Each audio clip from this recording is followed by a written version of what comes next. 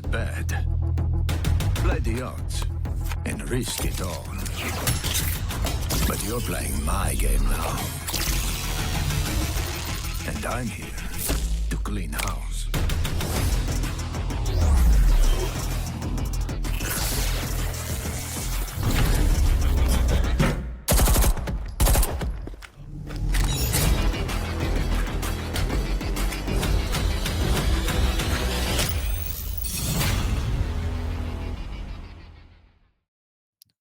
Hello, everyone. Welcome to Voltage League. And now is the group stage of the Voltage League, and this is where the action starts. My name is Fancy Pixel. I'll be your host today. And of course, this will not be without my lovely caster that will be joining me later on. But here we are. So, before I speak about the games, before I speak about anything, let's take a minute for my lovely casters, Pafu and Amgans. How are you guys? How are you, Pafu? I get to be first, Amguns. I beat you to the run. But yeah, no, I'm doing great. I'm really excited for the 4 matches, and who better to do than with our lovely Amguns here. Yeah, good to be here. We're back for Voltage League. It's been a minute, Popo, since we've been here, but it's great to be back. And we have some spicy matches to go over today. So hopefully everyone's having a great bank holiday for those in the UK. If you're watching this after work on a Monday, hopefully you've had a good day and you get to tune into all the action that we're going to have unfolding here on Voltage League for the rest of tonight. Yeah, really, we have a very interesting line of matchups today. We have 4 matchups, so let's start looking at the schedule for today. And the first match we have today is going to be Myth and Ryogen. We have the second match as well after that, which is going to be our lovely duck. I really love their logo because like the logo of the team, I think it's like it's really interesting to see.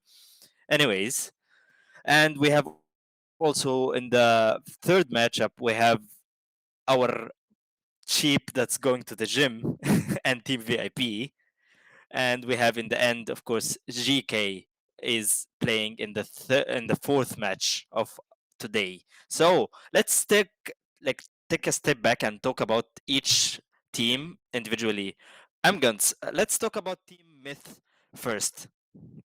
Yeah, I've got to see this roster have various different forms throughout its lifetime. I remember when Duskin used to be part of this Myth roster. They've come a long way. They have a bit of a god squad now, to be honest. They've got Nixon, who's been around for a long time in the lineup. Tridley has had LAN experience in T2, as well as the GOAT Ikari coming in from what used to be ITBA. This is now a stacked T2 roster to be competing here in Voltage League, which is also now a T2 partnered tournament, which I personally love to see. We've seen how dominant Myth can be. I believe Puffer Bob, last time we were casting, we got to see just how good this roster can be. Yeah, really, it's a really interesting tournament, and of course, a really interesting opportunity to see Myth and the players overall. Because, as you said, we have seen some of the players before in other rosters, in other tournaments, and in other teams. And let's take another look of another team that's going to be with us today, which is Ryogen. Pafo, what do you think of Team Ryujin? Now, Ryujin here, it only reminds me of a caster, Mighty Ryujin, but just to step that aside, Ryujin here are going to be giving a first impression to me because while some of these players, some of these names do ring a bell, such as Hauxi, Neos, again, these are strong players and even really good contenders for Myth. Myth have been a solid roster for a while, and even Amguns mentioned that. As for Ryujin, I think they're the ones starting to step into this scene and ready to introduce themselves as what they really are. Mm-hmm. Yeah, and I think seeing those two teams in front of each other, because as we saw before in this tournament, even those two teams played against each other, and they have done some quite of good results. I'm talking here about Ryujin because the 2 times they played against Team Myth, they have won against them. And in a fashionable way as well. Not just like it was very close, but they did it in a very convincing way. So let's take a look about the map bands and what we will be playing for the first map of of our day today, and we have a Night Haven. We do So indeed. We have a Night Afghans. Haven Labs indeed. And Puffer Bob, we love watching this map, don't we? Yes. Yes. Night Haven is so fun. Let's Hey, be anything honest. is better than Lair. I'm not a Lair guy. Don't take shots at Lair. Lair is my baby, okay? I have not casted her for long. I haven't casted her a lot, and I want more Lair action. But Let's Night Haven, keep it that way. I'm gonna say, I think Night Haven Labs is the new prodigy. I think that Clubhouse is the boomer, and the new day and age is where Night Haven comes in. Yeah, it's a map where they've taken a lot of the iconic things from a lot of the previous maps, such as getting the walls open on Clubhouse, the sort of bunker nature on a lot of sites from Oregon, sort of combine the best of the best, in my opinion, into what's become a phenomenal map to watch. The best thing about it is it's a completely even map from those Pro League statistics, even as we've seen throughout all of the qualifiers, even here on Voltage League as well. It's a completely even map, and it's all about just how good are you as a team. And it's a map where, in my opinion, it shows off your fundamentals so well. So it should be a great playground for both of these teams to absolutely pop off on. Yeah, and let's take a minute to look here, because the last time, which wasn't really far, which is still in this tournament, those exact two teams played on this exact map, and the result was in favor of Team Ryujin, and it was a 7-5. So it was a very close, almost OT matchup, but still in the end, Team Ryujin took the upper hand. So, Pafu, what do you think, since since we saw those two teams play against each other?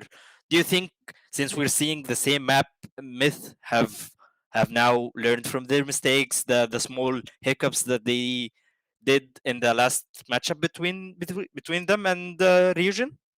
100%. I think Myth take this scene, they take everything very competitively and seriously. And yet again, you mentioned they played in the past. This is where Myth took a look at that dwelling past and they said, okay, this is what we need to fix upon. We've been training a lot. They've been also showing their faces in all sorts of qualifiers in general. And Myth have been improving in general. It's down to Ryujin to also be able to show that performance against Myth, because honestly, I'll put it down. I put my name as a prediction for Myth to win this. I feel like Myth are strongs, and I'm hoping that Ryujin can shut me up. Yeah. So let's, speaking of prediction, let's look at the talent prediction and what everyone thought of today's matchup. So, Mr. Pafu and Amgans, tell me about your predictions a little bit. Yeah, I've put Myth to win this game, and you can see across the talent lineup for today of the talent that's working this production, a unanimous decision to put Myth to win this game. I'm hoping the channel points predictions will paint an even a bit of a closer picture here. But as I said, I've got to watch this Myth roster perform on maps similar to Labs before, and just the talent they've got, and they work so well together. Being able to talk to Nixon, who's the captain of this roster at the moment, the confidence they have going into these games, I think gives them that edge in these matchups. But not to give all credit to Ryujin, they have a lot of experience themselves as well. They've played nearly every single qualifier, tried to get into every single basically Siege tournament that's running, that's available to them.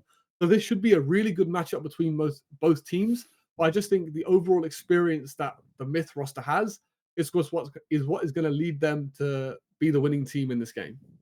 Yeah, and it's going to be a very interesting matchup, because as we were speaking before this a little bit before the predictions, and we were saying that both teams have played against each other in this specific map. I think this matchup could be even closer, since both teams already know how each other play, and the way they set up things and everything. Because let's look at it that way, because the teams were not playing like very long time ago. It was in this exact tournament, and it was like 5 days, almost 6 days ago. So that was not too much long time to change too much, I would say.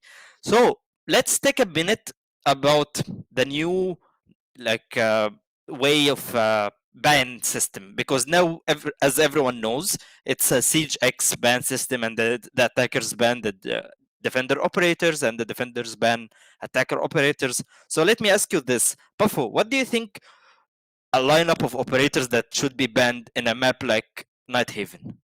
I was hoping this question was going to reach me at some point. I mean, when it comes down to operators on Night Haven, even Amguns, I think we can agree on this. It's going to be very one sided. I don't think players and teams like to go for too many mixes. They either get rid of all the hard breaches, they get rid of all the shields, they get rid of all the hard breach denial, and any strong operators. But I think on Night Haven, we can expect mostly breach based bans.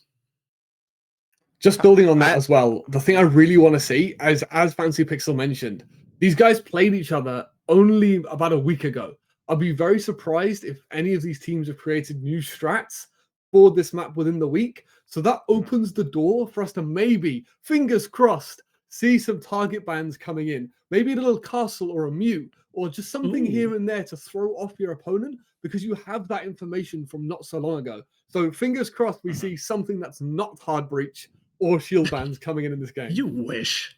I mean, come on. How would you leave such vital operators like the hard breachers open? So speaking of which, what do you think of the attack operators instead of the defense? Since we spoke about the defense operators a little bit, what do you think, Amguns, about the attack operators that should be banned if it's not going to be hard breachers? I think execute focused operators can come really clutch here.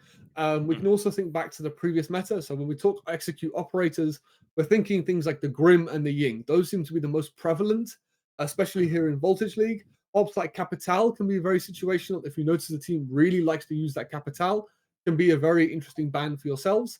But also operators like the Dokubi and the Deimos, both extensively used on a map like Labs, especially to use the vertical gameplay that Deimos offers. The Dokubi is just phenomenal for taking that map control. So there is options available to the defending side to ban out, especially now that we have those 3 bans as well. You can ban maybe a hard breach and a shield, and then when you notice which of those operators is the most prevalent, you can ban that out halfway through your defensive half to sort of nerf the enemy team essentially. So lots of options I think available here for the defense to ban out. It doesn't have to be just hard breach or shield. We'll see. We'll see about that. And while the lobby is getting ready, let me take a moment and talk about the players, and we can talk a little bit of the players here. I want to ask also, Pafo, what do you think of like a player from Team Myth here that we need to like have an eye on? Oh, Team Mid bring a lot of guns here. Now, I mean, we're taking a look at the name was already spelled out by Amguns early, and whatever name you want to pronounce it, whatever way you want to say it, it's either Arakari or it's Arkari. This is the name that's been spread across Myth for a long generation. Arkari has been really consistent, strong, well built, and I think a fantastic team player in general. So if I were to put my money on the most performative player to look out for, Arkari's the top one.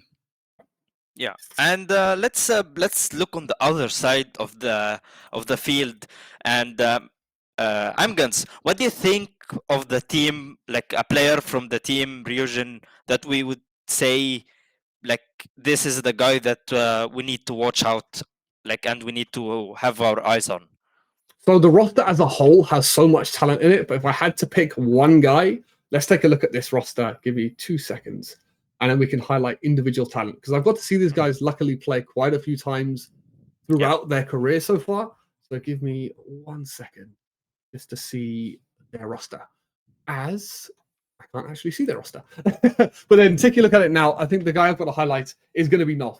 Nolf, I've got to see play time and time again throughout these different tournaments, and he can really be the role maker and the guy to inspire the rest of his team to perform really, really well. I believe I've got to see him clutch a couple of times as well. So the credit's got to be, and the spotlight's got to go to Nolf coming into this game.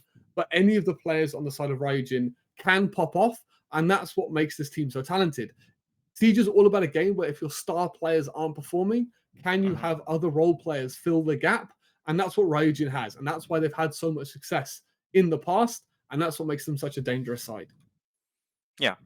And we're just taking a moment here, everyone, just for the lobby and the players to get in place. So we will be talking a little bit more about the teams and the matchup for today. Let's take a look at the other matches and the schedule for today until like the match is ready. So let's take a look at the other matches we have today, the schedule for the other games. And what do you guys think or have an expectation? Like, which game do you guys have a specific a look at? Like, for example, Amgans, do you have a specific match in the four matches that we have today? I really like our match of the day. When we get to see Divoli play, I'm really excited to see this roster compete again. Buffalo Bob, thinking back, we've got to see this team, I believe it was in PBX.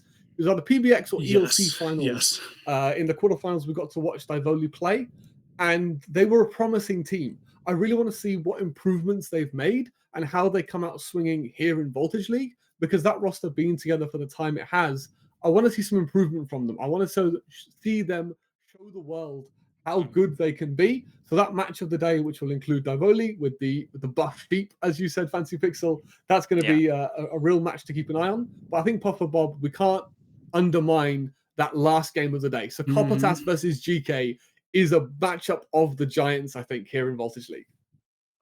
Yeah. Let's see. What do you think also, Puffo? What match do you have your eyes on from the matches other than the match we're having right now? Do you have any specific, or the match we have right now? Do you have any specific match that you are looking forward to?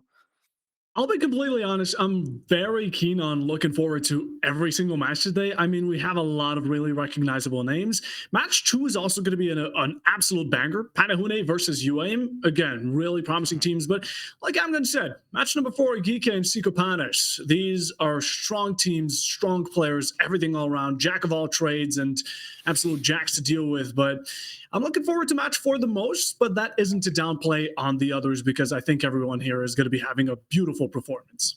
Yeah, I see. Well, I'll tell you something. So let's just tell people what are the matches we have today in case someone is just tuning in. First match we're having right now, which is Team Myth against Team Ryujin. And then we will be following up with that match. We have UAIM and is going to be facing the very hip, cool duck, which is Panahune. And the third match, which is Amgan's favorite match, which is the Team VIP against Team Diavoli. And in the end, we're finishing it with the match of Pafu and the match that he's waiting for, which is going to be Team Psychopates and GK Esports. So I think we have a very heavy matches for the start of the group stage, and I think we're going to be enjoying a lot of those matches. And of course, let me remind everyone that the matches we have today is going to be a best of one, since this is a group stage. So we will be having 4 matches for the rest of the group stages, of course, until the group stages finishes, and then we go to the playoffs. But before we start that, and before we jump into that, we have still a match to play, and we're going to the first match. I'll leave it to you guys to cast it. Enjoy, and let us enjoy the match. All right. Well, we're going to be slowly heading into the lovely matchup, Myth Esports versus Ryujin Nighthaven Labs Amguns. I think we are virtually dapping each other up when it comes down to this map. It is a great map. We love it. We've got great teams. And the only obvious question with an even more obvious answer, are we excited? Of course. How could we Of not be course. excited, Puffo, for this game? Like, we're now into the group stages of Voltage League. This is the 3rd out of 4th stage of the competition, and this is where the matchups get spicy. So how could we not be excited, Puffo? How could we not be excited? Well, let's slowly start off with our lovely bands here, as of course, Smith and Eugen are going to be starting off with a Monty L. Cade. I'm not too surprised, but we do love to see a shield being banned on the attack and not a hard breach. That's something new. I was going to say, we spoke about it earlier. There's normally two avenues that you can go down. It seems like Myth and Ryujin are feeding very heavily into the metas that we spoke about earlier. So no target bans coming out in these first few matchups. Myth have gone for that combination of a shield and hard breach, which is very interesting to see. And then Ryujin on the attacking side have gone with the Cade and the Clash. Also not liking the shields, but still giving the respect the defense to not let that Cade and Tabaro combination go through. 100%. You can't let it slip by so easily, but of course, the Clash on the defense, we've been seeing the Clash. After that rework, it has been a brutal operator in general, and anyone that gets their hands onto it can cause a lot of damage onto the attacking side, especially when it comes down to a map like Nighthaven as well. All of these entries, they're very tight, they're very one-doored, and even through Breach, right, you still have to find your way onto IT, and then there's that one door. There's a lot of tight corners that the Clash can kind of expose you from. And they advertised the Clash rework as a nerf. I don't really think that's what the community would agree is how Clash has ended up with. Obviously, she has had some disadvantages to her, like electricity doesn't do any damage anymore, but I think how able to just like run around is 5 seconds to insertion. almost a buff in a way here, Buffalo.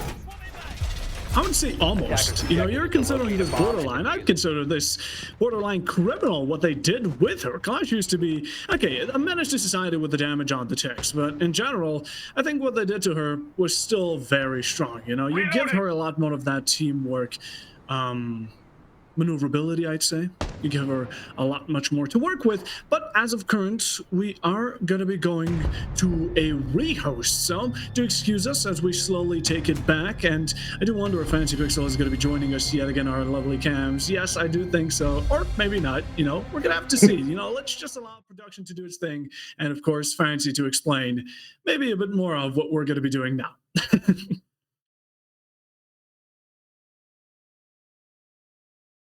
I think Fancy Pixel might have muted himself. Yes, that might be. I was guessing. No.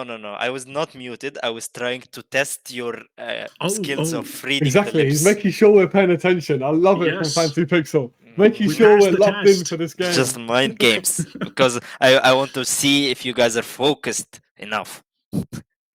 Now we are locked in, as unfortunately, you know, tech difficulties. Everyone knows the pain of Siege, but this gives us a great opportunity to talk about the lineup that we saw from the defense.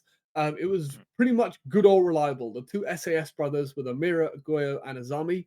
I think you can't really get much more of a fundamental lineup than that. What are your guys' sort of impressions from what we're seeing from the very small snippet of the game that we did get to see?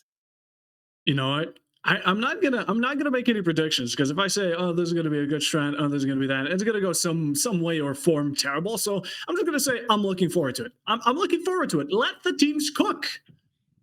Okay. Let the team cook. And what do you? Let's take a minute while the lobby is getting ready again and talk about the operator bans. Amguns, what do you think of the operator bans? We spoke about it before the game started. There's very clear metas defined, and we seem to have got a hybrid of both, right? We've got a shield and a hard breacher, and then we've got a wall counter and a shield being banned out by the attacking side. I mean, I sound like a broken record at this point. I think every stream we come on, we seem to explain this, and it's almost like we have a crystal ball that we know what the bans are going to be. I really want to see teams get funky with it. I'm going to cut you off there, because we can talk about it. We can talk about the inside of these teams just a tiny bit, you know? Let's get into the heads of the players and the teams.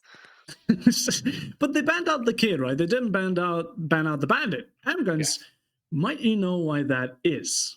It's a little bit easier to counter, right? Especially on the top floor sites. You can go below with the Ash, Zofia. Even the Kali can be a reliable counter if you destroy all 4 of the bandits. There is ways and means that you can almost guarantee yourself a kill off of the back of a bandit trick here on Labs. I think it's just, and especially with Mav still available too, that bandit and mute is just a little bit easier to deal with and guarantees you get the walls open. That's going to be the biggest thing for this attacking side, is just getting stuff open so they can then get on with the next stage of their attack. All right, let's see the utilization of those operators and the map bands or the operator bands that was taken out of this game, because also remember that once we switch, the attackers now becomes the defender, and the defender becomes the attacker, and then the operator bands are going to be a little bit different because every team has a different way of thinking, of course, and that might change the way we look at the game, of course. But we will get back into the game and leave you guys with our match. Well, then let's get headed right back into the match as if nothing happened. 0-0, Myth and Ryujin going back at it with the bans, and we can revisit those. Amguns, you know what? I'm going to ask for a wild prediction here, but what do you think the bans are going to be? I don't know. Maybe they might. I was going to say, I think we know exactly good and well what they're going to be. Whoa! What do you know? The same operators we just saw get banned out have been banned out again. And I think, as per the rule book, it's going to be the same bans that these guys settled on before. So I think we've talked about the bans, I think, enough, Puffer Bob. I want to talk a little bit about the play styles of these two teams. What are you hoping that, especially for Ryujin on the harder side on attack, what are you hoping to see from them as we go into this game? You're asking the really wrong person about what I'm hoping to see or what I expect to see. You know, the better question would have been what I expect, and I'm expecting teamwork. I'm expecting them to cover each other 6 and ... What I'm hoping to see is that Ryujin right now on the attack just rush it in first round. That's my honest answer. I mean, they have the Blackbeard on board. They can be extremely aggressive with this operator as well. And as I said, I think the biggest thing to have success in Siege is that teamwork. The thing that separates Siege from other games like CS is there's a lot more teamwork involved in something like Siege, and that's could be the make or break of a lot of teams. So Ryujin, as well as Myth, being the experienced rosters they are, I really want to see them leaning on each other, leaning on those crossfires, and hopefully put on a good show for us of what teamwork-based Siege can look like. 100%. We've talked about Ryujin, we've talked about their lineup. Let's turn it over to Myth right now, because while the bans have already happened, we don't get to see the clash. Other powerhouses like her might appear, such as the Izami, such as the Mira, and those two operators are extremely strong on this map. Yeah, the biggest thing that I see that Myth is going to work to their advantage is the amount of utility they have to support this top floor site. The combination of the Goyo, Mira, and Izami, these provide very unique challenges for Ryujin to deal with. And if we look at that lineup from Ryujin, they only really have the nades on the Blackbeard to sort of clear this utility. Those Izami barricades are going to become huge in the later parts of the round. Same with the Goyo. They don't really have a Twitch or Ash charges or any kind of explosives to deal with these canisters early. So I think the amount of utility that Myth have brought along is going to be a massive challenge for Ryujin to overcome in this round. A bit lacking in utility, but definitely not going to be lacking in speed. Already off to the breach here. Ryujin are looking to waste no time with it, of course. Myth haven't brought anything to counter it, so the Selma breaches are going to have their wonder. Maybe you consider the mute a bit of a blunder, but I doubt it was focused. No, we do have it on the IT wall with the simple pop of the impact EMP. It's going to get open nice and clean, and now Ryujin with their first steps into the map. Yeah, the stage 2 is now to come and get this connector wall open. You can see Mav already dealt with the mute jammer that was present on this wall. The C4 trick not working out this time around for Myth. We can see how we've seen before how effective those C4s can be, but it seems like Ryujin here is better setting up for this split take to apply pressure across the site. Ooh, that was cutting it mighty close, but with that miss up, it will be leaving some of these Myth players to back up. An opening kill is already going to be going 1-for-1, and a 4v4 quickly established. The Blackbeard pushing Ellie back, as you can't necessarily make steps too approachative, as the current moment being. Block him out with the Izami, keep a barrier. Nixon still fighting back against the hands of Myth, as taking YMK here is going to be a huge deal because the Aurora leaves the field, but quickly followed will be the same Goyo that delivered the second blow, and following Ellie with a kill onto Hoxie. That's your Blackbeard gone. Mira still standing strong to protect the Izami from any incoming damage, as now Myth have gained the lead. I mean, you wanted to see aggression from Ryujin, and it's aggression on show, but it's backfired as Myth seems to be good and ready for it. I'm not sure how Nixon retook Garage there, but a lovely bit of aggression as Nolf's going to trade one back. As Eli, where are you going? Eli got a little bit lost in the moment, caught him some slack, but surprising that Pozo didn't help out Nolf establish a bit of a crossfire in a 2v1 situation, but matters not. Nolf now gonna be alone, left down to low HP, rafter stairs while getting droned by his lovely ace, and trying to find any 1v1s that might gain them the advantage. Yeah, I think Ryujin saw a gap and just wanted to send it, but that gap closed very quickly. A great response coming in by the side of Myth, as now with 30 seconds left on the clock, This is where those Goyos are going to become amazingly vital to the defense if they're still available on these key crossfires. Myth are holding it correctly. They've established a long line all the way down to the Solarium side. Nolf now going to be making entry. The footholds they're going to reveal him, but it's going to be mostly this head. His own elbow being the greatest bearer of bad news. Low HP onto Trilly, not being able to find that backup leaves Nolf with only one answer, and that's going to be a death sentence. Smith with only one player, very healthy, full HP, about the combined that the two on Ryujin. Half of the Blitz is going down. Default as well. Goyo canisters will shut you out, take a bit of damage away. And trying to find the swing, gets the headshot. That's one for Akari. Last one going to be right outside that warehouse balcony, but trying to challenge it. It's a dead man's game. Akari's now just trying to play a thing around the rosy, but he's safe and sound. A bit of an off angle here for Pozo. Could deliver the final blow. Information isn't there. The red pink Shirley is sticking to it. Bros don't fake! And Akari will be winning. How was he going to win with it? Round. I mean, Akari showing his absolute genius as he clutches out the 1v2. But what are we doing? We've got to swing this guy earlier. He would have heard the defuse on the kit, but unfortunately the breach that he created earlier, not being walkable, has just bought Akari the time he needed to stick that defuse. And as you said, Puffo, the pros don't fake. So Akari absolutely kicking things off for us in this game with a nice little 1v2 clutch that I've got to give it to Ryujin. It was in their hands to take. It should have been, but you know the rule. After 2 or 3 ticks of the diffuser, it's starting to get to the danger zone, and well, they took it a bit too defensively. In the end, though, the first round here for the defense is also going to be leaving them down to the bottom floor, and within the lineup is also going to be switching, and we also get to see another form of, I would say, drone now. Yes, we do indeed. The Mozzie on Tridley, it can be a vital tool to burn just that extra bit of time to make your bunker on the basement just that little bit stronger. This map is very forgiving to the attackers if you can get control of that vertical gameplay, and that's why you can see the Legion, the Azami, and the Goyo all playing this mid-floor extension. And the biggest thing I want to see from Ryujin is exploit the fact that we, as I say that, we don't have the Dokkaebi and the Deimos anymore, but those operators can be crucial for clearing this roam game. So now it's all going to be about how Xi will be using the Blackbeard to take this space with the rest of his team. Ellie doesn't get away with it, now do they? Blackbeard here is going to be nicely blocking your path, but even then doesn't necessarily want to leave your team in a 4v5, as, even though speaking about it, already seeing some good drone work. Even the Maverick holes here on main breach to support the Selma opening, just like that Ryujin yet again. Early breach, early contestation, now it's up for the verticality to be claimed.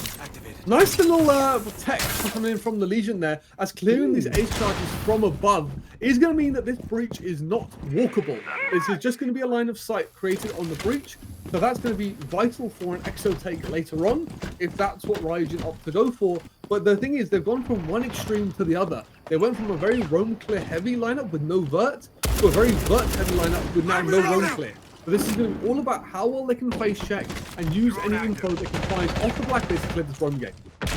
Great impact, trying to find an off angle yet again, attempting to establish a much, but Nixon's run out will be finding sheds of blood. Ryujin forced to fall with a Maverick, a good one. As well, the Maverick has done their job, but yet again, it's going to be a gunless no matter what. As now trying to find back at it, Trilly will be making that job a tiny tad bit more difficult with the second in the favor of the defense, as Neons quickly returns it back, takes out the Goyo. Canister still stands, so that's going to be the con of it. What matters not is YMK will be another victim. Swings for the corner, second for the Izami, and looking to express their feelings in much rage. Nixon with a third. Do we get the fourth? Not from him, but it's going to be another player elsewhere. Kari just nicely sticking down to his ground, getting the final and the second round for Myth.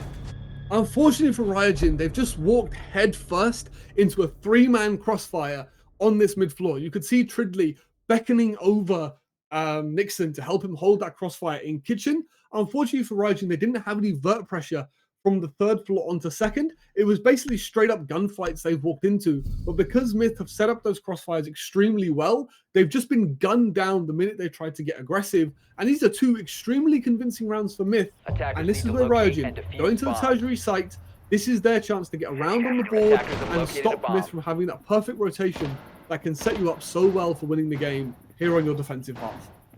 Yeah, and we can take a look at the round back, right? And we saw that Ryujin were having a lot of difficulties as of where these defenders were headed. Now, I'm really hoping that the attacking side commits the Deimos and Dokkaebi this time around, because I know for sure last time around it would have been quite helpful.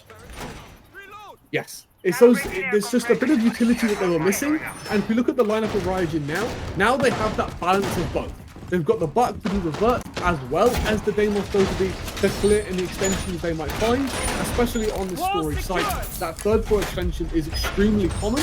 So I like the fact they've made the right adaptations to have a mix of all the different utility they need to establish the operators that need to do all the jobs within the round. It's a great step. It's tough to see. Myth playing it by the book as you normally should on this map, establishing verticality, even a mute jammer to support them on this top, because Amazi can't necessarily deny these attackers from opening up walls, although it makes it a bit more difficult if you bring that jammer. And we can take a look at Ryujin. They're not necessarily rocking any EMP, so they're going to have to take it out, I would say, with this Maverick, as we just see it on deck. And of course, take it step by step. Yeah, like I like the fact what Ryujin is doing. They now have the Twitch. Every operator in this lineup now has a direct counter of something being brought on the defense. The Fenrir, the Legions, and the Mirrors all being countered by that Twitch is going to give such amazing value. And I'm all about making your life easier on attack. And Ryujin, hopefully, they're going to find a lot easier to win this round out now that they have the right tools. They have to be careful, right? Sending in those switch drones for certain death is going to be the best of moves, but sending in a C4 to find yourself death. And the way to pivot this match in your way will be where Ellie finds victory for the first. And also, it's going to be that verticality. It has to sting a bit, as now you're going to have to resort to those soft breachers. And of course, Ryujin will need to fight back against it, but Nixon on the flank, just not expected and not much a watch for them. We'll take out a Housey as well, so now you're 2 down. And it's just it's the aggression from Myth, chasing these kills, trying to work these advantages, and it's paying off beautifully for them at the moment. Look at Swinger jumps in, but Niaz there on the fantastic cutoff for Ellie. When it's going to be stuck electric side, but Akari can just play around it, right? They can waste the time of Ryujin as much as they want by simply standing still and fighting against the 3 that still remain. Or do we do the same mistake that Ellie just committed? Things are on you, live info, but they're playing it smart. And these opening kills are being the crux, the Achilles heel for Ryujin at the moment. They just keep losing bodies early and now don't have the manpower to swarm these areas they need. You can see funneled into IT now. They're just struggling to get everything going. Oh, Shine there with the 12 gauge as well is going to be nasty work, and just like that, it struck them quite heavy as opposed to the last one in a 1v4. And this, at this point in case in time, is going to be very, well, don't call me a hater, but impossible, or at least improbable. Chances are low you're going off of ones, and Mither playing this very well and, well, to say it at least, coordinated. I mean, we can fingers crossed for Pozo, as anything is possible until the fat lady sings. He's got 20 seconds to make this work, but seems like he's just going to take this as a mini tack timeout. But this is where possible we have to praise Myth. It's, for example, when the Deimos is single-handedly pushing that meeting side, to realize that player is alone and isolate those fights is beautiful stuff from Myth. 100%. They played it really well. Comes in swooping for the last, spots out the final victim, puts him on the list, and just like that, the job has now been done. A half to be split from Myth in the worst case scenario.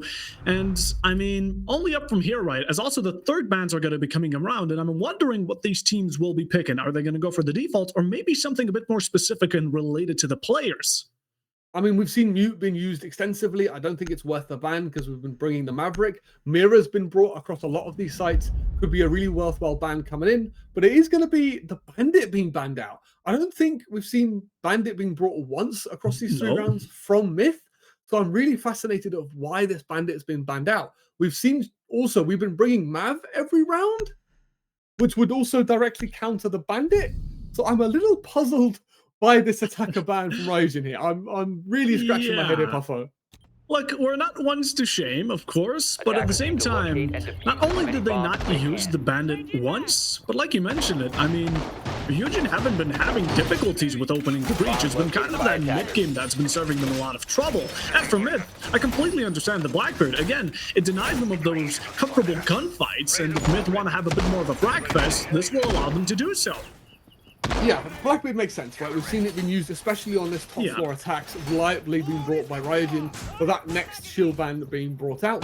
I think Myth are very competent or very happy to let Ryujin have these breaches, and that's why we haven't seen something like the Ace or the Habana being banned out, because it's just not really been that much of a problem. Especially with Myth being aggressive as they are, they sort of want these breaches to get open so they can find these openings to fight back against Ryujin's control and just be aggressive because they're being rewarded for it. 100% on. I mean, like with the flank earlier, Nixon, again, they claimed the second, they completely disjointed Ryujin and found them in confusion. Now, Ryujin on their team lineup are going to be bringing about a lot of execution operators, and as much as I support it, again, I really want to focus on that mid-game of yours, and that is mostly fixed with team chemistry, how well they work around each other and don't allow Myth these ones that they've been kindly winning these rounds from. And that's where I love the fact that we now have Shino, for example, on this Capital. Rather than just taking these ones, we can now just use our utility to clear vital positions. We saw just aggression, like just sheer aggression that backfired from Ryujin. Now we can be a little bit more calculated in the way we take these positions and not put ourselves as much of a risk when we want to take these key areas of the map with operators like the Capital. Trying to get through. Checking your nooks and crannies, bare minimum for this map, and especially with the skills that Myth have been displaying till now, looking to push into connector and make themselves a bit more known. Their carry with the C4 again looking to have a grave be made, but simply waiting for the time to strike. Yeah, we've got two different players with C4s in hand, ready to throw out little bundle explosive, get some Kobe kills in there. But I like the pacing from Ryujin this time around.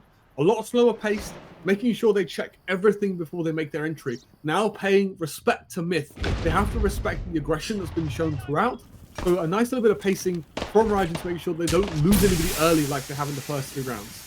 Oh, and that's that Capital you talked about. Amgun's really proving good. And again, the entry here should be a lot easier. You're able to find that comfortability. They don't necessarily have the line of sight onto you. You basically blinded them and now able to get up, crack that mirror window, and expect their carry to swing in for it. Great way of Ryujin to respond from it. They still have that C4 and verticality like, but for now, Myth are going to be stuck in a bit of now, I wouldn't necessarily call it a losing battle, but they are definitely up against a wall. Yeah, they're in a bind here. They've basically hit a stone wall, that the hard line that Myth have set up for them. This is where we need the nades of the Deimos or the Groombies to come out to give us some advantage in dislodging these defenders. You can see from the overhead cam, Myth are just holding it down. They're waiting with open arms for Ryujin to make this push, and now you can see the smoke and all of this utility completely stalling out the attack. And Tridley's going to kick things off for us. And swinging it again, but he's going to back off against the nade. Great way to utilize that grenade potential. Hauksy goes in for the swing. Is going to be finding the close range against Tridley rather than the other way around. Is just jumping into the smoke. Hauksy gets another just like that, converted to a 2v4 by Nolf, as now it's all left down to the last man standing. Ellie, a victim of Nolf for yet another. The 5-5-2 commando strikes for the final, and just like that, after 3 rounds, we finally get one back here for Ryujin. And Ryujin, welcome to the party. What an execute we've just witnessed from them as they execute that to perfection. They waited for that stall utility to be used by the defense, then reacting with their own utility to give them those engagements in those fights. Great work from the Deimos and the Grim, using the nades and the bees to make sure they can jump into the key positions, take these fights. And we need to see more confidence, just like that from Ryujin, to start to mount this comeback. Because that is a phenomenal round from them. By attackers.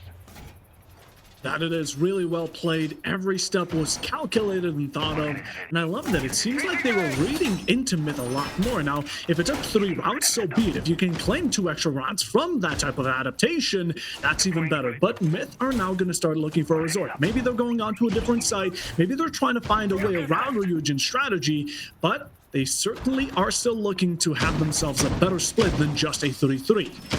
And this is where hopefully we can make the right adaptations from the last time we attacked this basement site. The round was basically over before it started, as Ryujin basically walked head first into the crossfires set up on this mid floor. That could be, give credit to Tridley for rocking the Mozzie, denying that information, hiding the fact that these players are extending across this mid floor. But if we take a look at the lineup from Ryujin this time around, no dedicated hard breach being brought, hopefully letting us bring more utility to counter this mid floor extension. Can openers are there. Bit of a run out from Nixon yet again. Going to be teasing what Myth are planning to do to Ryujin. But as of current, simply standing around. I've also been loving the pickup of the Aurora here as a bit of a pre-fire on the YMK. Is almost going to be catching one's head rolling off their shoulders, but almost won't quite cut it just yet. It looks like we might be going for just a little bit of a direct take here, as they're coming out with a little bit of a pocket strat to deal with this run game. We've got the Ram making a bunch of noises. It's going to be a direct take indeed, but how are they going to deal with this Vert as Legion just holding this breach down from above? They need to find a way to dislodge Akari so that way we can get this diffuser into the site itself.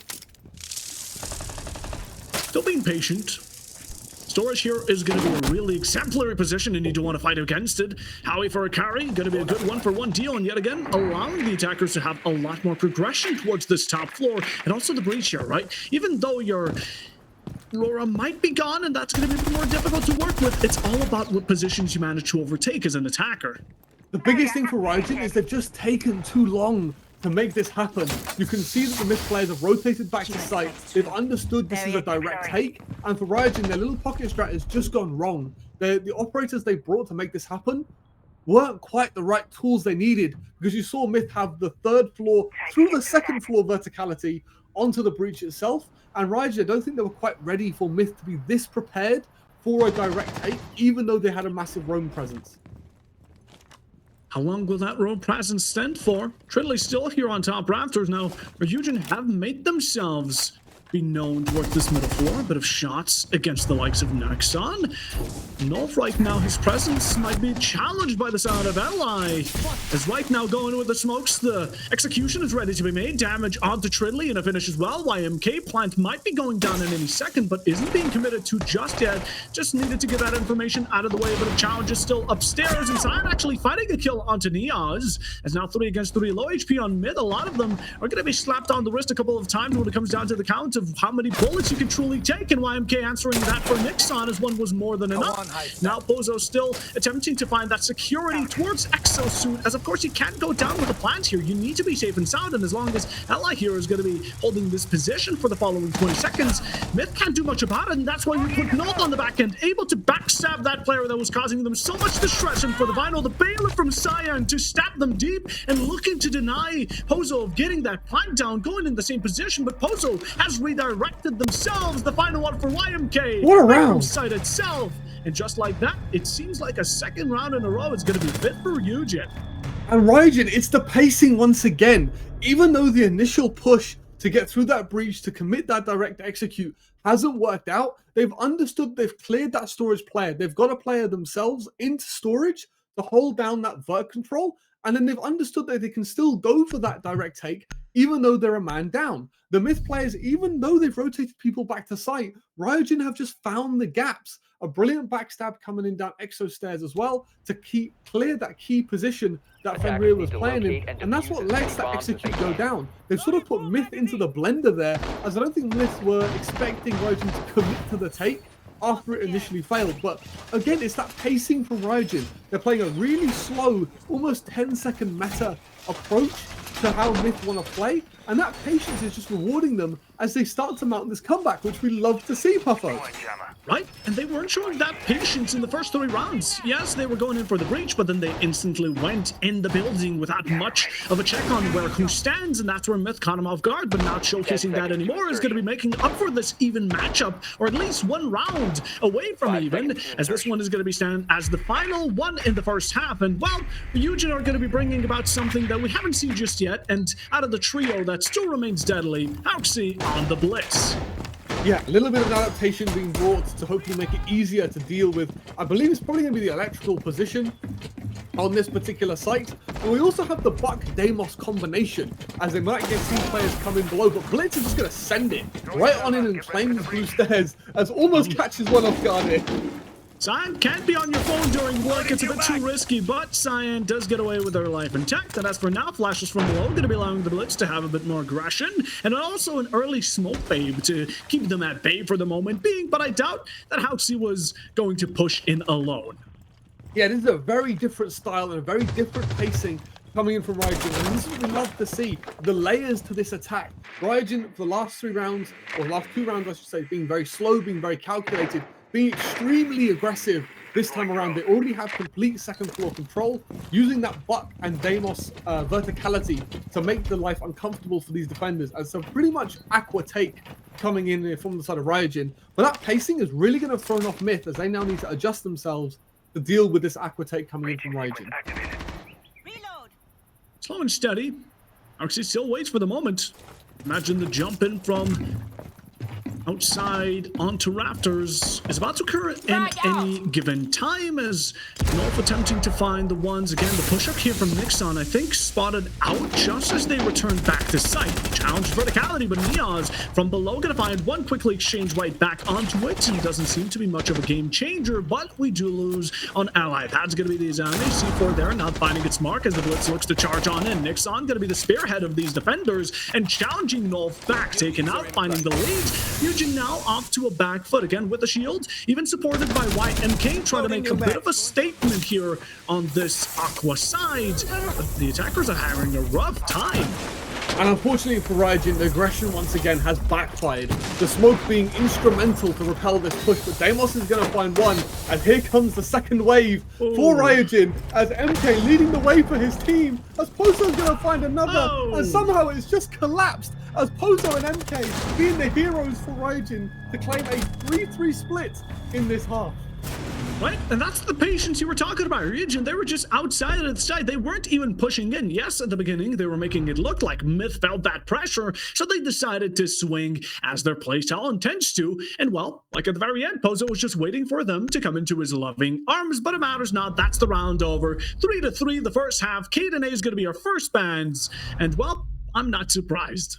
I'm not surprised either, but this is where, think about the momentum Ryujin are going to have going into their defensive half. They've done the hard work, 3 rounds back-to-back on what's arguably the more harder side, because you have to be the ones being proactive, but no surprises here. Both Ace and Mav being banned out, and then Cade and Bandit being banned out for the defense is going to mean pocket EMPs are going to be our best friend. However, the Mute and Tabaro combination that Ryujin are bringing can be extremely effective against those pocket EMPs. So this is going to be all about how Myth now on their attack want to get the attack started to be able to move into the middle phase of the game. Bombs as they can. Getting rid of Hard Breachers fully, and of course it won't matter much as Myth have gotten rid of both the Cade and the Bandit. Electricity is off the table, meaning Mutes are going to be the worst you get to deal with. Now, of course, Ryujin are bringing that, but that's easily countered with an AMP impact, and it makes it a bit, I would say, not effortless, but it makes it worthless. Banning out the Ace and the Maverick now, because you have to consider it. While the Ryujin, yes, you're not going to be having a lot of difficulties dealing with those two. You couldn't have dealt with them anyways because the Cade and Bandit are gone. So honestly, I would have focused on shields if I were them. Yeah, this is where I'd be very surprised if a team of Myth's caliber struggle to get things open with just the Mute available. We spoke about before the game started, there's so many different counters available to the Mute. You can go below, you can see it. But the main saving factor is they can still waste a little bit of time. Now that they have the Tabaro present, even if that Mute Jam is cleared, you can still waste 30 seconds on a breach with just the Tabaro alone. So that can waste crucial time for the attacking side when they're gearing up for that. Breach charge set. Exothermic already making itself be clear, and well, Utamura, you mentioned it, how easy are going to be putting it to work, as now also delaying the cat opener. There's not much towards that outside and connector-sided breach, but still mid-prep here. It seems that Ryujin currently are nicely setting up the Mira to maybe even try and counter this type of cat opener and swing from it. That's going to be an interesting way to play it and a really good mid-round adaptation. Yeah, they put a can opener on both sides, so when you put the mirror on the wall, it's going to destroy one of the gadgets. There's still line of sight and access being opened up, but now you've just given Mirror a power position. This is lovely stuff by Ryujin. They now just have a mirror on the breach. You do have Tribute with the Ash, being able to clear that mirror to help you progress onto IT. So that's just going to be another step you need to deal with, another complication when it comes time to execute. C4 is there, does get off and chained, but nicely, not going to be finding any damage, although Ryujin with a fantastic way of trying to challenge the only breach they really necessarily have to.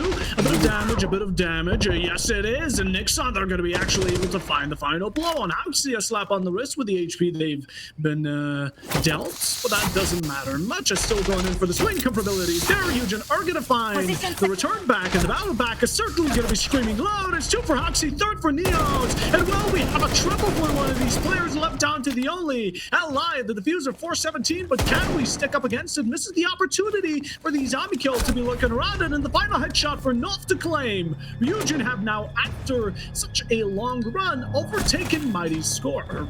And this is just, it's beautiful re-aggression. Ryujin's game sense kicking into full effect. It looked a bit desperate once they cleared that pillar position. Sorry, it was the electrical position they cleared first. You saw the Warden get just a tad over aggressive, punished for the swing that's normally in his favor.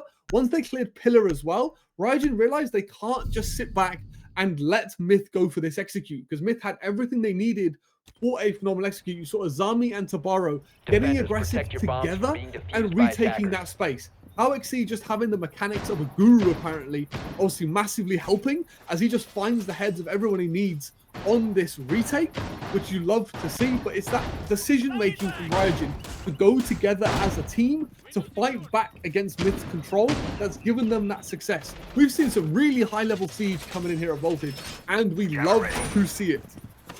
We love to see it, and this is why it's feeding into the T2 circuit. But at the same time, we gotta think about it. You know, while though these teams are still quite even on the round count, 10 seconds to go. Myth have now lost 4 rounds in a row. Yeah, the biggest thing is going to be mentality 5 now. seconds left Can before we it's stay strong as Myth? I'm surprised we haven't seen a tech timeout coming in from somebody on the side of Myth, because it would have seemed like, especially after the 4 rounds back to back down, we would start having a little team talk, get ourselves together a little bit. But this is where Myth's mentality is really going to be start tested, because 4 rounds back to back can really start to get in your own head, and that's where we need to see Myth stay locked in. Stay locked in, get a couple more back, and the more openings you get to Ryujin here, the closer it's going to get to match point, and we don't want to be giving that off, especially with such a promising start here from Myth. Although, again, this mid-game, difficult stuff. They're back on the attack yet again, bringing about a Deimos and the Dokubi for the first time in this matchup. Earlier, we saw Ryujin pick him up a couple of times, but then they 6-picked him in the final phase. Yeah, and you can see Raijin giving respect to the map, understanding they have to hold this vertical control, and you can see Myth opening up garage wall, opening up IT wall, as we're going to see initial engagement come out, as lovely work from Nixon onto how it seems to deal with this run game from that 3rd floor, which is what, if you think back, Raijin failed to do. So really nice stuff coming in from Myth to deal with this run game. That was close. Ally almost caught onto one, and Myth are now in a bit of a crave to find themselves a second. Blood is going to be spilled onto Cyan, not fully dealt with, and getting that thermite off the board would have been a great deal with. Now, of course, you don't want to be taking that risk yet again, I doubt. Myth, as you've started this round quite well, and Ryujin, even though they do hold verticality, some of their lines, angles, and even ground is slowly being overtaken of. The Dokubi calls are going to be there, and maybe Myth with it are going to start feeling a bit more aggressive. And this is where I love the patience coming in from Myth. It's the same praise we gave to Raijin. You have the opening kill, but Warden's going to fall as Tridley finds another. Lovely work from him as this roam game being dismantled by the side of Myth here. It's the same strat they employed, so it's great to see that they know how to counter it. They know how to counter it. Tridley there is going to be just waiting. YMK stepping into the bounds, and they should not, as the triple is going to be showing itself for Tridley. And the last one as well, the quad, one away from the A's, but it's going to be greatness nonetheless, as bringing about the Dokubi not only showed great way of adapting to the room, but also getting Tridley onto a gun they find comfortable.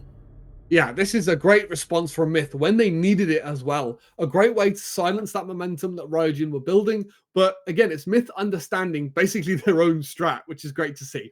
Myth employed the same mid-floor roam game, basically a carbon copy there from Raijin. And Myth, understanding the strat extremely well, understood that that 3rd floor verticality was crucial to countering those players on the Attackers 2nd need to floor. locate and This is what we defuse love as about many Siege, bombs right, as they Papa can. Bob? You don't have to take straight up gunfights. There's ingenious ways to deal with problems, and Myth put on a masterclass in that round on how to deal with that 2nd floor extension. Now it's up to a race. Who can reach that match point first, right? Both of these are now even on odds. Ryujin, after 4 rounds in a row, have been shut down by Myth. As we return to the site, have we seen this side before? Have we seen the middle ground between? We have once, right, by Ryujin, or rather Myth on the defending side. So we get to see it once more. And let's see what Masterclass who brings. We'll have to see indeed. As you can see, the lineups that both teams bringing being very similar across these sites. Especially when we're doing at this stage where every game matters, it's extremely important to bring the right ops and bring the best operators available to hold their site, and that's what Raijin are bringing at the moment on their defense. Myth, not much post-plant operators. This was something very common when Ryujin were making the comeback in this match. But they are still going to be focusing most of their operators on taking out sole players, finding the mistakes within Ryujin, such as LI on that Nook, which is going to be something I'm really interested in seeing how it goes. But currently, let's focus our attention on what matters. The mirror there blocking the exothermic from making a walk through rotation, but the breach is made one way or another. As now, Myth again, good, slow and steady. Ryujin here offering up a killer. Kari does look to find the Izami, showing her back to the outside, but simply backing off for now. And the breach is not walkable. We'll come back to fight Myth a bit later on, but we'll have to wait and see how that goes. This is good initial pressure from the side of Myth to clear rafters, force this Izami back onto the mirror, but Myth still pretty comfortable in the positions they've chosen to hold. Ryujin, they haven't been pushed back too much. I mean, yet again, Izami's limits on the movement isn't going to be the greatest, and even trying to swing into IT is a bit of damage onto Niaz, and even some support from the teammates. The keep-up areas are going to be keeping you a bit more clean. The Roar shutting her out, a swing onto the Blackbeard, and Tridley looking the wrong direction as Nixon returns the fire quite quickly after, low HP, but still finds one. The second as well. Actually with a C4 from below. Ryujin have picked it up tenfold as Eli and Sign last two to stand. One going to be inside of sight, but Hauxi there for the shutdown, expecting the Nook right around the corner, and Neons with a final say. As what a turnaround! The responses from Ryujin are phenomenal. They are reading into what Myth are doing so well and working together as a team. That synergy we wanted to see from both of these teams, Ryujin are showing us in full effect the result of how well, when you play as a team, how the phenomenal outcomes that you can have. The nitro from below, timed with the aggression from the Izami, completely shut down that push from Myth, which is just, it's fantastic game sense to coordinate these things and counter what Myth are doing. Ryujin's bans here gotta be now something they were looking at for the long run. Doesn't seem like they wanted to deny Myth of breaching earlier, but with this third ban, they're going to make it a heck lot more difficult, especially for any larger holes into the main breach. With the Thermite, again, it's going to be down to the Hibana, it's going to be down to the can openers, but that's where it surely stops. As for Myth's ban, the mirror is not too much of a surprise, but I think they were waiting for that mirror ban to come on out so Nolf could switch up onto something. Ryujin here have been stalling out the clash, putting her in the back pocket and just waiting to see where the third one is, and now Myth are going to be facing a shield of their own. And now that the Thermite ban has come into play, I don't know if this is just a bit of mod review or if Ryujin were sort of expecting the lineup we see coming in from Myth, but they've brought a Frost and a Clash, which we've not seen for this top floor just yet, to hopefully give the Izami on rafters some extra protection, as this is some crazy Pogmat placement coming in on the IT breach. Oh, I've just figured it out. They only have can openers left. If these are vault holes open onto the IT breach, this Pogmat suddenly increases in value massively. So this could be a really cool tech coming out from Ryujin, that now you have to use these can openers. It makes the Frost on the breach suddenly just a lot more viable. Crazy strats coming in from Ryujin. I was crossing my finger that Myth were maybe going to go for the Hibana trick, and yes, that's exactly what they're going to be doing now. We didn't see any soft breach like a Buck or Sledge to help out open these walls, but with it, the soft surface is going to be made, the breaches are going to be opened, and the Frost Trap will be revealed, so sadly, Amguns, we don't get to see any Pogmats.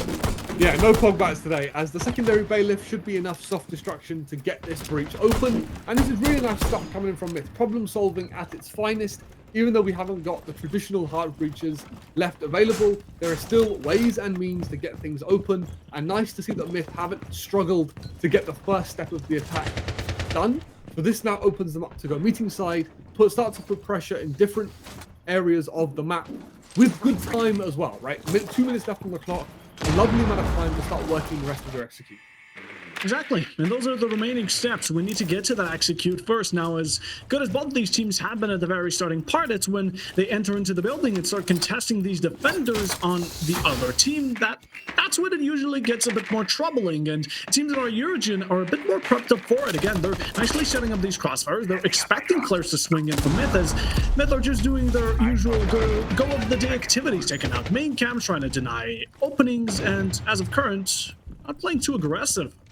They now have the warehouse control they need as well. They need to rotate somebody with the can openers in pocket over to open up the triple wall, so then they can make use of Akari. You can start to flame out the bomb position, start to flame out anywhere in the site that you need to clear to let yourself get into the site itself. The hard wall is now going to be IT and this triple wall, and it's going to be all about how they navigate the clash to push into the site itself. North is just going to be a thorn here and just keep wandering around until he's dealt with. But this is where Myth seems like they're stalling out just a little bit on this triple wall. One downside of Myth's push here is that they didn't take care of Connector, and we saw the position of YMK taking that long-range gunfight and also really nasty angle onto Rafters. But you speak about Null, there he is, lovely clash, double can openers onto the side of CDC. Assign is looking for the swing. Myth have started feeling themselves, but it's going to be Eugen taking these early steps, had hold their shot at Flash onto the side of Ivana, but it seems like Aqua is going to be contested as Ally finds two. Prior to it, Niaz is in between, is going to be able to get a trade-off with the help of YMK shortly after the shield is down. Zami gets away with their life intact, but not for much longer. It's going to be completely converted as all three fall. Ryujin, in a moment's notice, going to be swinging back stronger than ever and able to finish the job, getting themselves to match points. The Kiba barrier coming in clutch at the end there to cut off that line of sight that the players in Warehouse had onto his position. And this is Ryujin just believing in their setup. Myth threw the kitchen sink at them, but Ryujin just were there to win the gunfights, to completely shut out Myth. And this is where now on 6-4 with the score, they have 2 match points available to them to close this game out in regulation time. So Ryujin, just the confidence from them to believe in their strat is phenomenal. And that's why they're well worthy of the 6-4 here. 6-4, 2 rounds here. One of them is going to be a Defenders, mistake protect from your Myth, bombs from and being defused it by goes over to attackers. Ryujin. So Myth now need to make sure that these following 2 are going to be as flawless as they can get. And, well, Ryujin now playing it a lot more aggressive, a lot more roam focused, and expecting Myth to go for this clearage. We can see operators that haven't been necessarily commonly picked, and especially I'm looking towards Niaz.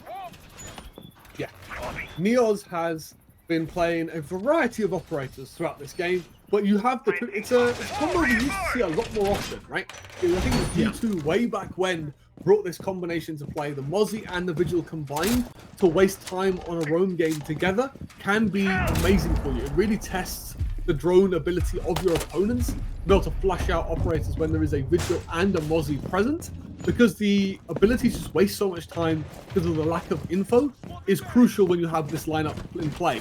But looking at the lineup of Myth here, Puffo, we have a Clash and a Blitz. Maybe looking to go fast, looking to go hard, and just negate this roam game completely with the shields we have in play. Okay, just so there was no confusion, you meant Blackbeard and Blitz, right? Not That's what I Clash and meant. Blitz. Okay. But course, it's of course. terrifying. I can give you that. It definitely shocked me too. And honestly, both of them are just as, and now jumping into cargo, they're looking to hunt some of these operators down, especially the Roman Smokes are going to be there. Ally with a kill onto YMK, quickly exchange and finish with a double down. Neon goes down as well, but the pistol is going to be defending some of these players as Ryujin are starting to slowly creep and crunch some of these Myth rosters. And look at Hikari just making his way into the building. Huxley there with a shot onto Nixon. Trilly going to fall quickly after. And the last attacker is somehow in sight. This is very disjointed, very all around the place, but it's going to be all that Myth currently have left to offer. A close wall bang, not close enough for Nicality. Does challenge one. That's going to be one for Hikari. Goes up against the player of Pillar. Does deny that bulletproof camera. And Oh, gets no it way, down, not but again. it simply won't stand. Huxley made it back just in time to win it within regulation. And we have ourselves a 7-4, ladies and gentlemen. What a game to kick things off for us, Puffo. An absolute masterclass from both of these teams, but it is going to be the side of Ryujin. Is going to be their responses to the plays coming in from Myth that give them this win. It's all about the teamwork on show from Ryujin, in my opinion, that have make them the standout team in this matchup. The way they were playing off each other, the way they were responding as a team to what Myth were doing was phenomenal. Like, I can't mention this enough, how difficult it can be to work this well with each other. I think it's a combination of just how long this roster has been together, and now the experience of both of these teams paying off, but Ryujin, their teamwork, putting them head and shoulders above in this matchup. Ryujin have been phenomenal. Honestly, like I said, I mean, early part, the side of Myth came in very strong. They came in very fast, a bit too fast for Ryujin to step up. So you know what? They said, Ryujin, They said, you know, we're not even going to try and catch up to them. We're going to play this slow. We're going to play it strategically. And it worked out perfectly because they went 4 rounds in a row. Then they gave off a single one before going on a spree. Yet again, the snowball getting picked up, got the ball rolling, and a victory within regulation. And keep in mind, it is a best of one. So there's going to be no second match after this. This was the only chance for Myth going up against it today. And, well, we have ourselves a winner. I think this 9th and 10th round that you're seeing in the replay now was the key standout rounds for Ryujin to build the momentum. After that 4-4, where Myths, it was their chance to start building some momentum, Ryujin just completely shut down Myths executes, right? The responses from Ryujin in those rounds were phenomenal. That aggression you saw from the Azami in combination with the vert play as well, just completely killing any momentum that Myth might have had after that 4-4 even scoreline. That's what's given them momentum to go on and win the game. And you've got to give credit to Ryujin. They just played an amazing game of Siege today. Yes, they did. They played an amazing game of Siege. They played an amazing game as a team. They worked it through. And, well, they basically shut up all the predictions of us. I mean, I think, Yes. Did everyone go for Myth? Yes, we did. Yes, we did indeed. It was yellow all around. But well played to Ryujin. They put in a really good, like, again, I haven't watched them too much. I was sticking with Myth because I'm not making excuses, but Myth are my boys. I'm with them for a long time. As for Ryujin, really good. I cannot discredit them. They played extremely well. So, hey, fans. Well,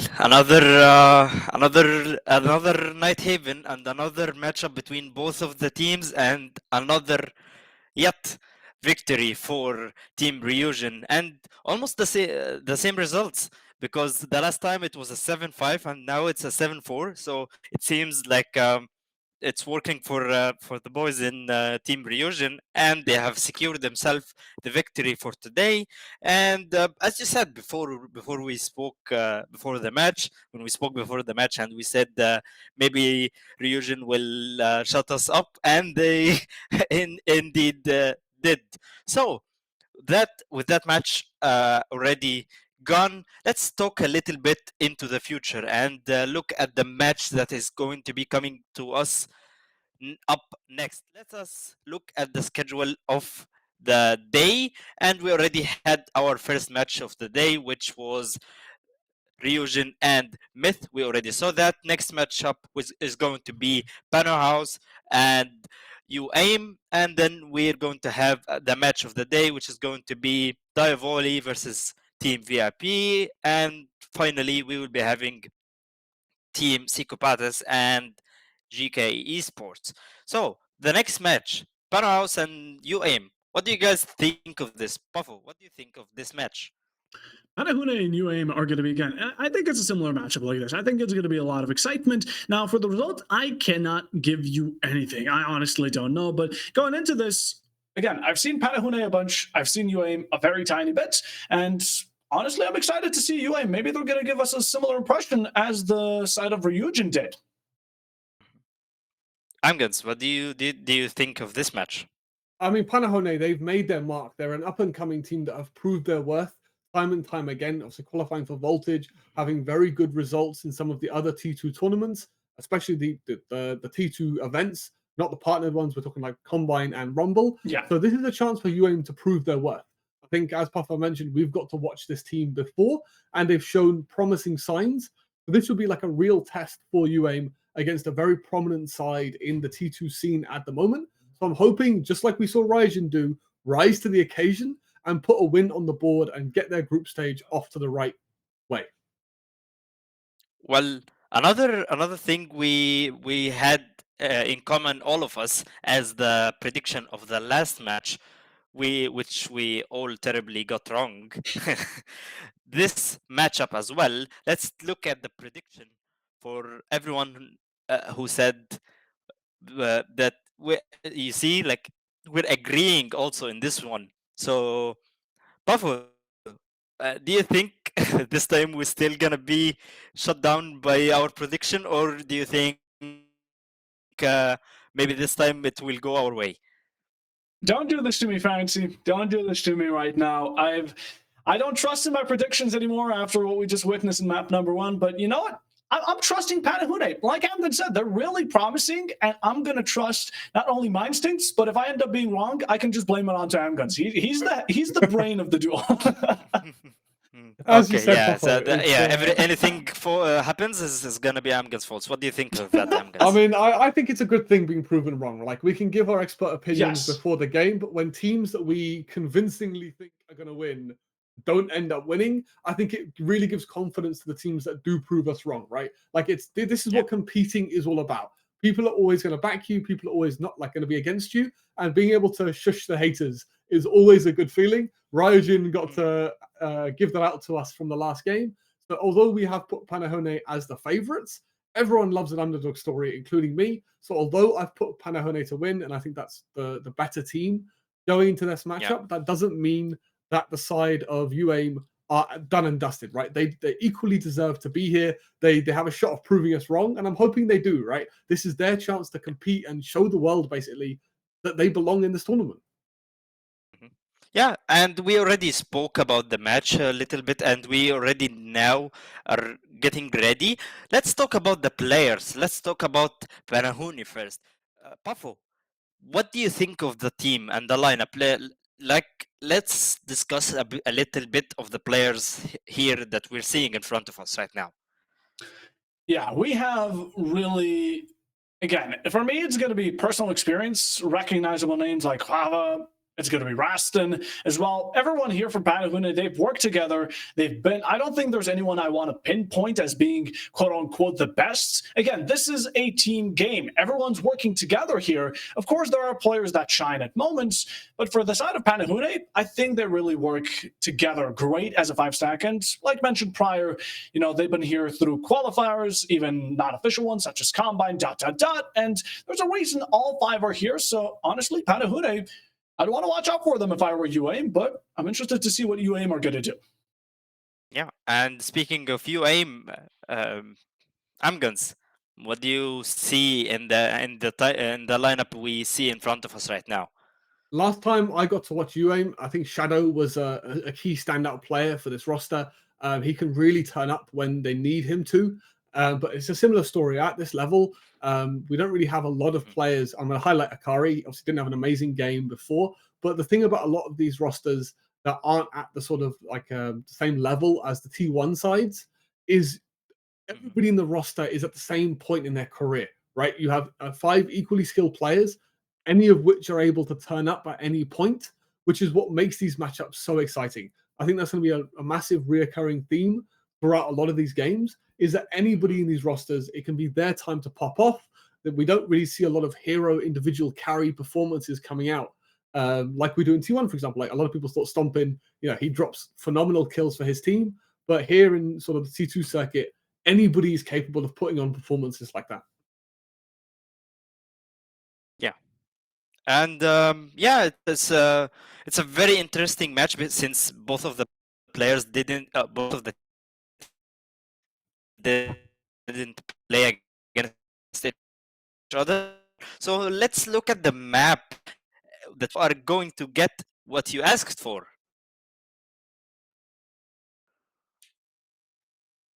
Ooh, okay. Well, Amguns, is this our first time on Lair? Might just no, it's not. We have seen the lair before. We have seen the lair before, but the map that you wanted, Papa, you talked about it before. Put some respect on lair. It's a map that we've seen rising in popularity recently, as it is going to be Panahone's final ban. That will be it's going to be Panahone's map choice. So they're going to be choosing to start out on the defense. But just before we get into this game, Papa, any comments about the map? Because I know it's a map that you love to see. Look, for me, it isn't specifically, again, I know I've said it, I love it. I love it because it's new to me. I love seeing nuance. I love seeing experimentation. I love seeing that something that's a bit more uncommon. And that's why I love to see Lair, because here we can see these teams go at it, right? It's not like your usual clubhouse. You see the same checkboard. Okay, let's take rafters. Let's get main breach. Bop, bop, bop. No, with Lair, you can experiment. Of course, it does, of course, have its main objectives in that. But with Lair, I haven't seen the full potential of it. And I'm looking to see these teams bring out their best on it. Yeah, and we are going to get into the match and see what both of the teams are having stored for us, and will be leaving it for both of you. Enjoy it, and let us enjoy the match. Let us enjoy the match, Guns. We're going into the second best of one today here. We're going to be looking to get to the halfway point after, but it's going to be Lair. And, you know, I already expressed my opinion on Lair clear and loud. What about you, Guns? Are you a Lair hater or an enthusiast? I used to be a hater, but my mind is changing. I used to be on Dianic's side where I religiously hated this map.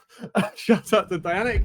But I have to disagree with her now. I think this map has come a long way. Now that teams have figured out how to play it, my understanding of it has given me a new appreciation of the map. The thing I love about it is the execute nature of it. There is a real emphasis on the way you execute on this map. That can be said about a lot of the maps, but I think this map lives and dies by how well you can execute. It can be more forgiving to the defenders, giving them a lot of power positions to play on a lot of the different areas of the map. But finally, Popo, we have an odd ban coming in. Yes, and it's at the perfect moment because you're talking about that execute as well. And who better to deny it than a smoke? Get him out of here. Let's have some Chanka Kang right on deck. And in the meanwhile, also for the attacking bands, okay, we're going to go for the usual. We get rid of the Monty, the Ace, whatever. The Clash as well. Maybe give it to him. But the smoke is gone. And we get to see some Russian action as well as God help us all. I also know I'm not blind. I saw the Caveira. Where has it gone? I'm going to explain this. We don't get to see one of the most fun operators in the game, I think, being brought out. But I have to say, we have a Lord in the lineup, Popo. We have someone who will bless the lobby with his fire, which should be great to see. We don't have that smoke anymore, right? So Rastin swapping over to the Tachanka can provide very similar functionality to what's been banned out. We're doubling down on that fire as well. I think there's a very clear approach here from Panahone to lean into the fact they want to deny the execute, specifically with operators like the Goyo, the Ella, the Legion of all operators. This is very much a lineup focused about keeping their opponents out of the site itself and making sure their opponents don't get access into the site itself. Hude, very allergic to the attackers at the same time. Keep those away. As for speaking about UA, let's take a look at their lineup. Is they're also going to be bringing out operators that are quote-unquote uncommon. I like to see Sense, and I'm hoping to see him being used correctly. Especially now that he can buff as well. We see a little opening engagement coming in here, but Demos being the losing out that engagement, being left down to half HP. Being left down to half HP. Let's see it a bit more, and well, now, Nilar, don't want to be losing your life too early on, especially going to be heading into this building a bit too alone. Now, of course, the Headhunter here will be for the supports, but as it currently is, we can see that it's tracking down Lamb on the Ella as well, and what better way to screen comfortability than on that Scorpion going in for a couple of shots, taking out a bit of damage onto Shadow, who you want to keep in your roster for as long as you can. And Lambe's just being annoying. He's just holding on to this Skybridge position for as long as he can. He's got those Goyos to support him as well. This is where Demos can get a little bit cheeky with it. He knows one's right above him, but again, UA taking a very slow and methodical approach to their execute, just making sure they don't lose anybody early, respecting that initial aggression shown by Lambe. So this is doing what they have to do. Just the level of people, the level of skill we're seeing to give respect to their opponents, because too often we see somebody fall early to this very early aggression shown by the defense. Shown by the defense. Now, that's not normally what you'd expect. Attackers are the ones who should thrive up aggression, and Smith certainly will be displaying that, as the first kill in this entire matchup will be going their way, and that's usually not expected to see the HP of these attackers, but Lamb is going to be quickly returning the favor, taking out Shadow. That's going to be that execution a bit more difficult to deal with now, and some of these players from UAIM, again, going in for these swings, but they're going to soon find out that you still have Lamb to clear out. Does do it with a grenade, but Lamb doesn't let go of it, does return to site, and now plays a bit more safe.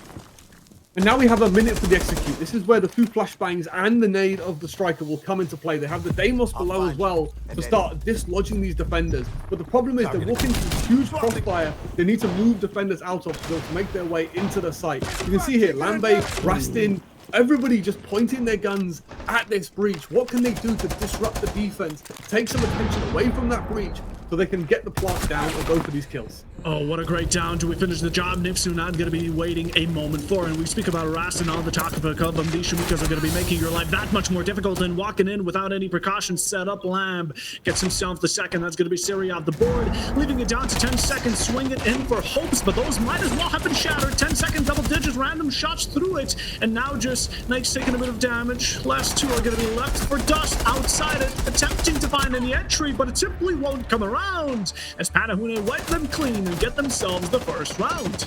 And we saw Panahone, their full lineup coming into play here. The Elo wasting so much time in and around that green stairs position outside that IT box room, and that's when it's then coupled with the Goyo, the Tachanka fire, completely stalled out UAIM from progressing into the site and shutting them out of the site itself. So Panahone's strat there working out to perfection, but I think UAIM, they need to be a little bit more aggressive in clearing out the sort of extensions offered up by Ella, because that's where most of the time waste was done, and that was what was the final straw for UAIM in the first round. 100%. And just as a little reminder for anyone that might not be up to date, if you're 11 matches like these, ELC Fall Series 6 is also having a couple of their own. They're also feeding into the T2 circuit, but at the same time, just about as great matches as they get around here with similar teams. Some may be as familiar, some may not. So make sure to check them out, give them a good old ponder. And in the meanwhile, we're going to return to this match. And you mentioned it, aggression here is going to be a bit of a name of the game. Panahune showing it from the beginning till the very end. And of course, they're not going to be stopping with some of these, I would call them off picks, as look at Hava. That's interesting. Yeah, an alibi is not something you see every day. It's generally an operator being brought to frag out with. If she's got the ACS 12, or if she's going to be running the MPX, the MPX. You know what I mean, the SMG that she brings. Yeah.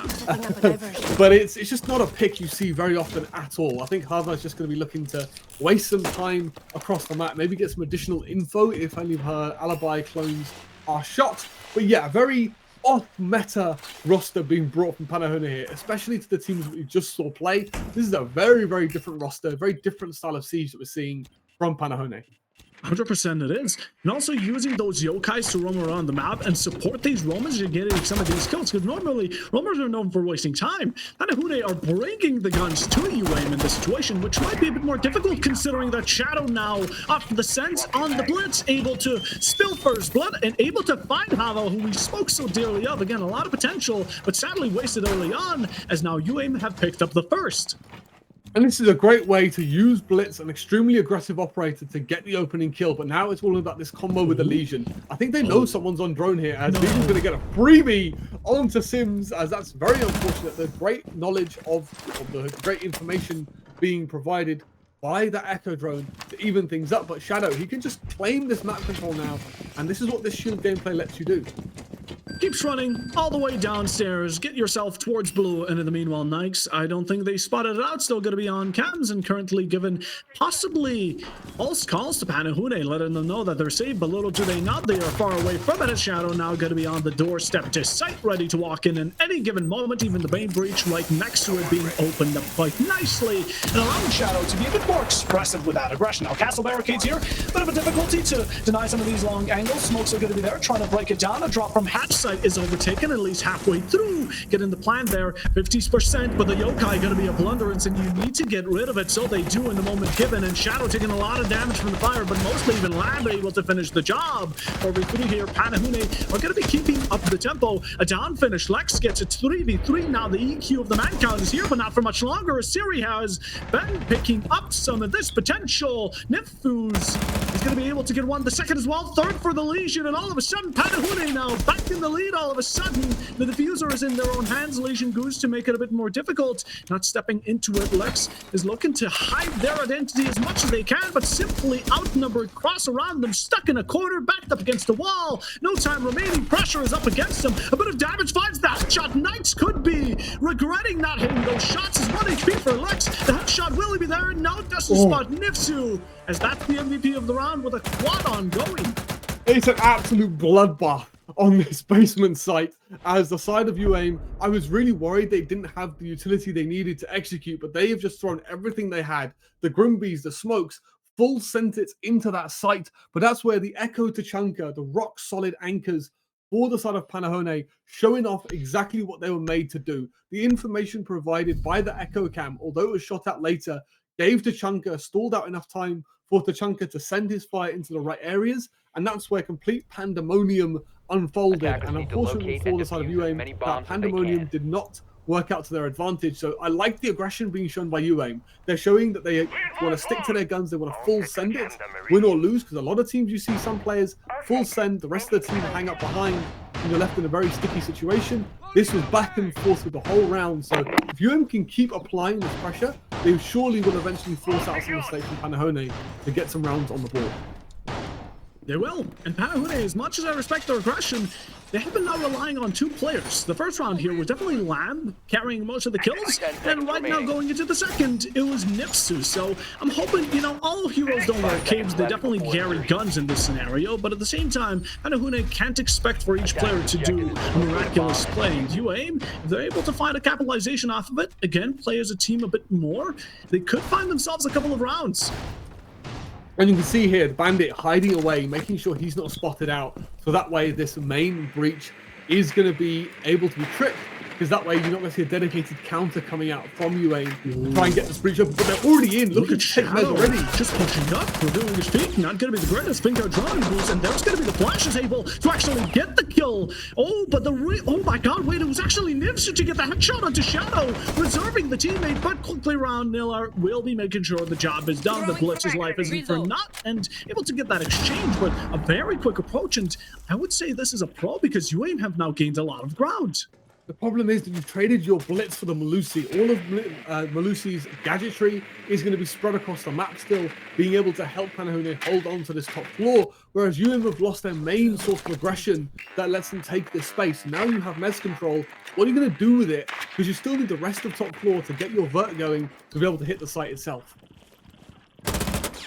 UAIM, Blitz is gone. That metal shield to keep you safe from bullets will no longer last on through, and Panahune now are still looking to challenge you. The second you step away from Mezzanine, looking to do so, Niller has made his way into Master, and challenges here are going to be quick right around the corner, but it's going to be Huava C4 here to initiate this aggression. A lot of damage onto the Bandit that delivered one blow and able to pick up the leverage from the defending side, but the question is, how long will that truly stand for? Because UAIM, they're looking to fight back against it. UAIM's whole playstyle is the frag game. Look at the lineup they're bringing. It's all about getting aggressive, trying to catch Panahone off guard, as that's going to be a nice escape from Rastin. But the problem that UAIM are finding is Panahone just don't want to give them the fight. Panahone are playing this extremely well, understanding that we just don't need to hold areas of the map that aren't relevant to holding the site. And that's what's left UAIM in this 4v3 where they've kind of stalled out, because there's just nobody left to fight. Where do we go?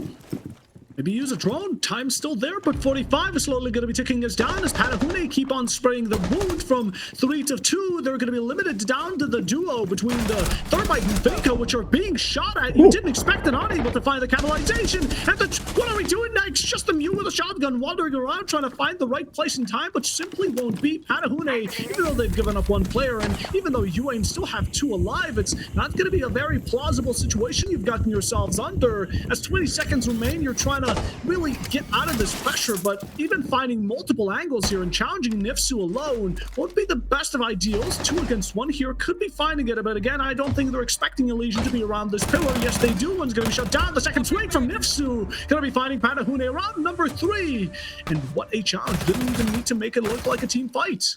We're just walking at them and seeing what happens. Yeah. I mean, it's a strategy from UAIM, but they're making it easy for Panahone. There's no depth, unfortunately, to the way UAIM are playing. I think especially after that first round, Panahone have that in the back of their minds, and they understand that UAIM want to be aggressive and get into their face. Because even though they had that second floor, you have the vert made by the defense, but it's not enough to then use that to go for an execute. The Thermite never attempted to get the breach open, and the Tachanka being banned out as well, an absolute target ban for the side of UAIM, as it's been a massive problem. It's been stalling out a lot of that aggression that UAIM have tried to run again and again, but now we're at the halfway point for UAIM's attack.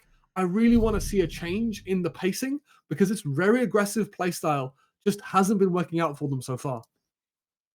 It hasn't so, and as much as I don't want to delve into the past too much, Defenders, right? protect your bombs It's from looking being like a defused similar by matchup attackers. between Myth and Ryujin, right? UAM are just walking into them. Panahune play aggressive. They get away with these kills. They're able to back off without much casualty and get away with some of these rounds. Now, if it is going to be a similar matchup as we saw in round number 1 of today's play day number 1, UAM are going to slowly start to have taken it into their own hands, and I hope they do so because 3 rounds in a row is not a good spot to be in. Like, the biggest thing for me is we just need to get some of the breaches open. It seems like we're just going too fast for our own good, especially on the top floor last time around. It was we stalled out towards that green side, that Skybridge side. So this is where maybe go for a more traditional ops take. You know, just get the main bridge open, take operations, and use that control to work your execute. That's where the sense can really come into his own. You can cut off that long lines of sight that the defense can hold onto the operations breach. And that's where you might find some success. But I think the biggest problem for UM currently is just that pacing. And we just need to see them lock in that pacing just a little bit more, go at the pace that suits them, because right now they're just going too fast for their own good. Lock their pace, make sure it's steady.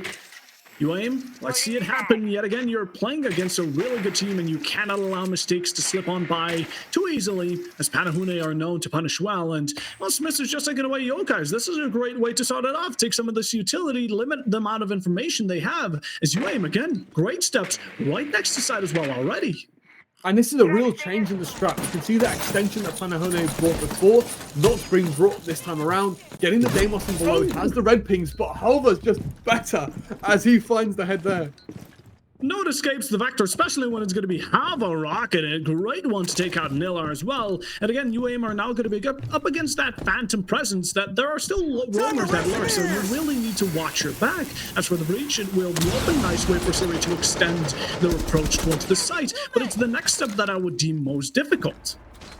Yeah, they've got the entry kill for themselves, and this is where Panahone can just lean into the strat as they find a trade back. Echo, we've had a double jump out, and Sims is going to punish Not a thirds. Panahune here. Time to run. Dropping bodies. UAM here have completely overtaken it. And just like that, the final 2 defenders are looking to find any kills they possibly can. This is that roam potential I was talking about. But with Lamb being a bit too late to the party, it might lead to Nitsu being completely isolated. Gets 1 second spray is attempting it, and all of a sudden has been converted yet again. UAM against Panahune. 1v1 Smith against Lamb, the 2 heroes of both squads. But who will be the chosen one? The Twitch drone spots the final. Ella gets the wreck ping as well. 1 man remains. There's plenty of time to be droning, but setting up another line for your teammates to watch over. The diffuser is there, but it's being held by a very nasty Scorpion, and its Stinger, even deadlier, is now slowly looking around the corner. Look at Lamb just playing mind games with Smisses. In the meanwhile, Smiss isn't even looking to challenge it. They're just going to resort to a different site. Yeah, this comes down to, can we play the bait game properly? The pressure's on the attacker to find the peak, as Ella's just going to wait patiently for this guy. Just gonna wait patiently, really slow, timid, not making any wrong moves, but Smith finds that shot onto Lamb. 1 bullet, more than enough to finish the job. And just like that, after 3 rounds of a loss, we're able to reclaim it, and a good beginning here for UAM. I mean, the absolute carnage finally paying off for UAM. It was a little sketchy as we went from a 4v2 down to a 2v2 down to a 1v1, but UAM managed to get it over the line. To be honest, I'm not sure what happened to Panahone in that round. It seemed like they went for a much more passive setup, and then we end up double jumping out of gallery window. Panahone must have got bored with their own setup. I'm not sure what happened there, but UAM, they take full control over that round, using what Panahone give them to get themselves into the round itself. And this is where hopefully UAM can use that momentum to start to mount the comeback in this game. To mount the comeback, this is what we need. UAM, yet again, this is going to be a great beginning, but if you can't pick up the ball and get it rolling, it won't matter much. As for Panahune, they've had a great beginning. Now, can they return themselves into that form? Can they get themselves warmed up yet again? We're going to have to see on this bottom floor. And, well, now we're just crossing our fingers for more pocket handguns. I mean, it's absolute carnage, Puffer, but I think this is UAM's strategy.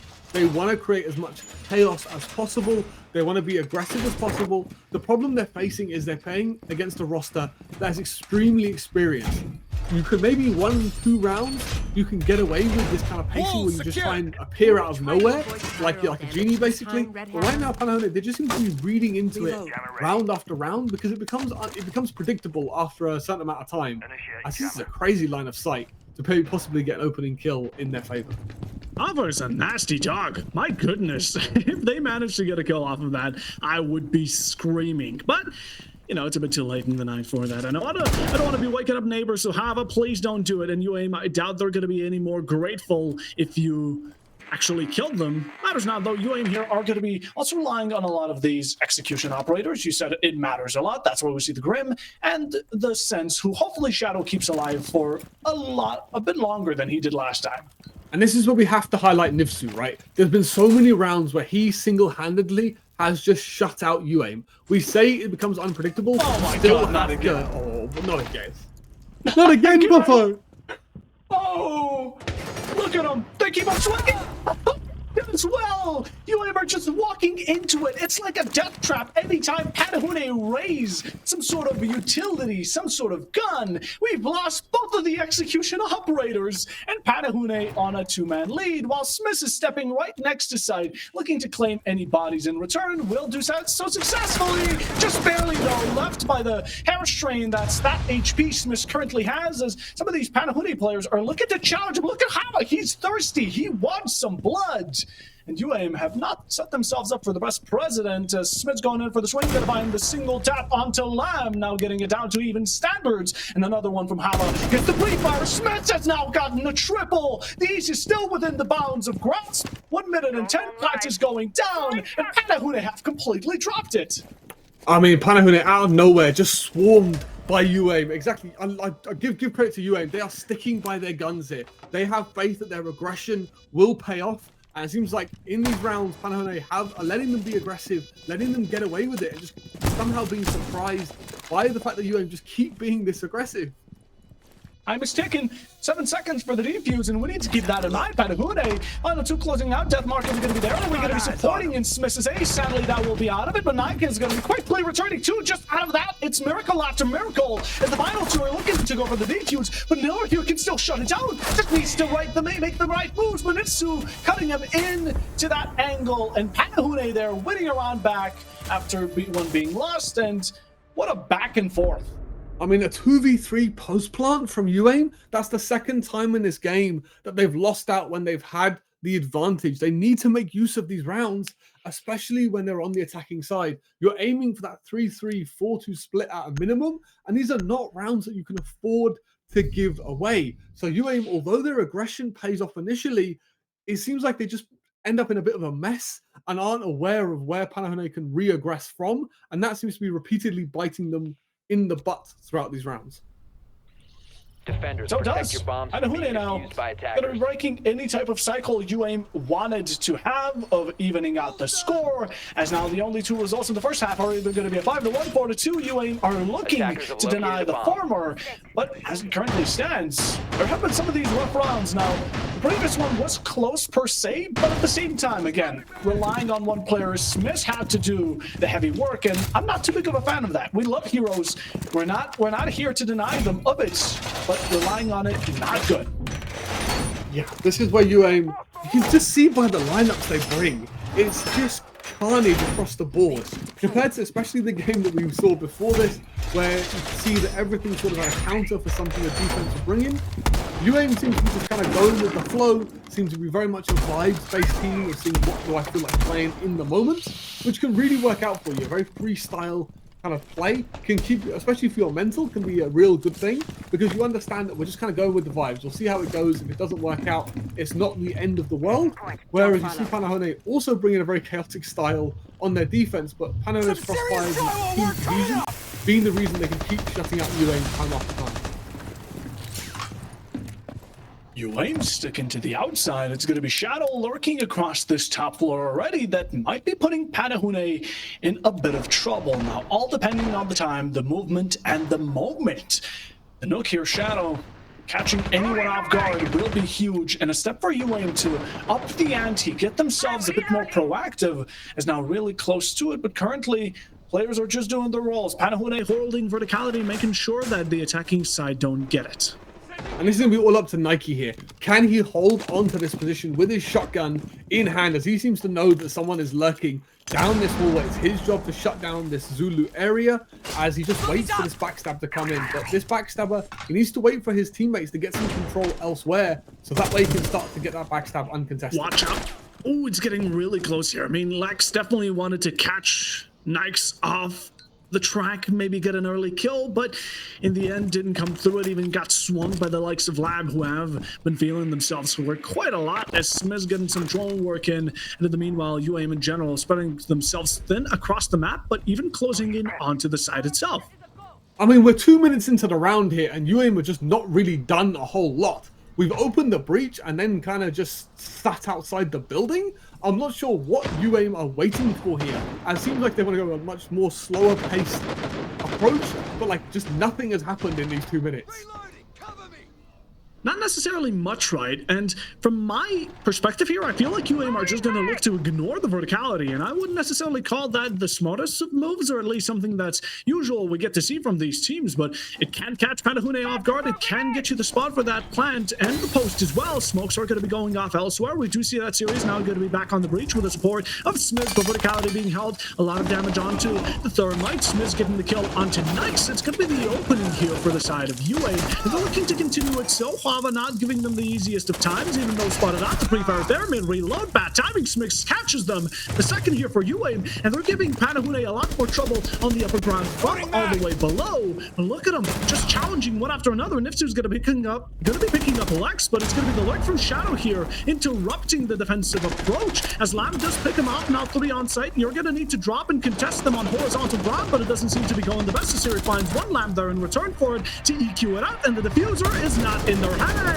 Smith might get a tertiary kill, but it matters not when, of course, the final defender still lives. You are out of time, and that's a round back for the defenders. I don't understand what is going on, Puffo. I don't understand what we are watching as UAM, Shadow especially, seemingly taking a tour of the whole map just to end up back where he started is phenomenal stuff. I don't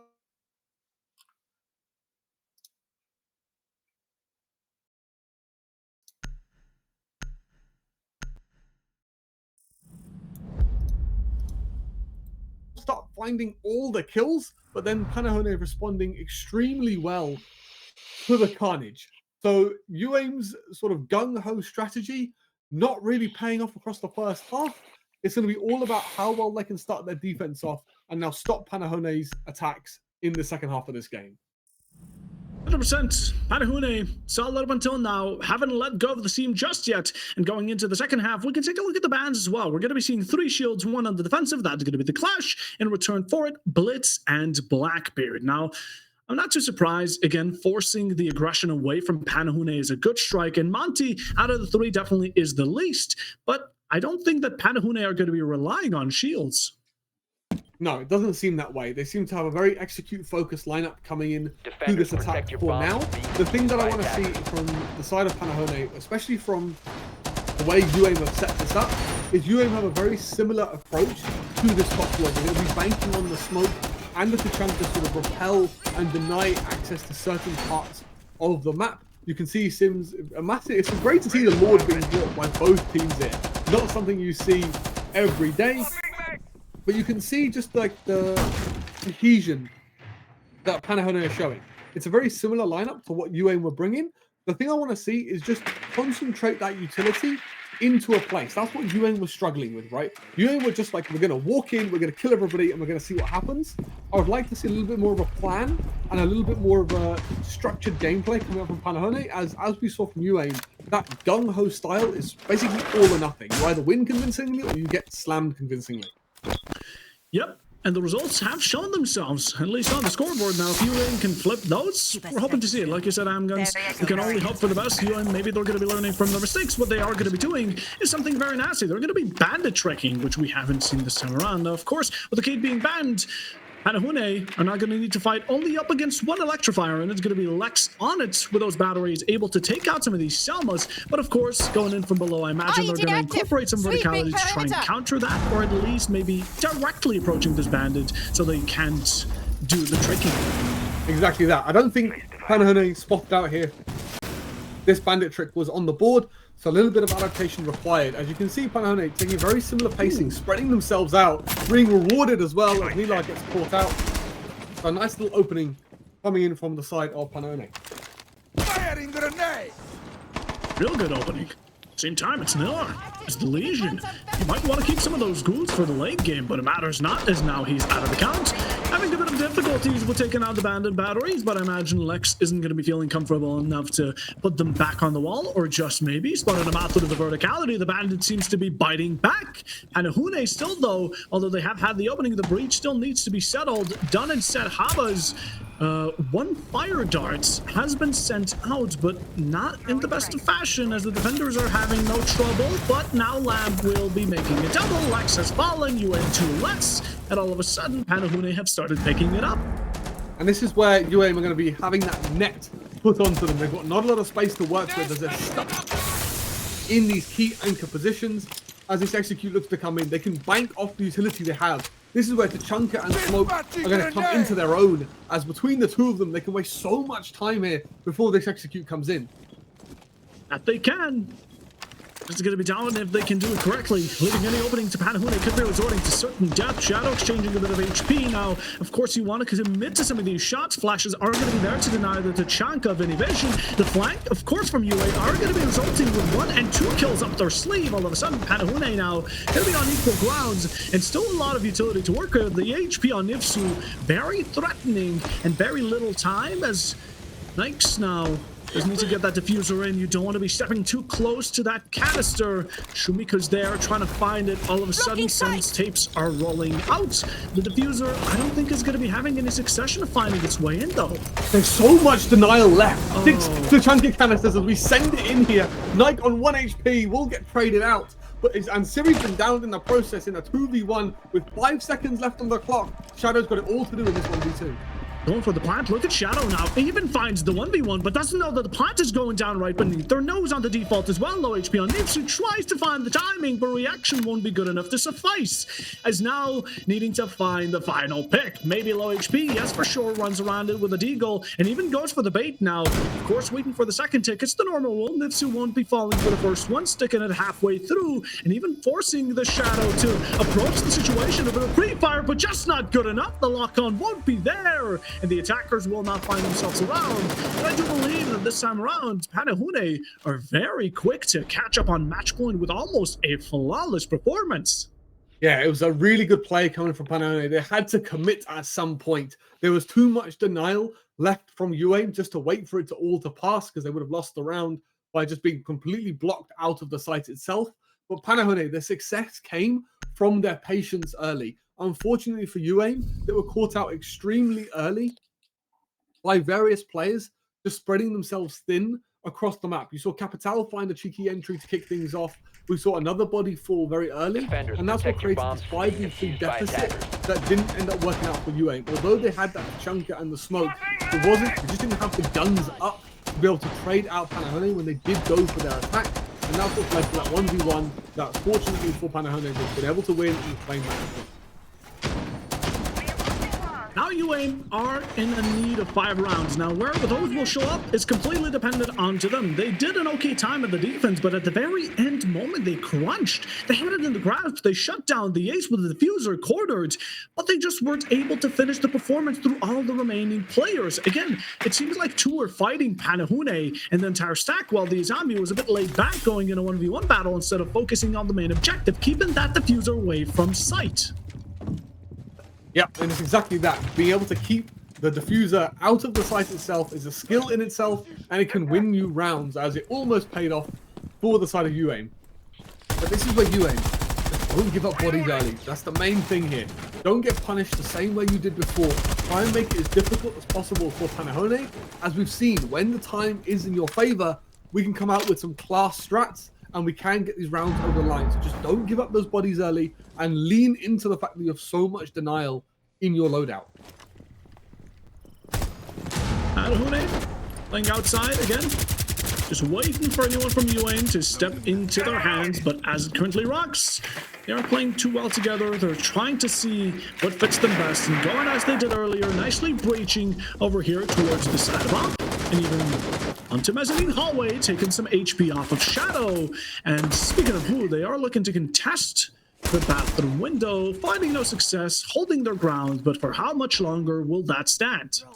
And this is going to be, again, for Panahone. How well can we deal with the bandit trick? He's actually not actively tricking the wall this time around, as Rastin should be able to spot these positions out. A great little bit of rotation here to trick the Mez wall as well, to completely shut out the ace. He's only got still got 2 ace charges left. We need to find a way to deal with this utility so we can actually get these things open and progress into our execute phase of the round. HP onto Nipsu, going to be quickly done and dusted. Shadow there with a kill of their own, and now even blocking out any opportunities for them to be taken out. A single bullet will still be delivered and leaving them on low amounts of blood, but 115 currently. Patahune are not working with the best of times. I'm not sure how Nipsu has ended up in Narnia right next to him, but lovely feet holes coming in from the Legion to take Lambe down, as Yue much more solid. Waiting, the patience paying off. That seems to be the theme of the day today, is that patience. You can see time and time again how effective it is, as Hover will find one back, but in a 3v4 now, with the limited utility available to the attack, and so much utility available for the defense, this surely should be a UAM round. Panahune are looking to waste no time, and right now converted quickly to a 3v3, looking for any opportunities. They're on the eye roll, but 35 remains, and it's going to be a difficult fight, and you definitely won't be getting it off of going on drone here. Rastin just finding ones, or at least looking to do so. The firebolt here could be shutting out one. It does so successfully. That's going to be Lex off the board. Grenade there for the deployable shields, and again 3 against 3 Shamika launcher. Unless you get rid of this Tachanka, your diffuser will not be easy to settle down on. Gets in a lot of damage onto Nike, but there's no connection from it. The smoke babe, they're going to be taken, but against the wrong player. Havadal still admit isn't going to be committing, and it seems like it's been interrupted for the moment being. Going for a second round. The swing is there. Nix actually finds the kill, and now in a bit of a crunch, Patahune will unsuccessfully get the diffuser, or rather, just won't get it at all to simplify, and in the end of the round is going to be UAIM's to claim. And this is an amazing adaptation from UAIM. This is what we should have seen from them in that first round. They don't give up any bodies. They keep themselves tight, keep themselves in line, and they get rewarded for bringing a silly amount of plant denial. You saw it at that end clip. It worked out beautifully for the side of UAIM. The only problem is they've got 4 back-to-back rounds they need to get to keep themselves in this game. Keep themselves in the game. It's a match of survival for UAIM, and nothing else, as Patahune are just waiting for a moment to strike their prey at the right time, and UAIM now going down to the bottom floor. We are again going to be seeing a lot of roam. We can imagine, again, it's the premises of any or major bottom floor sites on the majority of maps, and also Miller with the Scopos. An operator we love to see. That Scopos can be such a good use of time waste on that roam to deny a lot of the verticality that a lot of teams like to use on this basement site. Reinforced. Because there's a lot of places like Toxin, like Missile, where you need to hold these positions to let your execute go down, and Scopos can just waste a lot of time, restrict the attackers from getting that access to that vert, and then safely be able to bounce back to site. Full HP reset, full ammo reset as well to go along with it, as we do see a mid-floor extension coming out from the side of UAIM. UAIM also with the castle looking to deny Panahune's easy entry. We've seen that UAIM themselves have found many easy entries into site earlier. Swapping mags. Yeah, the ways UAIM have just been walking on in. Panahone has been taking a very different approach to the map themselves. They've been taking a much more slow and structured approach, which is why they have been having success on the attack so far. A 1-on-1's attack in half, but first time we see basement, let's see if that patience in the way Panahone wants to attack will pay off on this mid-floor. You can see paying the respect to this roam game that they spotted out on the mid-floor. And this is where the Deimos should come into a world of his own. But the problem is we've got the Mute and the Vigil, which are direct counters to this Deimos, hopefully allowing this extension from UAIM to be even more effective.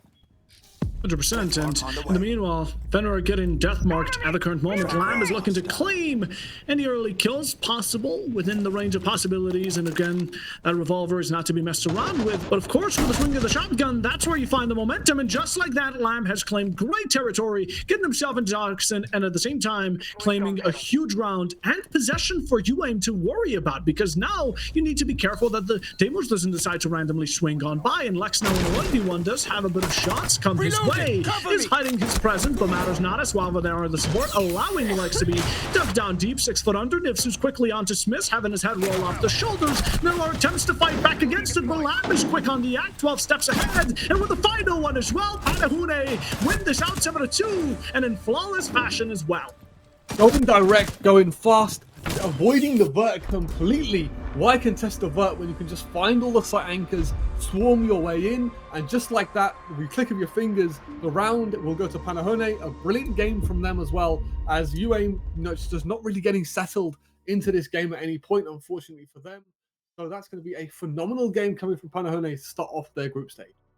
They did really good. Again, at some point, UAIM were looking solid, and even then, it just was not enough. Now, to not discredit UAIM, they had their moments. They had really good plays. Players were doing fantastic work, but in the end, it's that team chemistry, it's that teamwork that I wanted to be a bit more persistent. Like you said, at certain moments on the attack, UAIM just kind of went in, hoped to see what works and what doesn't. But when you're up against such a high-tier team like Panahune themselves, it's a bit difficult to get away with it so easily.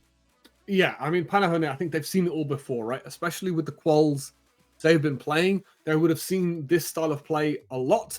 And I think they got very used to the way they need to play to be able to counter this play style. I think the biggest thing coming in from the side of UAIM is they just didn't have the depth to their strategy, right? There's stages that we normally see in Siege that let you have success, especially on UAIM's attack. They just never really progressed into those stages. They just kind of flattened, kind of bottomed out, if you like, after the initial engagements. They didn't quite have the synergy and the same ideas as a team on what they needed to do to get those rounds over the line.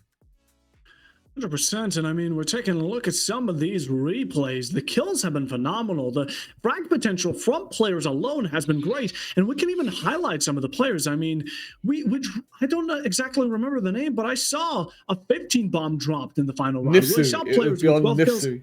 Yeah, it's like so good, but again, it's just that one player that outshines compared to the rest. Now, of course, the rest of the players are what allowed Nifsu to do that job, but at the same time, you know, I would want it to be a bit more even. Just personal note. The thing with Nifsu is, it's just the way he positioned himself. He just always was in the right spot. That is true. He was able to take advantage of those low time situations, and that's what let him pick up these kills. He had doubles and triples across the game because the fact that UAE just ran out of time. Yeah, and what a dominating fashion way to end the second match of today. And team UAIM have to prove themselves another day, because we still have 13 more days in this group stage. So it's still not the end of the road for them, but at least now Team Panahone would have their first victory of the group stage, and we would see what both of the teams would be able to do later on. So before I take your opinions on what you thought of both of the teams, and before I take your opinions of what will happen in the next game, let's take a quick break, everyone, and we will be right back with you. Impact player of this round and has the most kills in the lobby so far. So yeah, the buff definitely proving to be crucial in this matchup so far, as YMK goes down to Akari, as Pozo is the only one left. Or it's still being up, but no one's playing behind it. So let's find 40 attack so far. They haven't cleared the vending position yet, but they do now with the Blitz. But they get a trade there, and he's just insane for doing that. And this clearing of the roam has been really good from the side of SV, but they need to start pushing their way onto site. They're able to find a kill. Is Joker on this flank? The Valk somehow managed to find upstairs, and they don't know. The comms are not coming through as Etoile's able all the way down into stock, and having these crossfires, which they do have here, between your favorite, or one of the sisters, and I think that's Suspendo. I mean, Suspendo is going to be gone, but it will be a TK instead, so there will be non-ironic trade, but Sarko's going to be there. Now, it's going to come out one way or another. Oh, the pre-fire barely missing the head of Smute. He's swinging beside Avon. It's not in their favor. C4, no, the nade just doesn't land. But Deimos doesn't either. He gets taken out. Falcon getting his own pick, though, making it a 2. The mute jump at the same time. Tex is going to take a lovely crouch walk. Say hello to Shog. Taken has access to red. Falcon taking a fair bit of damage, but that's 2 in the hands of that R4C. He's going to be the driving factor here. He hears the player underneath, gets a pre-fire. There's a player on the rappel, not quite ready. He's going in, he missed his timing completely, and he's just going to have to seclude himself to reinforce this. Deimos managed to get in and managed to get a kill. That run out would have been perfect to actually help him secure this round as a tease goes huge. Gets his flank, no, Stiff able to take down Chet, which means it's going to be a 5v2. You have that player upstairs, but there's only one player left toward site. That's going to be the Goyo. This gun can prove absolutely lethal if he can make usage of it, but no, the capped out fireball able to find the headshot, able to find 2 headshots. He can shoot. Avon as well going to be falling short, and this is the Psychopatus we used to see. The timeout proving to much effect here. Long shot with the SMG-11. It's hit by Hour, and that is exactly where Valor need to be right now. If they can get these rat spot ones, but look at this. Site's going to be very difficult to shake her. 30 seconds to go. You've got to keep in mind this clock as well, because as it becomes push to shove here, this thing's could become very difficult here for Valorant as they try and stick the plant, but the cover gets taken down. But here's Avon to make sure it does not, and it's a triple. Almost Rexon taking a little bit of damage, but never mind. I thought he would have maybe died to that nade, but as your favorite Tachanka, being utilized very nicely. As a quick swing from Skipper, who's able to put Hazard down, but Headset will be there to get HP, but 40 seconds man advantage. Valorant, they can start to look at site. But this time around, the crucial thing is we still have the Capital on the board. But once again, the Goyo are going to be clutch as Dano finds one for himself. As a 3v2, can Team Valor force the issue to claim this match? Ben, and it puts Sagrada in this impossible situation. Back turns, taken down by Akari, and it's all up to Penguin in a 1 versus 4 yet again, and with time against you, everything against you. GGs have been called, and I can't help but agree. You get a commiseration prize onto Nixon, but that's all you're going to get. Confused what the Legion is exactly shooting at there, as Mira window is up and available for the Mira, and oh my god, Joker, you have to be kidding me. That is absurd shot, the almost kind of mid. That clock is the defender's best friend right now, as they're going to have to send it into back armor. No choice but to go now, no choice. The longer you dwell, the longer you pay. Well, you don't know about the one inside of the corner. Shorten does trade it back, but Kuba's right there to continue to trade in game and commitment from Kudera. They want to try and force these players out, try and get themselves to grass, try and get themselves to space, but are they aware of Sagrada inside of Janitor? No, they're not. It's a 3 versus 3 now situation, as he's got no choice but to try and send the blitz in here to do his job. Dynamite's going to do exactly that. They do not have time. This 30-second meta will come out to bite them if they cannot get those kills to start swinging. But here we go. First one, Valkyrie's tagged but not finished. Another one coming out from blue. Striker does go down to the 2 players in blue. Flash swings and gets Deimos as well, running it out. Yeah, very interesting that we're going for a master over this time around from the side of Psychopatas. We do have 2 members of the attacking team working the breach, so it is going to be a split tag coming in. But Tabaro doing his thing, the Nitro finding its mark as well, just like you predicted. Just has to wait. He knows there's still 2 more operators upstairs.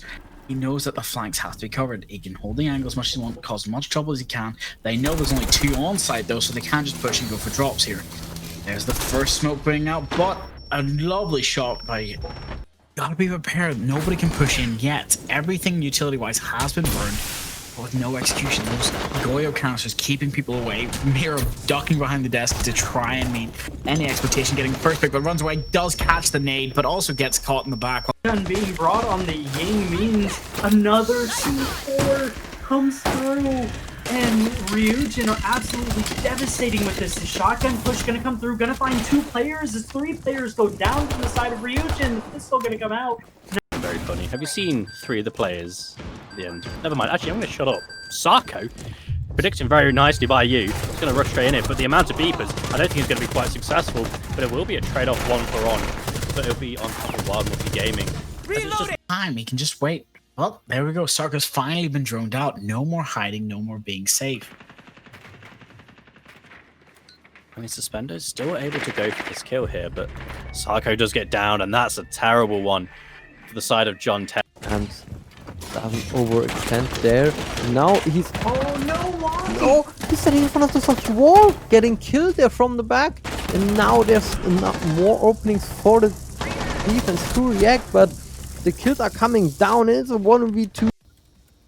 The timer's ticking down. 50 seconds. That Rafters is open now. Nomad could possibly go up to get it, but she does run the risk of any other player, such as this Valkyrie, getting the headshot, taking her head off, and now becoming a 1v3. They know there's one player. Continue to sort of flood on through. Raxo tries to make the rotation back upstairs, can't quite because of the cutoff, and yet again Amguns, it's silence, it's patience, but I doubt for much longer there. Yukinor takes down Shardon, who went for a bit of a cheeky run out, gets punished for it. 20 seconds. 5 seconds left on the clock, but no, behind the bar, the Scopos of Balu able to take down Heaven. That's going to mean there is no more Jokobi on the board. Don't have to deal with that whatsoever. But there is going to be Blackbeard pushing down and trying to take control. Ducky able to find 2 kills. That's a good start. This Monty's completely isolated. It's been rendered really well by Team Valor as a couple task. Just trying to bait this player out. Monty just trying to get that punch.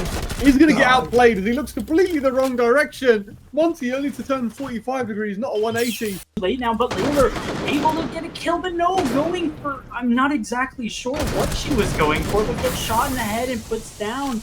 And that's going to mean that it's going to be a little bit easier for the side of the attack, but no, never mind, another kill going. Lucy, he gets the first kill, and now the roamer in admin is pretty alone. Let's see if he can make a difference. Yeah, Lamb able to find that opening kill. In a lot of these rounds, the opening kill has been in favor of Panic.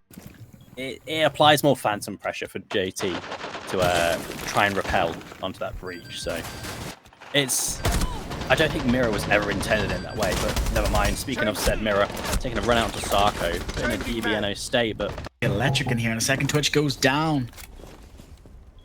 Yeah, and the TCSG on the Goyo is going to shut down the DMR as the push going to come through, going to find the Ash as a beautiful swing there out of 60 seconds here. Raven hops down, does find one on towards Coles here, and it seems like Valorant, they might just want to brute force their way in towards this one. They've even dust out. Now here comes the push to Copetus. No, they can't get silly. Here comes the C4, finds a massive pick there, takes down Murara. Beautiful throw to take down the Ash, meaning those Ash breaches not going to come in handy. I know one was already used, but not quite sure about the rest, as the Maestro cam proving absolutely diabolical here, dealing so much damage onto Rooney, and another one from a different angle, the wall being opened up top. If not a rush plan through smokes and whatnot, the Warden not being available means that is definitely an option, as the Ash getting in a gunfight here, just able to win it out of against the Capcan. They know that this Capcan is a possibility. What has been achieved. We've still got Sagrana incredibly comfortable on the top floor here. And sure, while Akari's now looking to make an early engagement for the round here, has an idea on the player close, able to find Penguin, and that's the go mark now for Kudero as they start storming in, trying to find another double for Akari. Ben, he could try and find one back, but needs to go quick. First blood coming through for Panu, and they've started off this map extremely strong. First bloods in both of these rounds so far, as Lamb in the basement. Fenrir getting shut down. Is swing going to come through? Hibana's going to fall as the... Taking out the shield. Smoke. As the first one rings out. Smoke's fighting for his life. Welcome back, everyone, after the quick break we had. And now we're going to go into the third match of the day. The match that Amgan said is going to be his favorite match of the day.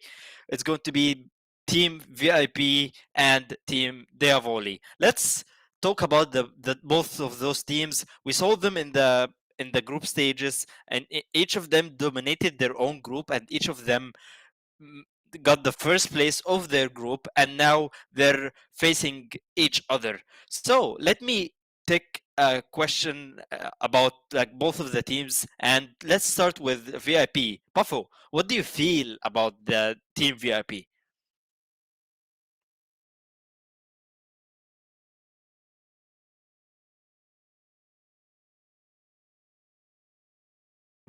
Yes, okay. There isn't a reason that good old Okay, I'll put it this way. I'm stumbling, okay? I'm getting a bit shocked. These are big teams, and right now I'm a bit flustered. But there's a reason that this is the favorite matchup of Amguns. There's a reason that we're both hyped up for it. And, well, VIP is certainly half of that reason. That's the way I'm going to put it. Mhm.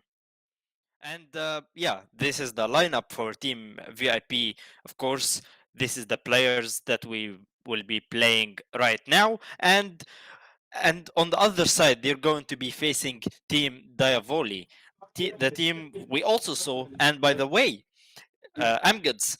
So let me ask you, since you're the big brain here, of course, we saw Diavoli, by the way, and they are the only team that didn't lose any match in their group, and they have they had 11 points in their group, and they got first place. They didn't lose any game, and on the other side, Team VIP, they only lost one match, and that put them first place, but with 9 points. So do you think here? What do you think here of Team Diavoli? It's a team that's come a long way. So as I mentioned before we had any games today, it's a team that I've got to see time and time again, and I've also got to see how well they've improved across the games that they've played. I think the experience as a 5-man roster has really helped them learn from their previous mistakes. And as you said, it's given them great success in the division group stage previous. So basically go flawless.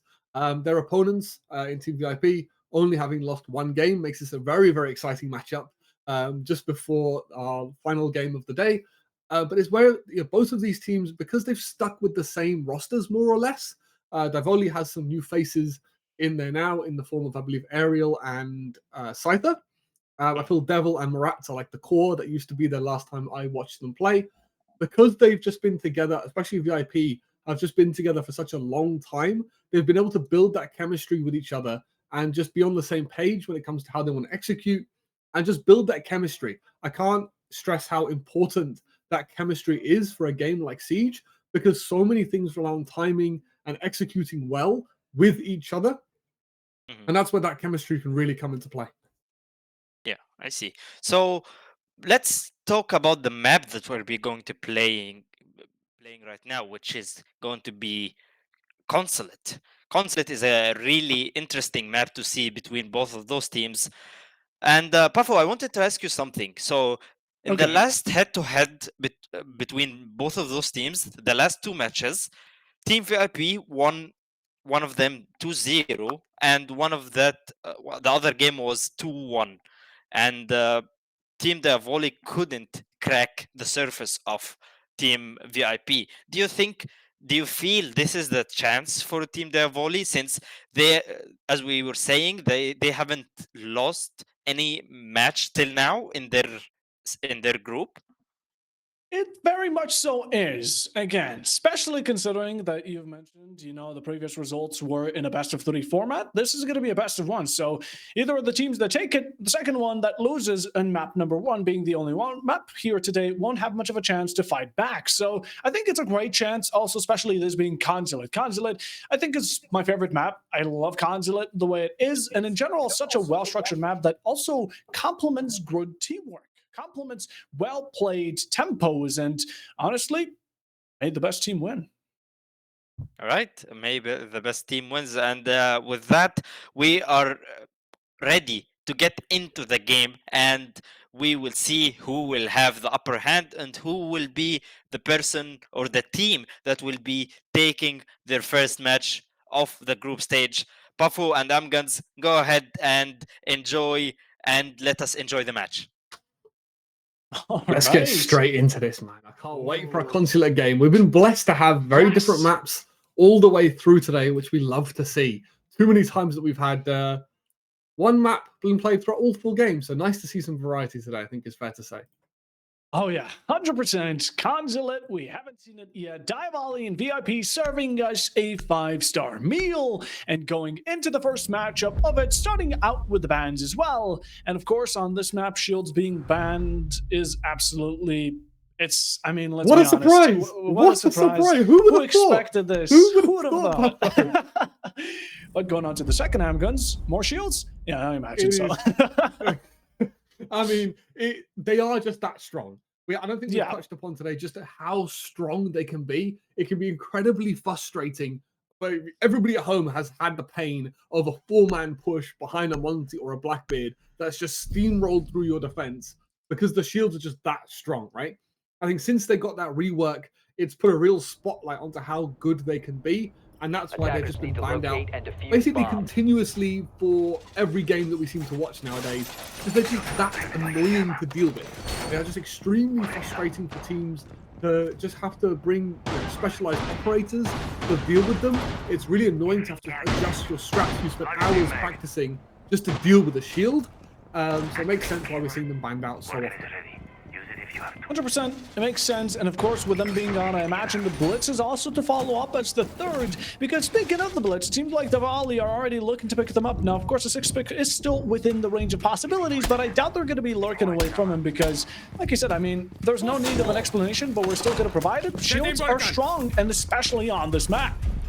Yeah, I mean, shields are strong everywhere, but this is where I like what Team VIP have. One of the biggest shield counters is that Fenrir, right? It gives you an early warning that that shield will be coming towards you, as it's a very routine lineup with Team VIP. Sticking to what generally is the meta for this top floor site, having wall denial present in the lineup, also having the plant denial you need later. To basically deny that plant coming in from this admin side, as it is going to be an admin take coming in from the side of Divoli here. Yes, it will. Admin take, of course, nothing unusual to say the least. While in the meanwhile, the rest of the operators are going to be very much focused onto the execution. I mean, we have 3 of those here AM guns.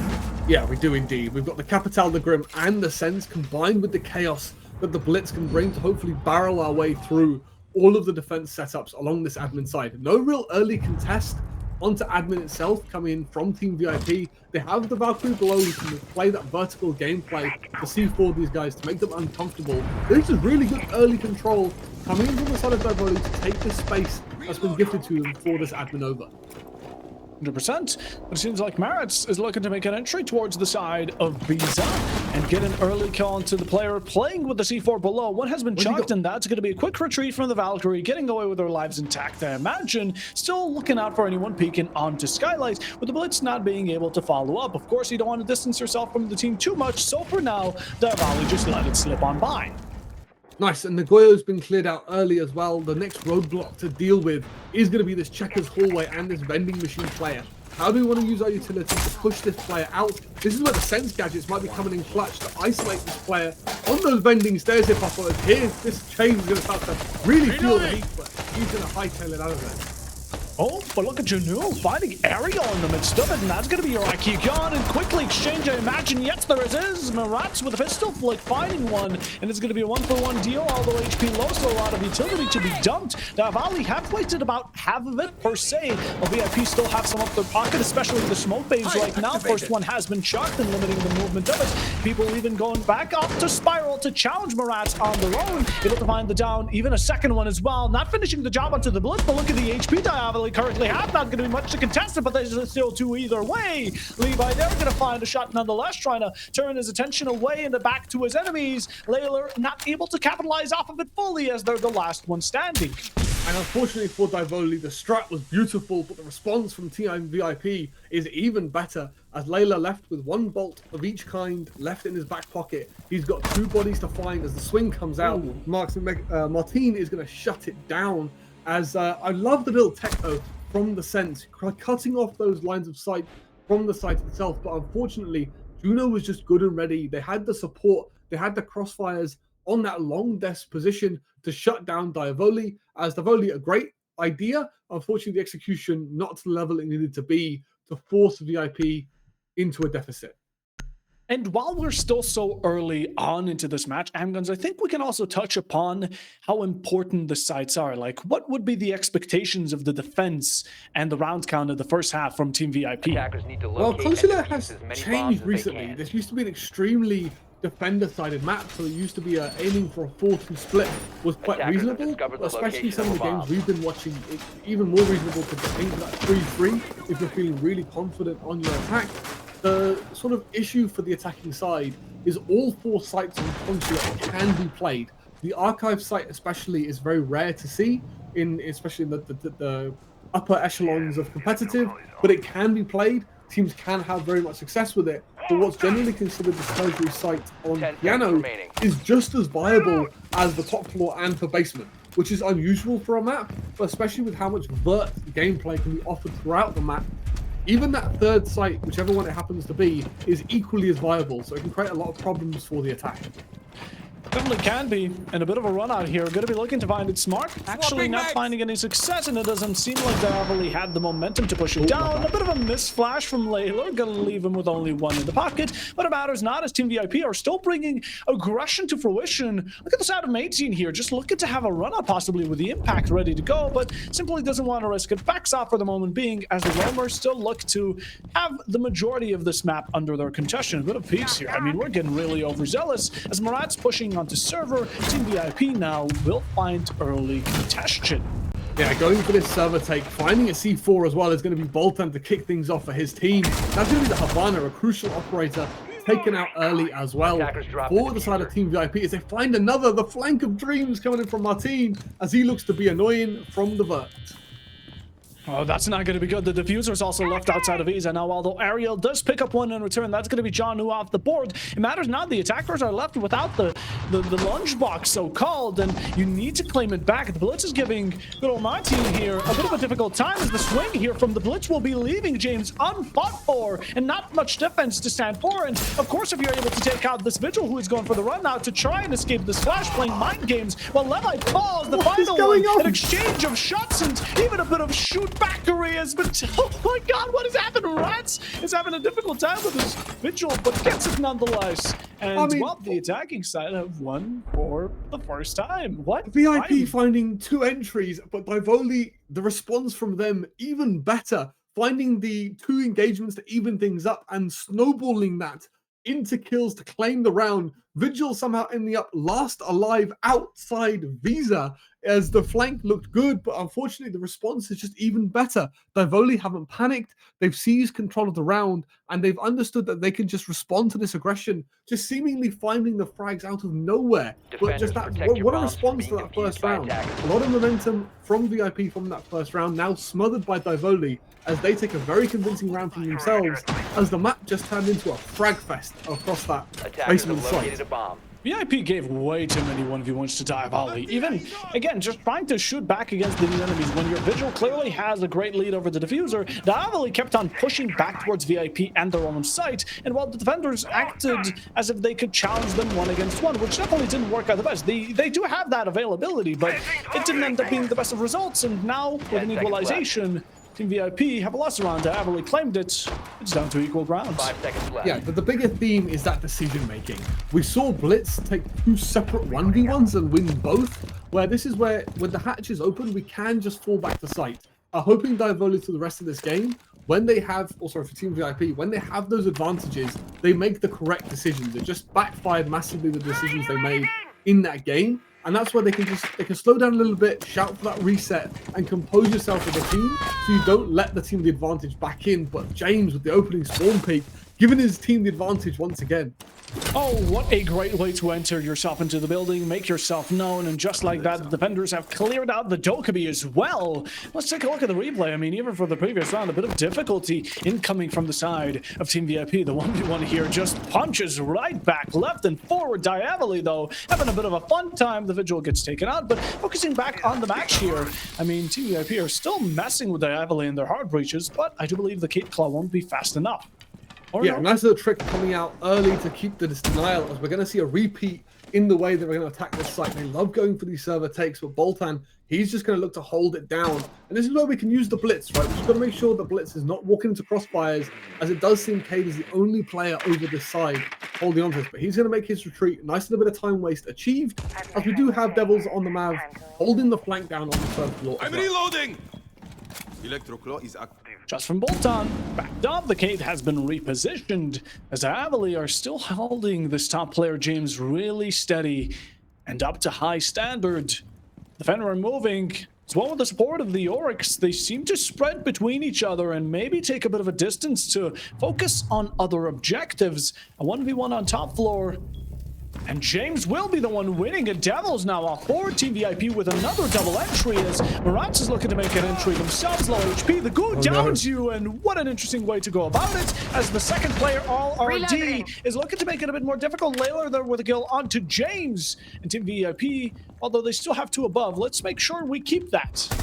The problem is these isolated fights that Team VIP keep finding. They've only just, they seem to be too spaced out when it comes to the players not with the main push. Good shot. Allard don't want to be messing in, stepping into his line of sight. A good swing here, but 18, even though you get the kill, it was still a bit risky, don't you think? But leaving it out to Layla, it was a risk worth taking, especially with the time remaining. Not much that Habana can do in a position like this. Simply has to crawl, use some of these flashes, and attempt to find any kills within the artillery remaining. The bailiff right around the corner. And, I mean, Majin doesn't even need to peek this, right? No, they know they can waste time. A bit of a pre-fire. Will it set up the Oryx? I think not. And at this point, Layla doesn't have much of a choice but to fall as Maiden claims him. Yeah, VIP, I think it's a confidence issue for me. They seem to have ideas in mind on what they want to do, how they want to carry these rounds out, but at the first sign of a contest from Divoli, it seems like their confidence in the way they want to handle these situations seems to go out the window. Like, Team VIP are finding these isolated fights and making the most use of them early, and it's just causing some chaos. Like, it became a 3v5 for Divoli within the first minute and a half. What are you supposed to do to win that round back? They tried to go aggressive, tried to put that pressure onto the site itself, but the defense has just had so long to prepare prepare their own defenses, the goo mines, all the crossfires in place. They're just walking headfirst into too much support from the defense. But hopefully, they can switch things around a little bit. I just want to see them be a little bit more confident in the way they want to do things. Trust in yourselves, Divoli. You have the guns, you have the experience. You just need to put it to test. And in the meanwhile, VIP have been putting them to rest, not even just physically, but even mentally, bringing about a bit of chat drama. VIP are confident. They're looking to play the mind game as well. And honestly, I respect it. Look at Mason respond. I mean, if you can get in the heads of your opponent, why not? There is a mental aspect to this.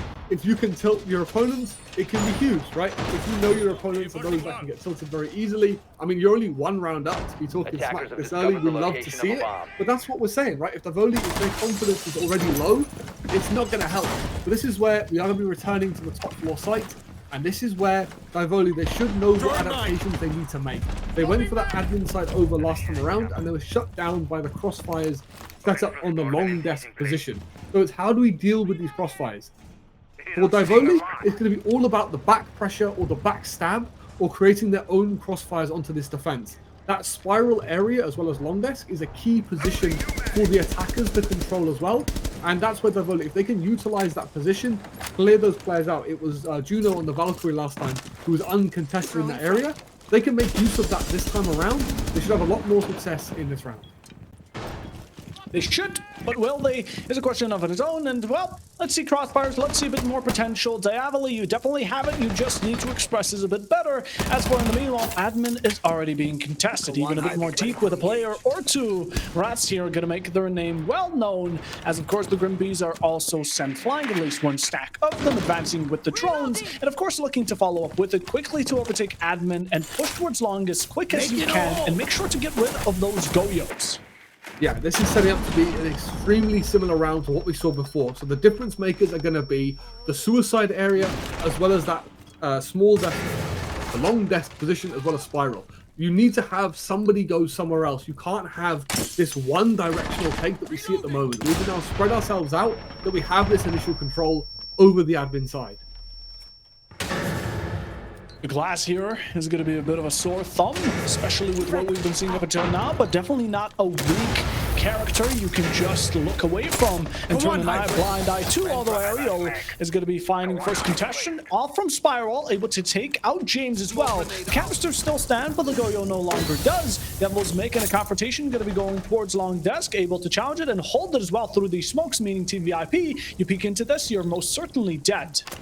I mean, you also need to stand still to get the ability, but this is so much better as Ariel finds a second and a third. Oh my god, Ariel, the adaptation we need to see paying off beautifully for the side of Divoli here to keep the ball rolling. But Boltan finding back. Devils with the trade, and Boltan in the 1v4, not being able to make it happen, as that's so much better from the attacking side. That is so much better. That's that comfortability, especially when it came down to Boltan, especially when it came down to Ariel. Getting that double, swinging in just for another because they know someone's right around that corner, and getting a head tap, finding the second round, and also a two-man lead very early on here. Diavoli, a bit of a better performance. Now it's up to them to keep it up. Exactly that. Now that we've got a 2-2 split, I think Divoli doing very well to keep the score even and keep themselves in this, especially the way they lost some of these rounds. They're really shifting between playing amazing Siege and playing not so good Siege. If now they're hopefully warm, they felt out their opposition, especially the early rounds in a game. It's very much about feeling the style of your opponent, seeing how they're playing. Divoli right now making the right adaptations to hopefully give them that edge. With both these teams being the giants they are, this game is shaping up to be a great matchup. Great matchup indeed, already in the early stage, but also we talk about great matches. ELC Vault Series 6 is also somewhere you should be looking for, a really close home to Voltage and a similar amount of experience when it comes down to the team. So qualifiers are going to be happening there from September 10th, 11th, 18th, and 19th. If you don't want to miss out on the extra action, make sure to check them out. But now returning to the match, we're going to be seeing Diavoli with an interesting lineup. For a second I saw the fuse, I was about to call it out, but they decide to resort away from it and go to a bit more aggression with the Finka. I mean, we're returning back to top floor and we see Alred on the Ram. Not sure what kind of or where we want to use this operator. Maybe just put some carnage on the backstab, as maybe Divoli just anticipating a mid-floor take to come in here. As it looks like they're setting up for a CO take, so maybe just using that Ram to make a bunch of noise to cover the plant, as they've already got the buck in below, and this could be Team VIP's weakness, going to the same site 3 times in a row, giving Divoli the opportunity to create bespoke strats to counter their defense. Definitely is great. Now the Ram here is going to be looking to establish the verticality, maybe to help out the buck, as in the meanwhile Devils from below going to be causing a bit of disturbance for the side of VIP. As for it, the first damage is going to be dropped, and it'll be the Ram that was looked down upon. Well, looking down upon it, James gets one, looking for the second swing, the impact there to maybe cause a bit of confusion for the attacking side, but the Vector does eventually claim its mark, and a double here for it, bringing Diavoli's man count down to 2, trying to fail against that verticality, but Levi taking another victory. As although the battle has been won, I believe the war in this round too, because if 5v1, it's difficult, Layla, and with a swing from 18, you don't have much to fight back against, and the defenders here showing a new level of confidence. Oh, the lovely shots coming in from Bolton with the weapon inspect kill, showing off the new mechanics we get with CJX. But unfortunately for Divoli, they've gone fast, they've tried to catch their opponents off guard, but they just didn't have the lineup, in my opinion. They didn't even use the utility either to really get themselves the space they needed to get that kit down. Yes, we have the buck below, but we haven't Grimby to support that buck to get the info on where he needs to be bucking. We have some pressure applied from yellow, but the cohesion, the timing of that push just wasn't really there, and that's let Team VIP counter that push with ease. I like the change in pace from Divoli, but that little bit of a pocket strat backfiring in epic proportion for them. So it has. VIP here are going to be looking to claim their 3rd round and on to a possible 4th. But this downstairs, handguns in the past, I think we can both agree that it's been quite catastrophic for both of these teams at certain times.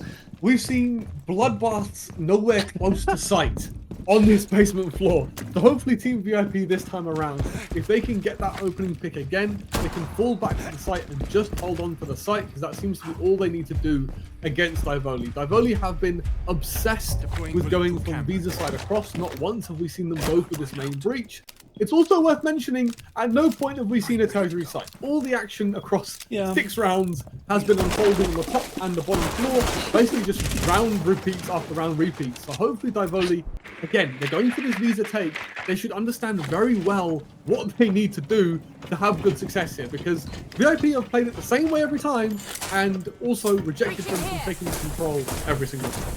We're so excited when we're talking about how all 4 sites can be used and how rare of an occurrence of a map that tends to be. But now this being the bottom floor, the last one we get to see from VIP's half. Hopefully Diavoli will be bringing that half back up in the second half, but we're going to have to see it. As of current, though, VIP are still holding the pressure, but not on server side as much as they want to, as Murat's here entering with a few shield combination, because if the blitz isn't there, that's the best option you really have. I mean, look at the adaptations VIP are bringing. Because Diavoli have done the same thing 3 times in a row, we now have impact tricking and vert from above to stop the hatches getting open. We Cade tricked it last time, so Diavoli banned the Cade, and now we're just going to make vert and impact tricking so they can't get this control. Like, Diavoli are just being read into so well here by Team VIP, because they're just doing the same thing, and it's just not working for them. Just not working for them the best. Rats here gonna make it a bit more difficult to find any damage. As for VIP, relying on any upstairs players to find a lab for the slaughter, and Layler might be the first on the list to find such trouble. The foot is spotted, I think. We have 3 players closing in onto this lone Hibana, while aerial towards this yellow could be cutting off a huge deal for the defenders here. The FNAT is going to be spotting them out, giving them a bit of blindness for the moment being. As for the attackers, just waiting for an opportunity. This is where the Roamers have both made their way back to site. They've understood they don't really need to fight this one guy holding the Visa flank, as James is going to get a nice little trade onto the backstab. As Ulrid and Ariel, though, finding one each for themselves is going to give the advantage to Divoli this time around, setting up them very nicely to execute onto the site itself.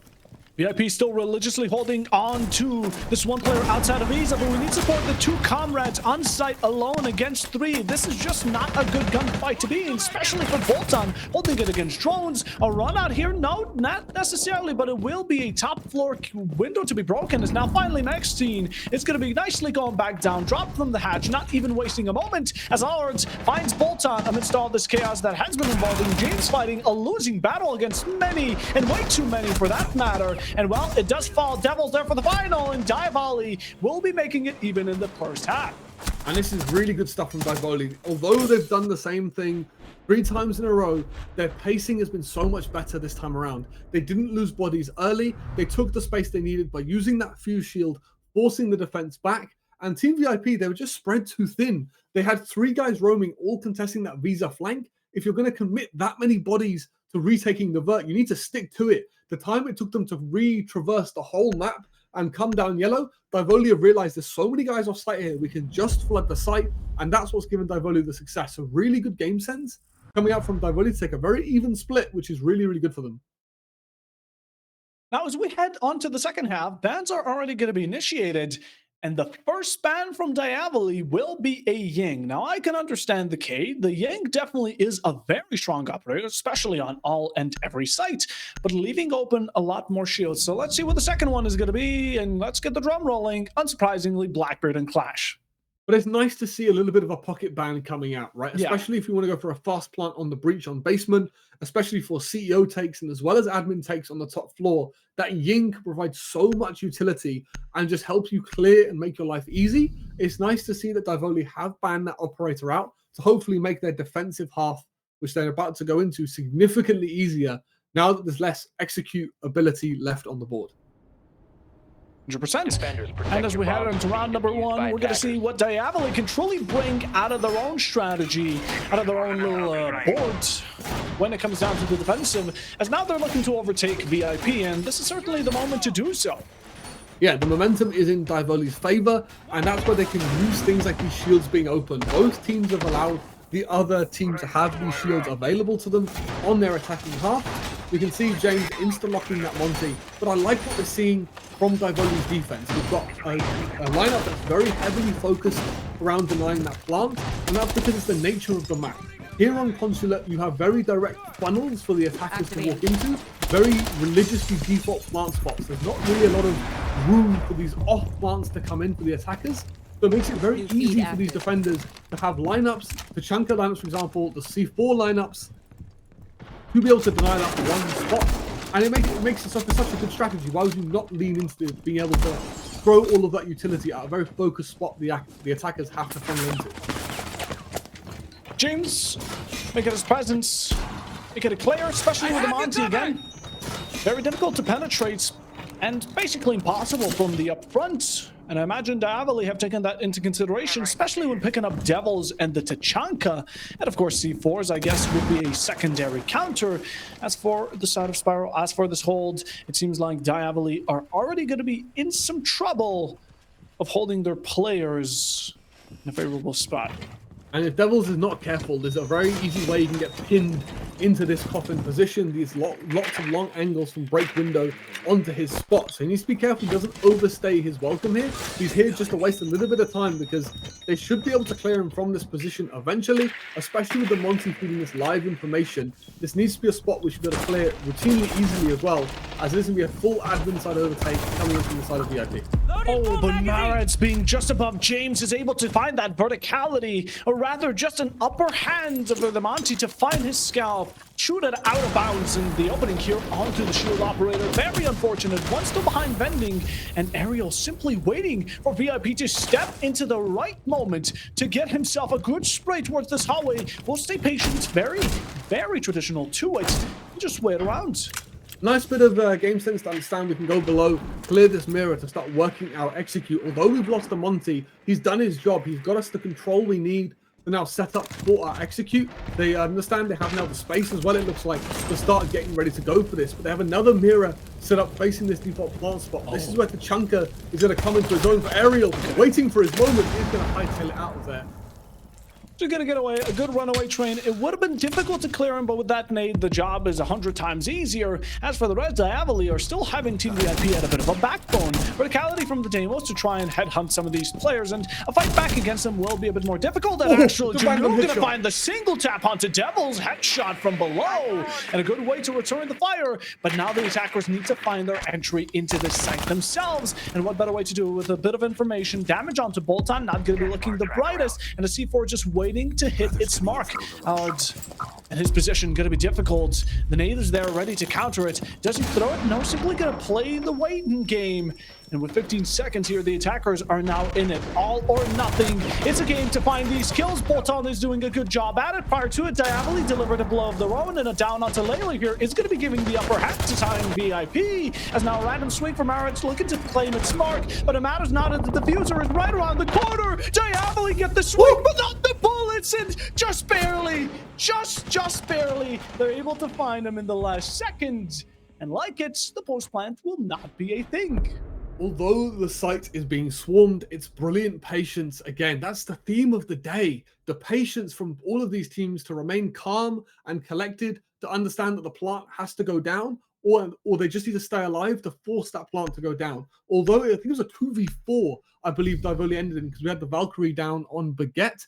Divoli understand that because the clock is so low, the side of VIP has to swarm, and when that kit goes down, that's their chance to be aggressive. They didn't have the guns up or have their players in the right position to cover that plant, and that's why that player, the warden, being inside of that suicide box for the whole round, is able to deny that plant and get the round onto the side of Divoli. It was a brilliant use of understanding. We have 4 C4s available. It's okay for Team VIP to have this control because they were just funneled into that default plant spot like we talked about earlier, and that's why that strat from Divoli paid off amazing for them, as they're going to shift down to basement to give VIP a different set of problems to solve.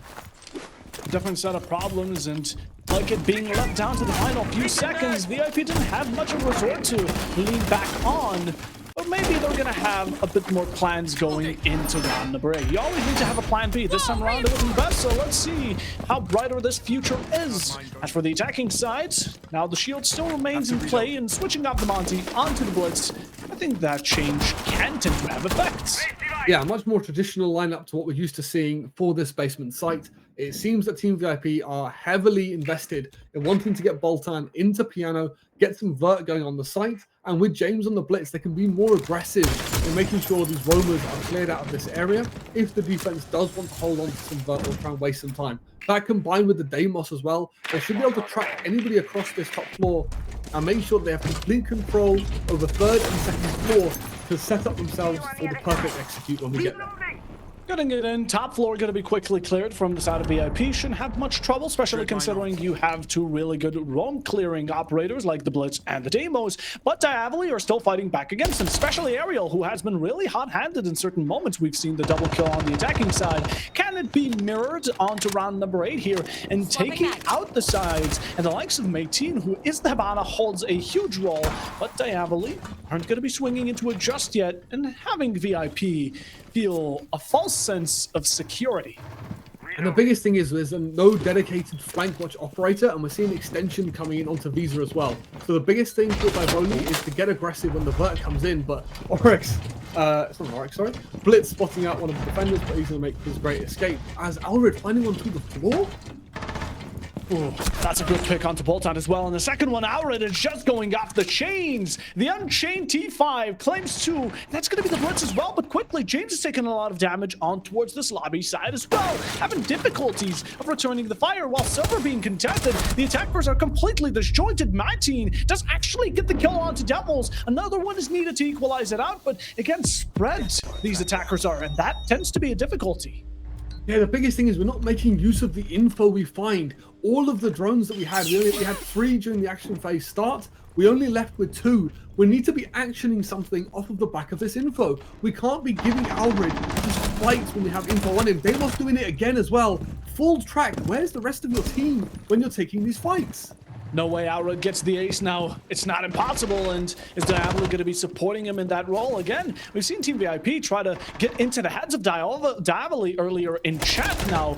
Even going for the swing, there's going to be one for Ariel. Last one standing, gets it down, but not the second, able not to chain it on and finish the job as Ariel with 2 in the MPX machine, able to claim them both as Diavoli now hold a 2-round deficit.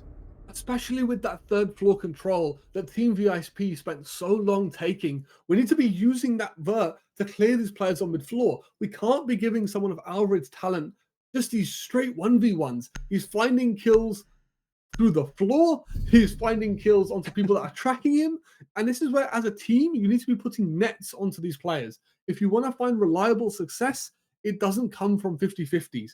Sometimes you can have games where you're just phenomenal and they go your way. But if you want reliable success, you need to be putting, solving these problems with something out of the box. Use the vert, for example, on the butt to clear this player out, because they're just shooting the drones and getting away with it, which makes it extremely difficult to clear this middle floor out.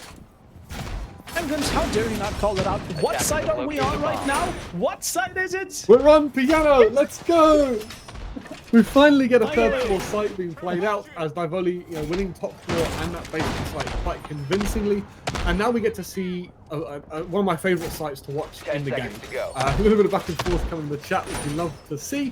But Divoli can showcase hopefully the amount of vert that's available on this site. You can see a lot of utility being invested in upstairs, because you can hold this whole site from the vert. There is nowhere safe on this bomb site that can't be seen from above, other than a tiny little spot coming in from yellow behind the little curtains. But it's extremely difficult to get to those spots with the amount of vert that you see Divoli creating here. Ooh, almost catching one off guard here. Bolton is not going to be quickly seizing the fire. As for the attacking side, they're bringing about a lot of information. We have 3 operators great on collecting it. And of course, with how heavy this roam and verticality tends to be for the defensive side, as you mentioned, I don't blame them. Yeah, and Bravo's going to get such good value, right? There's a lot of different bulletproof information, you could say, available for Bravo to hack, but droning the Dokkaebi straight away, trying to get aggro early, trying to sneak this Dokkaebi in, taking away all of those tools the defense have brought to stop this rush. Dropping that. Oh, does Layla? No, they don't. Janu's just going to be following the Bravo drone, getting a bit too overzealous, but it's backed up by good gun skill, as able to pick up 2, and now overtaking this verticality. Diavoli have been pushed away from the side of one player on VIP, who keeps on challenging on verticality with the secondary as well. What a way to spread the wound, have them bleed. And now finally with a primary, will there be another victim? Alred able to shut it down finally, but the casualties quite large. I mean, what a way to take this top floor. Brilliant drone work from James. And all that commotion has let Boltan work his way into sight. But the problem is they've given up this vertical control. The smoke will go out, try and hide where this bomb is going down. All down to James to hold off the remaining two. But they have full vert and they have info as well. But the shotgun not finding its mark as the plant is going to be stuck. Look at Devils trying to fight back against it. Boltan actually going to be able to get the shot, but returned quickly by Devils. What a way to pinpoint the mark, but simply looking at the wrong direction. Boltan shuts you down. VIP get one in return. And after so much smack talk in chat, you're able to smack them back and try to even it out as closely as they can. Yeah, this is brilliant stuff from VIP. It's all about the change in pace. If you've been taking slow, methodical approaches, sometimes all it takes is to drone your best fragger in and get aggressive. A lovely bit of teamwork between the side of James and the Dokkaebi to completely dismantle that top floor. They've only then was allowed to take that site control off of the top floor being cleared out by the Dokkaebi. Even though she was trained out and lost that control later on, that carnage is what can get you into the site and get you success. I want to see Team VIP try and lean into that a little bit more. Try and play this almost like Ratty style of play to find the plays you need to get yourself these advantages. 100%. Dally there let it go for the moment being, and even though it was close in a 1v1, there was a lot of exchanges really close. Call it a ping pong match, but we ended up with a 2v2, then a 1v1, and of course resulting to one player carrying out the mission. VIP found it for themselves, and now Diaboli, can we get back that type of distance, the 2-round distance, and of course match point. This is what VIP are fighting for here, which by the way also, and of course you guys see, we got to give the shout out to the right staff. Unnamed Gamer, big shout out. Yeah, I mean, it's not possible to see all the action unfold without our lovely observer, Unnamed Gamer. But obviously, leading into the lore of this matchup as well, Diaboli and VIP, they've played each other so often throughout so many tournaments.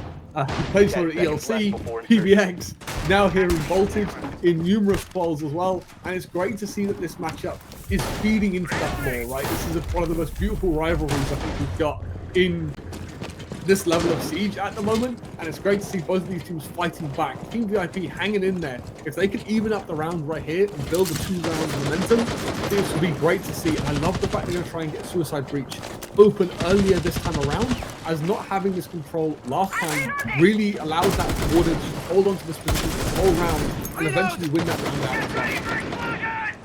Although, it's nice that the Diaboli are also looking to keep that Suicide Breach as well. With the Mew Jammer, they're backing it up nicely, not allowing it to be opened so easily. So, adaptation from both these teams, lovely to see. And trying to fight back against it, also Layler is looking to shut down as much intel gathering on towards admin side. Yeah, they're playing this loose extension towards this admin side just to show some pressure, burn down that clock, deplete some of that utility from Team VIP, so there's less available for that final execute later on. This is where Monty's still being alive this time around. Please don't let close here.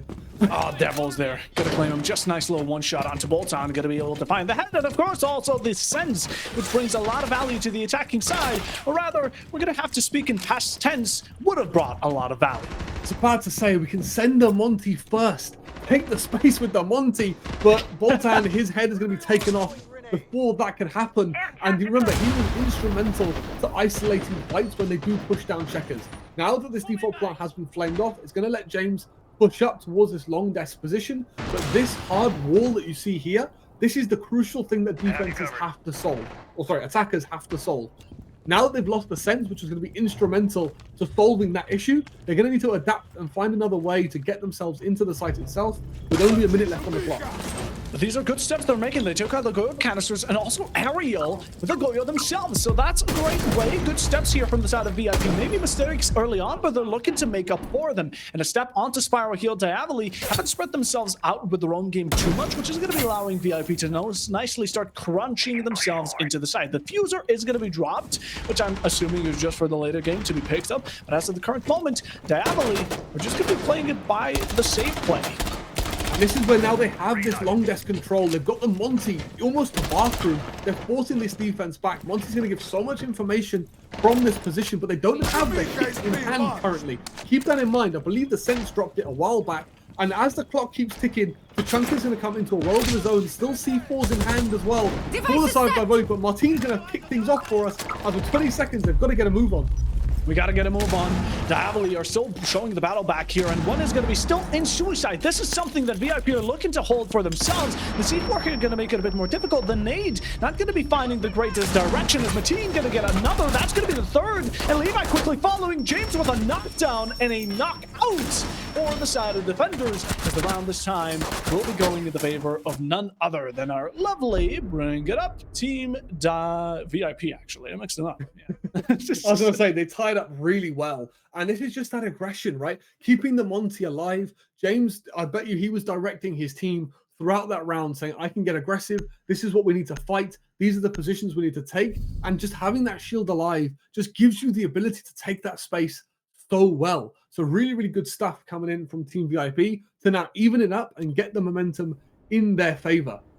Attackers need So to really good locate stuff and defuse coming in as we've got to tell both these teams off, as I'm really enjoying the talk coming in back and forth. I think it makes this rivalry even more entertaining. But this is where VIP, I think they've cracked the code here. They've understood that having James alive, and he's been the difference maker. The rounds where he's been found early, Team VIP have really struggled to find what Bavolia are doing and to make the right decisions. We saw it on the Blitz when he was found early, but Team VIP basically crumbled. Now we've seen 2 rounds now where VIP having James alive has just allowed him to, he's been the what do they call him? The guy who runs the orchestra, being able to coordinate his team to get some success. The conductor, that's the one. And Doxer, yeah, what a great way to put it. And, well, as you speak about the pass, he's back on the Blitz. Hopefully they won't be losing them so early on this time around. But at the same time, Team VIP, again, you need to make sure these openings aren't there. And oh my goodness, Slayler, let it be low. He just looks to take out James. What is this prioritization? It definitely seems to be working for Diaboli, but my God, the consistency.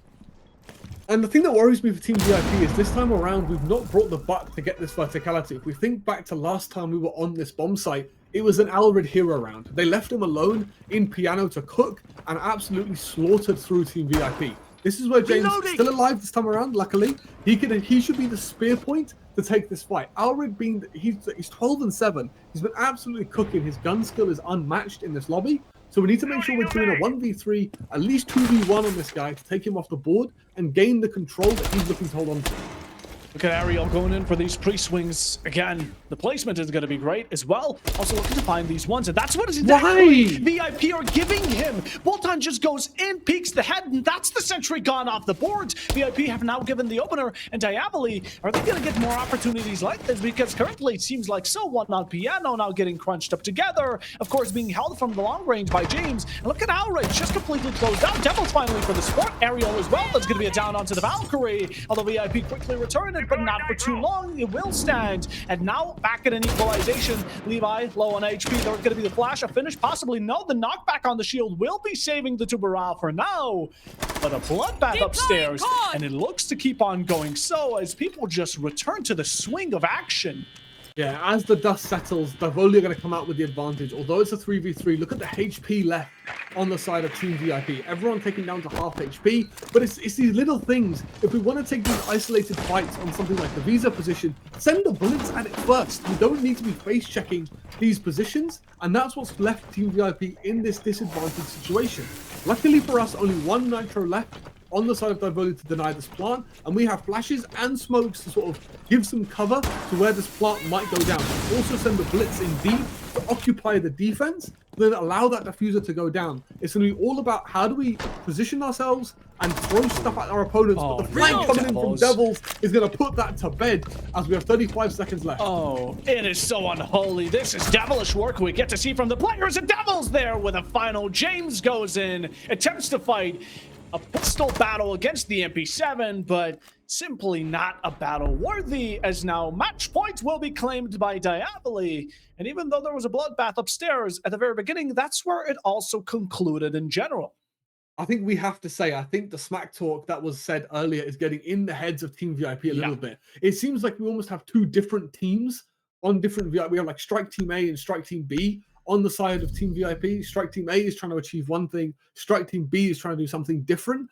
But the problem is, Diaboli, these 2 strike teams, the people within them aren't working together to get the advantage on the players they're trying to fight. We're just giving, like Ariel and Visa, finding lovely shots onto a basically an isolated fight in Visa, we keep leaning into these 50-50s, and it keeps backfiring for the side of VIP. This is where it's now do or die time. I want to see them work together as a 5, combine strike team A and B into just one big team unit, and work together to once again execute onto this top floor. Once more, Diaboli, can we clutch it out this time? Being at the very top, even on the counts, you are above VIP and at the top of the food chain. Now you need one more bite to take it home within regulation. Otherwise, VIP are going to be taking the long run of it into overtime. Those are the two choices. Let's see which teams are going to be taken. The promising thing for Team VIP is they gave us a masterclass on this top floor site the last time around. It all came down to James being the conductor, like we mentioned before. Cheeky spawn peek coming out from Layla here. No.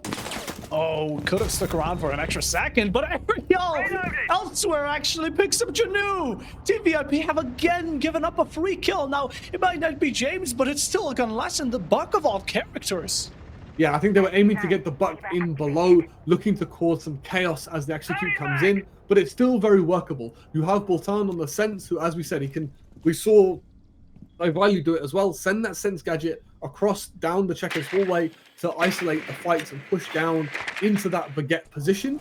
The shield gameplay is what sets VIP apart here. If James can conduct his team well, if he can get the control he needs, as they've got a player pinned into Coffin here, they've got to find this player, surely. Oh, not close shot. James approaching it a bit more direct and personal. The Zamakiba gonna keep him away for the moment being, and some of the Diavoli players even gonna back off and play the safe game as they've wasted plenty of time, even a bit of utility, seeing as Boltan is out of nades, and anyone playing on that vending machine might be having a bit of a better time considering that. Now, considering Team VIP are a man down, they need to find someone to fight. This could be the player, as he's now stuck in that corner. We need to hold him here and find a way to get this kill, as he's just hightailed it out of there. I don't think the default cam was important to shoot their Bolton as missing an opportunity, but they need to isolate somebody. They either need to try and find a way to cause chaos, or there's just too much plant denial to go for the plant right now. They need to find some other opening, go from spiral, hit yellow maybe, just to cause some chaos to find the opening they need. And Diavoli still have a lot to work with, and it keeps on disbanding as Marazzi are going to shut down Bolton. But look at the operator. Smoke is fully stacked with Babes. We have the Tachanka with every single Shumika. The isolated blitz towards Spiral being shut down by Keybuzz. Team VIP are at a standstill, and the fight back here is going to be very, very low on chances on the outcome of victory. But have to do their best. Yeah, they must do that indeed. But again, this is where that plant denial is going to come into play. Team VIP have seen it round after round. The smoke and Tachanka combo, they can waste every second left on this clock. So it's going to take something special, as here comes the blitz and the Nomad into the site. The Spearhead looking to charge on and gain the trust of his teammates to back him up and get the kills along the way. Currently, the Salmas are going to be blocked out by the Mutes. And look at Diaboli, they're just waiting for it to happen. The late team's going to be able to pick up the first one going into the execution, although quickly followed up. A lot of damage onto James, leaving him a bullet away just from certain death. The pistol clings its mark. Last one with later Mate team fighting back against the final three that remain. Needs to go for the defuse, even planted down, gets a bit of shots in, gets it down, a kill as well, but Maratz there swings with a shotgun. And just like that, Diaboli 7-5 being very cheerful and wholesome in chat with those A's and Z's. And now a 7-5 victory. Consulate is theirs. Yeah, it's a brilliant game to watch. Living up to the match of the day that we marked earlier, as that is phenomenal stuff coming in from both teams. I think it was ping-ponging back and forth, but Divoli ended up being the ones to get it over the line. I think it comes down to how well they understood their own defenses. Leaning into that plant denial paid off beautifully for them. It was just really well orchestrated from James when he could lead his team to success, but unfortunately for Team VIP, they just couldn't make the adaptations they needed, especially on that top floor. There were so many rounds where Team VIP fell into the same bad habits onto that top floor, and that's what's cost them the game. So it has, and the result is out.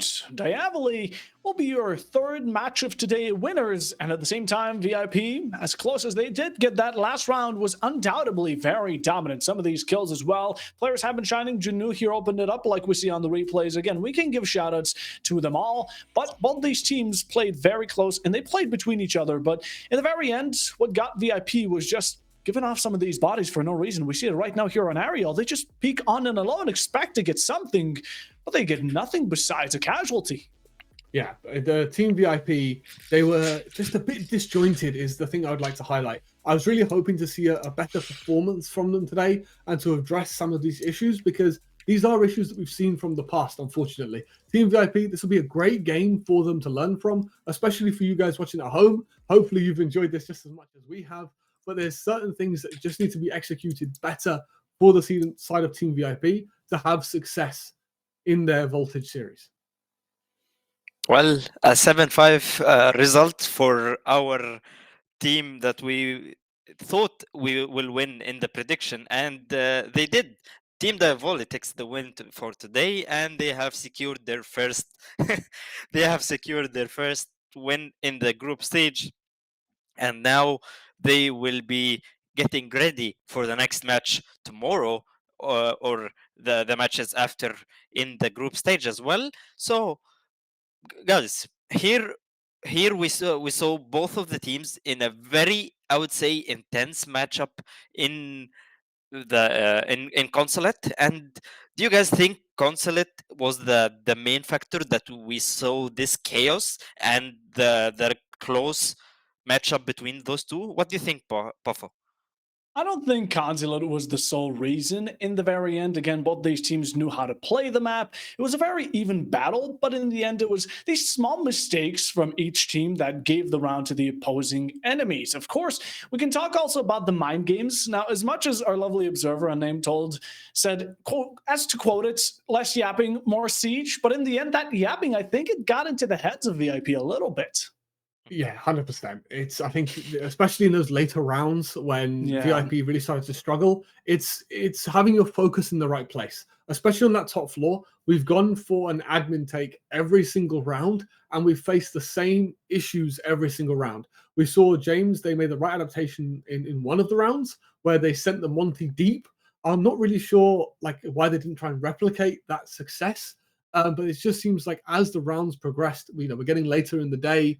It just seemed like VIP struggled to keep their eye on the ball, and that's where the side of Divoli really came into their own. Yeah, and it seems like finally the streak of Divoli losing to Team VIP has come to an end, and it seems maybe the secret or the solution to that was just a best of one, not a best of three, and it seems to have done the job for them, at least for now. So let's flip this page, guys, and let's talk about the last match for today, and the match that I myself think it's a really important and a good match of today, which is going to be Team Psychopaths and Team GK. We spoke about this game before we started the live, all three of us, and we spoke about the whole day today, about all of the matches. But let's talk about this match since now it's the time for it. Pafo, what do you think about both of the teams, or what do you think? Let's take GK for example.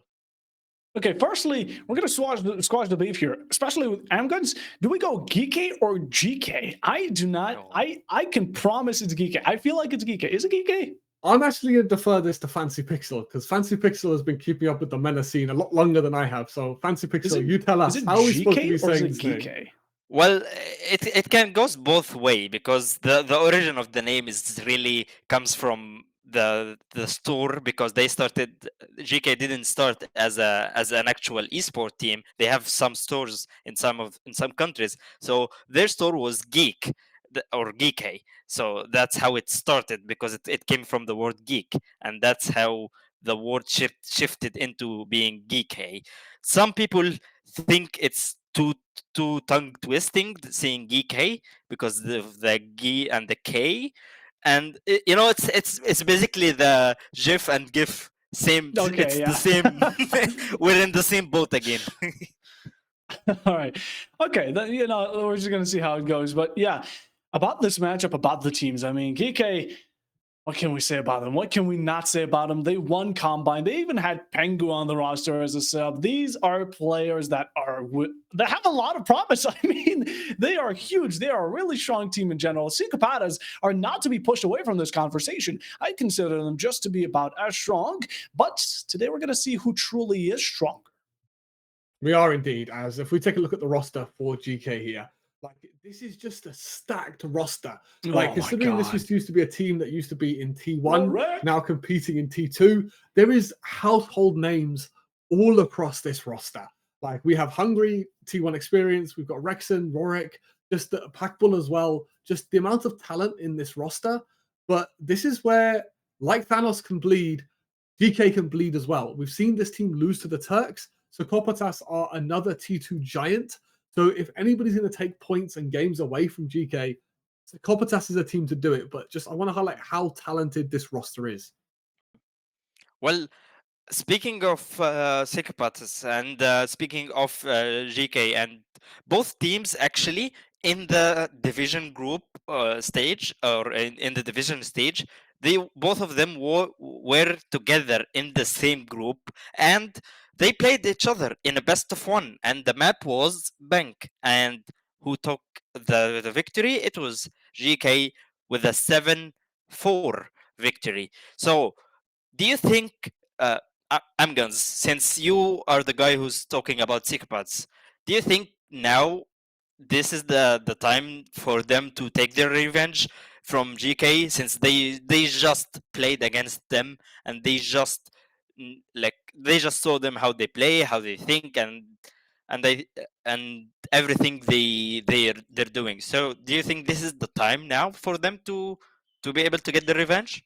Yeah, let's take a look at the lineup for Sarkopatas, but they're going to be licking their lips going, this is our moment to shine, right? This is a roster that has been showing class time and time again. They've had a bit of a rocky road, which is fair to say, but this is a lineup that's really going to test their ability, and they're going to be looking at this as their chance to shine, right? As you mentioned, they've lost to this team previously. They can use everything they know about the roster going into this game as well. And what an opportunity Sarkopatas have here to progress themselves and to show the world that they deserve to compete at that elite level. Yeah, and we saw both of the teams and we saw both of the rosters. But what we didn't see yet is the map that we'll be going to be playing right now, which is Chalet. So, Buffo, what do you think and how do you feel about us going into Chalet as the map for the last match of today? You know, to take a look at the previous map, me and Amguns are really excited about maps that offer all four sites and can be very good on every single one of them. Chalet is definitely the first one that got introduced, as I feel like. With Chalet, most teams don't even prefer their top or bottom floor, actually, which is really interesting. So Chalet is going to be interesting. It's very packed with aggression, complemented by it, but teamwork also matters. It's a lovely map. I think is just how Oregon used to be. Very well played, recognized, and of course, just good. It's a good map, and I think we can agree. Yeah. Yes, 100%. I mean, this is a frag fest of a map. There's a couple of them in the map pool currently. Chalet and Border are the two notorious ones for it. Chalet is a map that very typically rewards aggression as long as it's calculated. There is very specific areas on positions defenders always seem to be in. My light died, guys. One second. Oh, so it's very important to take those positions with confidence going into this map, and it's all about how well you can take those gunfights. It's extremely important just to understand that like this is going to come down to who can frag out better, unless we see some crazy strats coming out from both of these teams. Rest in peace, Fancy Pixel. He has left it. I think there was a Thatcher. Some of the guys were playing with the Thatcher, and Thatcher just hit my room. Unfortunate. Why didn't you ban him out, Fancy? That's the least you could do going into the broadcast. Problem with me. I didn't prep. I thought they're not gonna play Thatcher. That's fair. But That's fair.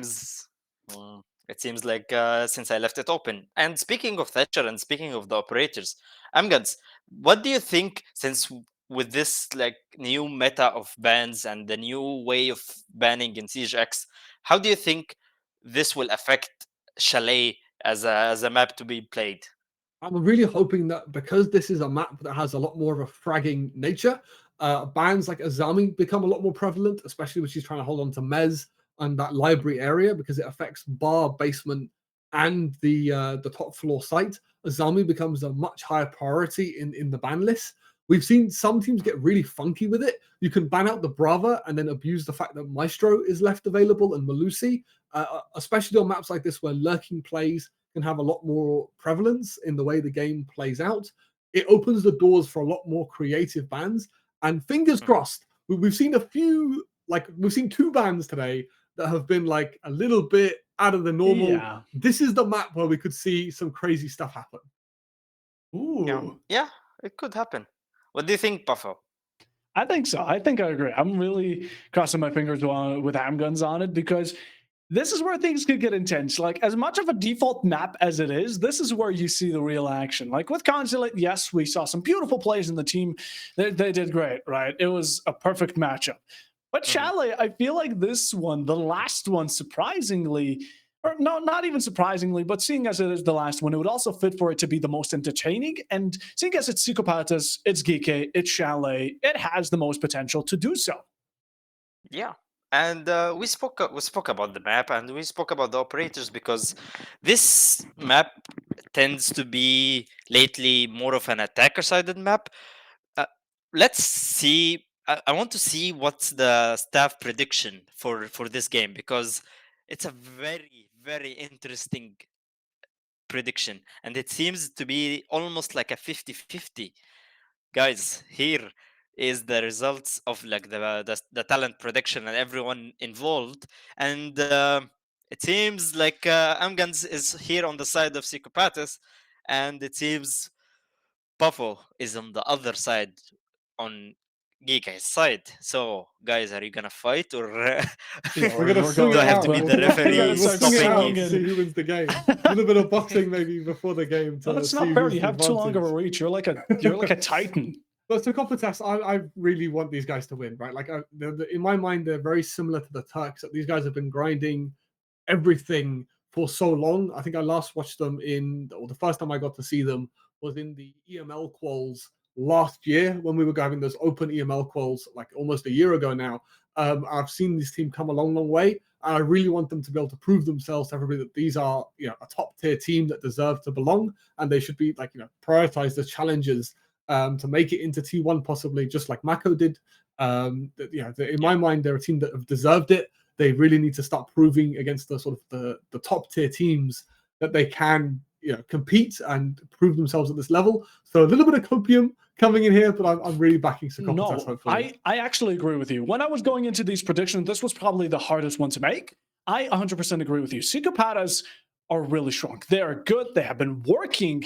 And the only thing that comes with me is Geeke's results. Geeke's results simply have been better in the past in general. Even when Fancy mentioned they not long to go, they played a match. It was a 7-4. Geeke do have better results, and its numbers are working off of. But I'm not discrediting Psychopaths, which they are really good. They have a lot of potential. They have solid hitters. They have really good teamwork, and they're on an extremely good rise, and possibly one of the better teams, or definitely in the top teams of what Voltage has to offer, I'd say.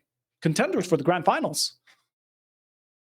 Yeah, and it's a very interesting match because also not only that now we're seeing 2 of the players that we didn't see in Rumble with JK, but also we're seeing one as a player which is Pagbol, and he's actually a coach in the same team. So having the coach play and be the person who does the strat for you is it seems like it's giving an advantage for GK so far. But I think we talked about this too much, and I think players are ready and that both teams are ready, and we need to see who's going to be proven right in the prediction of us and who's going to be winning between GK and Psychopathus. So I'm gonna leave the match for you guys to start enjoying it and casting it as well. All right. Thank you, Fancy. Thank you very much. Amguns, I think this is one of the more exciting ones. I think, yeah, we're already rubbing our hands. This is going to be good right before the sign off. And today has been great. The day has been really interesting. All of the teams were a fantastic watch and sight to see. But it all comes down to this one, and Amgun's Chalet. I mean, what a map to end on for today, man. Like, grab your popcorn because there's going to be fireworks today as we get this game underway. Let's load into the map. What a playground we're going to have for both of these teams for our final game of the day. And what a matchup it is. GK versus Psychopatas. KK Psychopatas are ready to battle it out now, going into the final best of one we have today. Yet again, for anyone that isn't aware, no second chances besides the rounds you have. Make sure you make the most of them, as this is about to get exciting. And going into Chalet, and I'm just going to ask straight out, we haven't done predictions for operator bans yet, so while the floors and crash are already gone, something different. Yes, that is something different, but give a quick go. This is going to be a fire question. What are the next bans? What are we thinking, Amguns? I think we're going to see an Azami, maybe a Dokubi. I mean, the attacker ban could be anything. We could see a Ying being brought out here. There's just so many options on a map like this. We'll have to wait and see what they've got for us. Come on, give us something good, and it will be a whoa! What? Yes, yes. This is what we were looking for. Thank you. And it opens so many doors, right? With the Twitch off the board, things like Fenrir, things like Goyos. There's so many operators that suddenly become a lot more viable, especially pretty normal bans coming out from Psychopatas. We spoke about already how impactful Azami can be, but I think especially for GK here, banning out the Flores and the Twitch, they're going to be looking to utilize things like the shields on top blue. Flores a very extremely good counter to those power positions, but there's just so many operators that now rise in value because Twitch has been banned out. It's not really an operator that you think is that OP or comes to mind as like, oh, we really have to ban the Twitch, but like it can just provide so much value for the defense not to have to worry about things being popped early or a drone sneaking in and destroying your setup. Farm Gaming will be our first site, and of course this is one of the best, if not the best, considered by many teams. At the same time, KK will not only be banning interesting operators, same goes for the side of Psychopatas, but interesting operators will be brought out, ones that aren't necessarily very commonly used, such as Skipper's Dock, very strong, very confidence-inducing, and also the Aruni, which I really love seeing.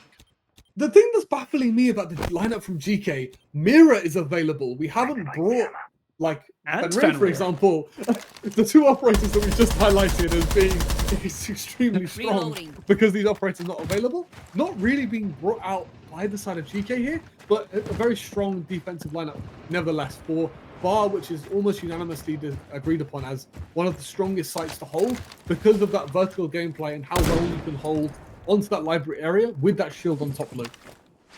But now paying attention to the attacking side, it doesn't seem like Psychopatas are going to be pulling any punches. They bring out the Brava, the third operator, which brings about a very destructive drone, which two have already been gotten rid of, the Twitch and the Flores, which could result in the third ban being the Bravo. We're going to have to see, but as of current, also the Ying is going to be something extremely powerful. Less about the operators, more about the push. KK are going to be going by the rule, the normal traditional holds in this library, trying to hold it for as long as they can, and simply not looking to contest. Psychopatas are now just droning and gathering intel. The Psychopatas are looking to set this push up. They're looking to get aggressive and get aggressive quickly. Look at the utility they've got. They've got the Ying. They've got so much stuff they can throw at this setup. They're just making sure everyone's in position, but Packball's going to shut it down before it can even get started with a lovely run out onto that library. But here we go, Puffo. Here we go. We're going to be kicking it off quite nicely with two in the favor of none other than PK. They're able to bring it to despair, but the Goats there with a double flash, although hungry there for the support and moves like a Jaeger. Coles they're able to bring one down, second one for Glock, and all of a sudden it seems to be getting converted, but Packball doesn't stand for it much longer as bringing that hope down to a sheer amount of a 2v1. Currently low HP. Coles wishing a Duxton could be there for the support, but nicely backing up. The defenders are back in order, nicely together, and also able to deliver the final blow. Packball there puts him down, and Rexhun spamming the high fives. I mean, what a round coming in for the side of GK. And this is the problem when you go for these aggressive setups. It's a very all or nothing approach. And unfortunately for Psychopatas, they've come out with nothing. But it's the first round, right? First round of the game, nothing really to lose by going this aggressive. So Psychopaths, they went for a little bit of a pocket play, trying to be aggressive with the Aurora, cutting off those library players. But you saw the Aruni just melee the Aurora and open it up. It's like absolute pandemonium exploding. But GK come out ahead. They were well prepared for that rush. Psychopaths trying something novel, but not paying off. Attackers need to locate and defuse as many bombs as they can. So the first round here going to be for Geeky to claim, and again, really good on the dominance. A lot of gunfights have gone their way. Psychopaths did end up relying on one player alone, but that was not able to suffice. And, well, of course, Geeky now winning the first round will also resort to a different site, and it's going to be instantly onto the second one on the first floor, kitchen and dining. And it's very interesting that we've avoided the top floor so far. Both of these, GK so far, wanting to avoid that top floor, and it's like the basement on Oregon, right? It's a team that everyone knows how to attack, and because so many teams have got used to drilling in how they want to attack that top floor, a lot of teams are now trying to keep themselves away from that top floor to be unpredictable. Preparations, again, similar to the other sites. You've got to extend yourself up to the south floor and, of course, claim ground. Put your foot down, not allow Psychopaths to use it against you. But, of course, it does seem like Rorik and some of these players are going to be also spreading quite vastly all the way down to the bottom floor to not allow Psychopaths easy entry without checking their corners. Yeah, this is one of those maps where if you can just deny entry to the map itself, you're going to have great success. The map, the way it's structured, can allow you to do that. Just so many different avenues to deny access to the map itself. But when you're spread this thin, this is where Psychopaths, they can be so good at isolating these fights. And as you can see, if Rory gets into a bit of a problem here, they can just go at him and fight, but they have no idea he's there. And that's a freebie onto Cold. And just gets away with it. Now Rorik, not much of a casualty against him, just one kill in and out, a job well done. And Psychopaths seem to have lost a player, but at the same time, it seems they backed off because they don't want to lose another. And this is a vital operator as well. With the K to borrow combination being left available, they needed the operator to try and get these breaches open. They're going to be completely shut out here unless they can get this IQ in below and deal with these cage claws, because that K to borrow combination can just completely shut you out from getting that breach and putting pressure on the guys above. Now for a bit late, Rexham here are going to be actually taking out Glock. A second one already. Psychopaths have lost the tempo yet again. Even with the Monty, it's going to be even worse because you don't have that gun to support some of these teammates in taking out the operators. As Skipper here, now going to be contested, but not necessarily. The players of Geeky are pushing back. This Monty is roaring there. One headshot onto Library Stairs, follow up with another headshot. Rexham tries fighting back against it, but has no opportunity when Rorik is on that MPX, as able to clean and wipe the enemy floor.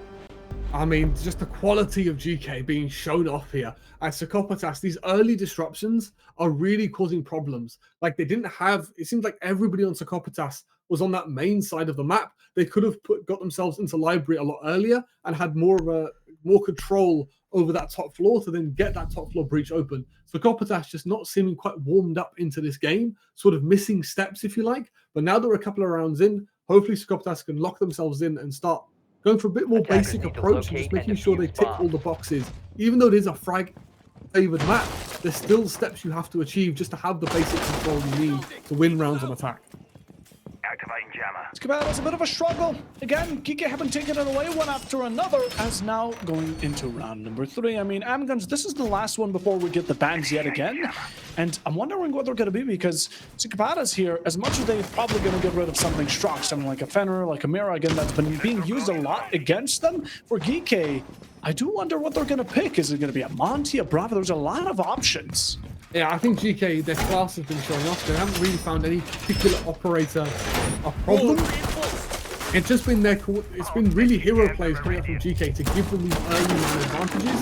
So if they can just keep that up, I don't think they'll be too phased by the ban, right? It'll be whatever comfort operator they kind of want to get rid of to make Psychopaths like difficult. Psychopaths haven't really leaned into the shields either. Obviously, both of those being available outside of the first round. So yeah, it makes it really tough for GK on what they want to get rid of. Interesting to put the key on trophy Also the mute as well. We are expanding our players, again, vastly, but DK are good at doing that because some of these players can back up their own fights, and even alignment towards the trophy side and kitchen will support each other as the gunfights escalate at the given moment. Cicapadas are also looking to overclaim any top floor that might be being contested, such as Packbull, who now has to let go of it and simply allow Cicapadas to take over. Yeah, we initialized by getting some initial control towards that car garage side, but they've realized because of this vert pressure, we can't go for this boiler take straight away. We need to clear Packball and these other kitchen players out of this. Easiest way to do so is to hit that third floor. So it's almost a shock that these players are here. But Rexon, again, these are these hero plays we're talking about. Just while Sarcophagus is setting up any kind of execute onto anything, GK seems to be all over it. And that just comes with that experience of knowing where players are going to be, which ways you can counter it. As GK, minute and a half in, not again, same run out! No, not again! You can't keep your eye off of this man! He keeps on going for the swing and skip, but they're gonna follow! Rorik with the fort! Cicapadas have been dumped on the ground, a Claymore getting more kills than your entire roster! It's just not the way to go about it. Great way to deny the aggression, but my goodness, what does Dano here do? They're going to take this as attack timeout, surely. Like, I think Sarcophagus need this break, right? The 2 rounds in, it's not the end of the world. Like, GK are just convincingly stomping their way through Sarcophagus right now. Because Sarcophagus, it doesn't seem like they have that game plan we've seen from them time and time again. Generally speaking, Sarcophagus, a very well-drilled team. They understand what they're trying to achieve. But right now, they seem completely sporadic in nature, not really having a game plan to follow, as GK just allowed to take these 1v1s left, right, and center. And against people of this talent, taking nothing away from GK, they're just phenomenal players in their own right. You can't give them these 50-50s, because unlike the games previously, these guys will reliably win these fights. They win. They win most of them, and so they have for now 2-3 rounds. This one, I mean, I'll be realistic. I'm not one to sugarcoat, but 20 seconds in a 1v4, especially without the diffuser, Dano is not making anything out of this. And okay, they went in for a run-out, one after another, then they went for a swing when they felt Cicapadas were a bit discombobulated in the moment. And of course, all of a sudden, we only have one player remaining. Cicapadas, where's the response for it? We need to be locked in and make sure to keep an eye out on all GK players and all possible angles at all times. Now, while that does sound difficult, Cicapadas are at a level where they can definitely do it. Yeah, this is a game which makes or breaks teams, right? Like, you're 3-0 down, good, maybe possible time for attack timeout, especially on the attacking half, which is generally better for the better side to be on to get off to a strong start. But this is where Dano being AFK on the roof, they basically use it as attack timeout. You get a minute 15 from that last round to figure out what the problems are, how you need to respond to what GK are doing. And right now, it's just sheer aggression from GK. And this is where Monty, Blackbeard, both being available and not being utilized is one of those big things. The Blitz is going to be banned out by the side of GK, which was used in that first round. And the Warden ban from Sarcophagus, maybe trying to simplify the process down. We can abuse Ying to hit the site direct, avoid that aggression across the map that GK was showing, and just try and focus their efforts onto hitting the few people that are just on the site themselves. So seems like Sarcophagus, after that sort of mini tack timeout, have come out of the gates with a game plan. Of course, if you deny the enemy's vision, it's going to be a lot easier of a job, as GK now have won 3 rounds in a row, meaning a full site rotation is now through. And I imagine the site, yep, just like in round number 1, will be none other than Barn Gaming. They're also going to be rocking a very similar lineup, but actually, no, they won't. We see a Tachanka, we see a Mira, we see a Frost. This is a good way around it. What? Yeah, now that the Warden has been banned out, I think GK are reading into this. They're getting ready for a fast tank. The caveat to a Warden ban is it basically makes it telegraphs that you want to bring Ying, right? And Ying is most often used for these fast, rapid executes onto the site itself. And now we have that mirror to give us more control over the site. We have the Frost as well to make sure that those fast jumping, they have to be careful to clear that utility first. And that ultimately gives you warning signs to the defense and it's a rapid execute coming in. Hungry on the Tachanka as well, just leaning into the fact that plant denial is going to be king to counteract this fast push that Sarcophagus want to go for. 100%. Great adaptation at the same time, though. Cicapadas are not going to be only bringing utility spread wide with that Ying alone, but also the Captain, also the Blackbeard helping them get into this building alone. But keep in mind, you're playing against GK. They have been extremely dominant until now. whatever the deal breaker will be, Psychopaths, you need to act upon it quickly as Hungry just goes for the run out, finds Gluck. That's your Brava already. And out of all operators, the Tachanka, seriously? I mean, the Lord is just blessed as he finds the entry for his team. You can't be caught slacking like that. As Coles, however, is going to trade it right back. And that's going to be the Tachanka taken off the board and all of his utility with it. But this is where Psychopaths, they understand that the library side is free, but now we get to the crux of the attack. How do we deal with the top floor extension? Blackbeard, Ying, and Capital still being available to give them plenty of utility to flash out these top floor players, as they now have the control they need over this top floor to start throwing stuff at the shield, throwing stuff into library, getting the Blackbeard, being aggressive, as we've got to make sure we use the utility first and then send people at this utility second.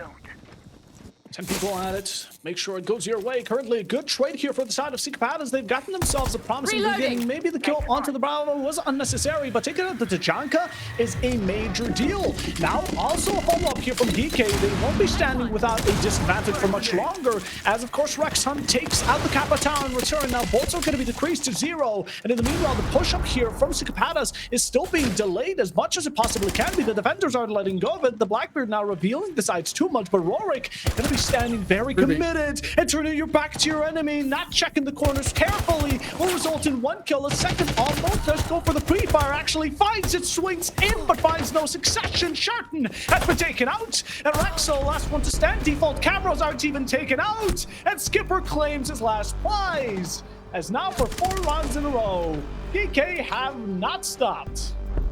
This is looking now really tough for Psychopaths. There's things, simple things like we know there's a guy in library after the Blackbeard goes down. We need to use Candelas to clear this player out. I don't think we even threw one through that round from what we saw of the match replay. And I think Psychopaths, the momentum built so heavily against them now without getting any success is now really getting in their minds, right? There's just little things that they're struggling to do. Losing bodies left, right, and center. Nothing they seem to do is working out for them. But this is where it's on them to sort of change the pace. They've gone slow, they've gone fast. Nothing seems to be working out for them. And this is where it's really tough to improve on what you need to do. As the captain, this is where you need to rise to the occasion and be like, yes, these rounds haven't gone to our favor, but every round is a new round. Try and put it past you, try and stay locked in. But unfortunately, yeah, this is just GK at their finest to what the show here. I was hoping as well. Again, timeouts. Take them. They're free. They're there. They're up for your availability, and they're good to reset the tempo. Geeky here have been just snowballing it. I mean, they have not stopped. They've been constantly on the rise, and Psychopaths have not even tried putting it at a stall, as we have constant runouts as well that find succession. And even though Geeky do get punished, it's only after the second or third attempt of it. Why does it take so long? Why not on the first, especially with Hungry right now, going in and just finding the Bravo so early on? It should be the first time that the runout happens, an instant death onto Geeky, and even a spawn peak like this from Skipper, he's nicely just laying low, making it seem like it's a fake, but then he's waiting for the right moment to strike as the red hawk comes out, or maybe even he's going to stand up here, try and challenge it. No, rather, it's going to play it smart and just back off. But we need to highlight Rorik here. He's been the hero of the UK in this round. He's taken the bulls, taken the horns on the bull literally into his hands, right? Psychopaths' horns just being negated completely by the Rorik, because he just understands when he can get aggressive, what moments he can counter Psychopaths' plays in, and that's what led him to be 7-1. He's been just reading into Psychopaths' play extremely well, as Hungry onto Chanka, once again kicking things off for us, as Coles sent onto the cams through the soft wall on the main wall of the top. There it is. The Maverick has left the field, and Geeky have left off with a kill. A great way to imprint into this round yet again, and will it be the 5th in a row? That's what Geeky's aim is. They're looking to have a quick one of it. It's a bit too late, and they want to head to sleep. They want to have this be as quick of a match, but Psychopaths, it's a long run you're going to be needing if you want to have overtime. Great one to take out the shield, throws the nade. That's going to be the move from the Finka Glock, supporting the team with those adrenaline surges. With the headshots Geeky have been delivering, I won't be too sure for you to stand too long. C4 there, just a bit of bait, and it will put them at a stop for the moment. Being DK, they seem so unopenable. I mean, Sokopatas just really struggling. I feel like they're over-engineering their own pushes here as well, just a little bit. As Maverick going down so early, being the only way to open up this office wall to put pressure on these top 4 players. Losing him so early is really struggled, but this is where Sokopatas, they find one back. Finally, a little bit of a kill from Shorten, taking the round into his own hands just a little bit. Take down Packball in the basement. They need to find a way to adjust and come up with a new game plan. Now that they can't get this office breach open, they have the Monty, they can be aggressive. All 3 out of 4 of the GK players holding on to this top floor, understanding how important this is. The skipper's just going crazy on this office position. It again gets away with it. Now, are we going to go for another swing? Takes out the second Nomad air jab. So much utility just being dunked into this one player, and Skipper's waiting them out. The Monty's now isolated in the corner and doesn't have much support. As Skipper goes for it, finds Rex, so that's the Nomad side damage for the side of Danu. Returned quickly by the Finka, who is now isolated. Rorik going in with the moves like a Jaeger 416 carbine, and Shark is somehow in sight without the diffuser. Any teammates remaining. Default cam still up, and in a 1v3, 15 seconds on the clock. High hopes are not going to be there. Skipper drops on down, confronts him personally, finds the final, and after 5 in a row, it seems like we're going to have a flawless run still. I mean, Sokopatas unfortunately just haven't been able to rise to the occasion. Sometimes this happens, right? It's very late in the day, last game of the day as well. You might have been getting your team ready, getting prepped, doing all of your homework on this team. These tiers did play against each other in the division groups as well, but Sokopatas not being able to utilize any of that knowledge from previous engagements to get any success on the board. As GK, they've got a point to prove. They're showcasing us why they are the best team in Voltage at the moment, just absolutely running away with it here. But it's things that we can take notes from, right? It's the way they hold on to different areas. They communicate with each other well. To deal with the Monty, for example, as soon as he overextends, that's when they're working together to take the fights onto him. They understand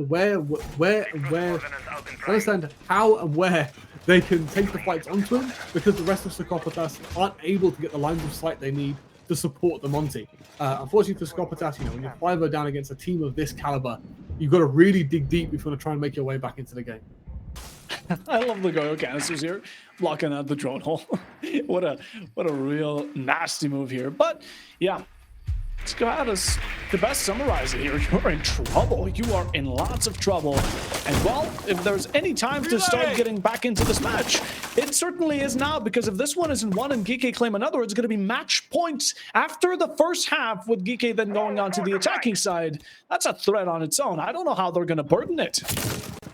Yeah, we'll have to wait and see, as you can see GK players looking to get aggressive once again, and that's the things Sokopatas need to try and find a way to deal with.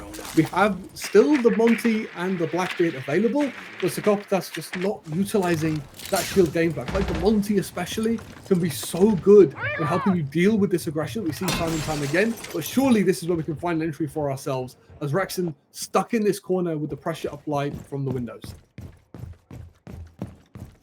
Okay, some of these players are looking close in between each other and support their fellow teammates in troublesome moments, but the hold here from Sharton is going to be able to find Rorik. The trade is still there, so what a great reaction and expectation from the lovely Fenrir. Rexon gets spotted out now. I don't know if a nade here will follow, although does even challenge the sledge. Instead of just wasting time, they're bringing the fight to him, laying down below the window. Skipper is going to go down around that opposite side, and Danu gets the kill. This is a good start for Sokopatas, as they're able to bring GK's man count down to 3. Almost 2, but almost won't just be there yet.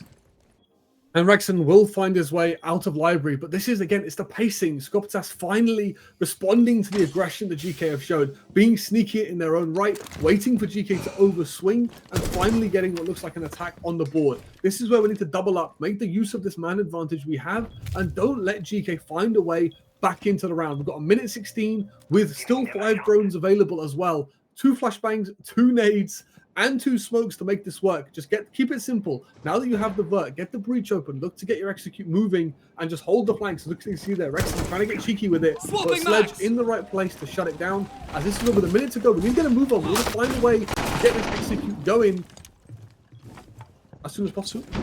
As soon as possible, sooner or later. Chicapadas are going to need to push down onto site, and you already have a sort of advantage. So now let's not only keep it, but work off of it. Progress. Get yourself into sight. And from multiple angles, that's what we see Danu currently working on, opening up wide nicely from the back to have Geeky pressure from as many angles as possible. And even though while we're still seeking out information, Geeky are simply just holding their angles nice and tight, trying to get their ones, and that's what's going to really lead them to find their way back into the match. It's these ones, these gunfights. That's what they've been relying for since the very beginning, and they can rely on till the very end. But with 15 seconds, pressure is starting to pile up on Cicapadas with each second passing on by. The clock is ticking. The kill feed is hungry. The swing in here, just the perfect moment, but Cole's actually able to find Packbull as they didn't expect it to be outside of main breach. A second one to fall, now making its way into the site. Cole's comfortable onto the diffuser. Random swings in, and if we can find this last one, no, we don't. Raxo, on the other hand, does. But just like it, I mean, the final challenge was really just, can we kill the planter? But it happened not, and Cicapadas at least claim 1 round. I mean, they get one on the board, and that's maybe just what they need to have some faith in themselves. They left it late, but they get it over the line. They made sure that GK couldn't find a way back into that particular round. But when you're 5-1 up, is it really going to make a grand difference to the scheme of things? But this is where Cicapadas, if they can get the right bans here, if they can nerf GK just a little bit, can we possibly see that comeback start to mount? Will GK get carried away? That's the other thing. GK being 5-1 up, you can see how aggressive they're being in the chat. They're clearly on cloud 9, but could that be GK's downfall if they get over cocky and start over aggressing to give Cicapadas that comeback?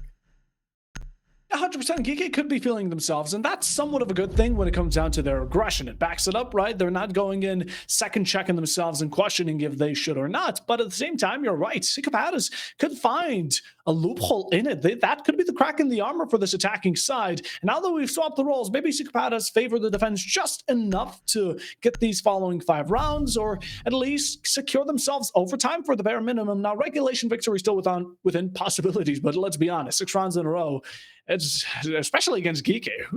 We've seen a comeback today already. We've seen 3 rounds back to back. I believe it went into 4 rounds back to back. But this is where Cicapadas, it's almost like the pressure is taken away from them a little bit. You now get to dictate the pace of the rounds because you get to have the set up the sites the way you want. And these are things that you would have dry run time and time again, especially on a map like Chalet, where it's an extremely popular map. Cicapadas should have ways and means of prepping the map to hopefully now start to mount this comeback. You know where you're going to be playing, you know the things you're responsible to hold on to, and you can see it from the lineup as well. Cicapadas not cooking anything crazy here, bringing a very default lineup to hold on to bar, and this is where if you just hold the right positions, make sure that GK don't run through you, then that's going to be the crucial thing.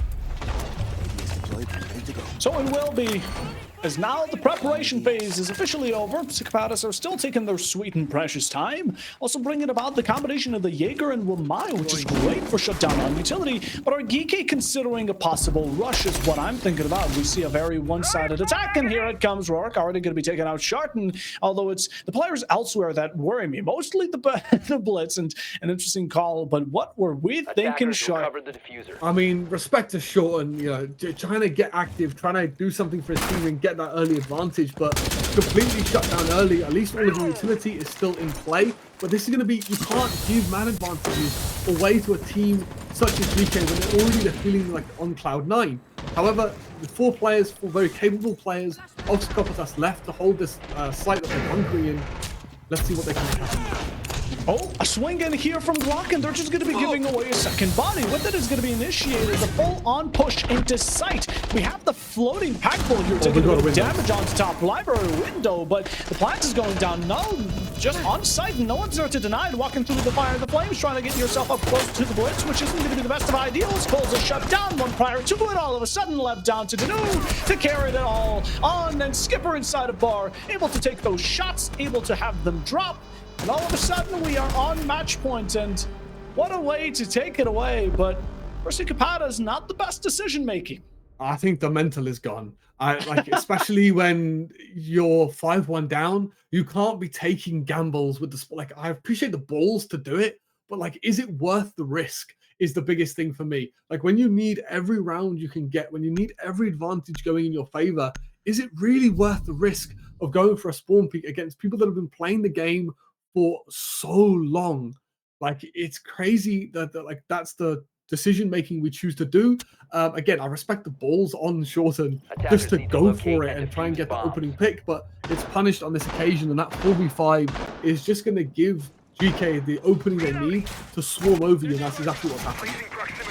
Yeah, sadly, as much respect as we can give, respect won't carry you to victory here, Sigabadas. Good gameplay will, and until now, Geeky have simply been showing it a bit more. Now, 6-1, one round away. We can still finish this out in a fashion of what the football fans would consider a Brazil, or of course, Sigabadas can try to go for the long run and catch up to Geeky's score and have it be overtime. But it's been a long day as well. It's getting late. Some of these players are exhausted, imagine. I as well. Personally, I am a bit, you know, it starts taking a bit of a toll on you. It's late, but at the same time, I mean, it's the last match as well. The thing I want to highlight again, it's just Rorik, man. He's taken this game and just put his team on his shoulders. 10-2, absolutely cooking round after round and showcasing to everybody that, like, put some respect on his name. Like, this is a roster that's trying to push their way back into T1. Obviously didn't make it through the EML quals last time they were competing in it. And Rorik, he's basically saying, I deserve my spot in T1, as he's been absolutely cooking throughout this game. Yeah. His way of saying it is quite loud, especially double digits here, and nicely taken out of the Garo canisters, while the entirety of the team, or at least the majority of Geeky here, are focused towards this oil push. But Rorik, we speak of him so highly, and who else to shut him down than Glock taking a shot and able to find the opening onto the Capital. A lot of value of it, as especially it's the top fragger of the attacking side. I was going to say, if there's a frag you want to find, that is the player you want to find it onto. As GK this time around setting up to go for this backstairs take, but being responded to as well is really good from Skopatas. It's good to see they still have some level of mentality still there to counter what the side of GK are doing. As GK keeping it simple, just going for a simple boiler take, as leaving Skipper out here to hold the flanks for his team. But this is where GK losing that body early, a key operator as well, is going to relieve some of that pressure from Skopatas. Good damage onto Skipper here. Gonna be leaving him just a step away from certain death, 1 foot in the grave, and also that's the Nomad. Skapatis now switching up their playstyles. It's time to do so. The nades are gonna be perfectly calculated. A bit of a swing from Glock. He will be shut down, but still goes for the pre-fire. Able to find the down, gets overzealous, but the pistol is still able to claim its mark. All of a sudden, Skapatis are now in a 5v2. Not a single player dropped against him. A swing here will be allowing Skipper to claim a kill of their own, but Coles keeps up the tempo, and GK are left down to the final for Shorten to claim. And what a way to respond. We need more rounds like this from Skopatas. Yes. We talked about earlier, this is their chance to rise to the occasion, to prove that they own a shot. I think this is where it comes down to just proving, can we hold it together just to make this not as bad of a result? I'm really hoping, I'm praying, fingers crossed, they can get those 4 rounds back to back. But this is where Skopatas, can they build off the momentum of this round? That should prove to them that GK, they can bleed, right? They can be defeated if they just keep themselves together, operate the way they know how to do to try and build some confidence. That's what's going to lead them to getting themselves back into this game.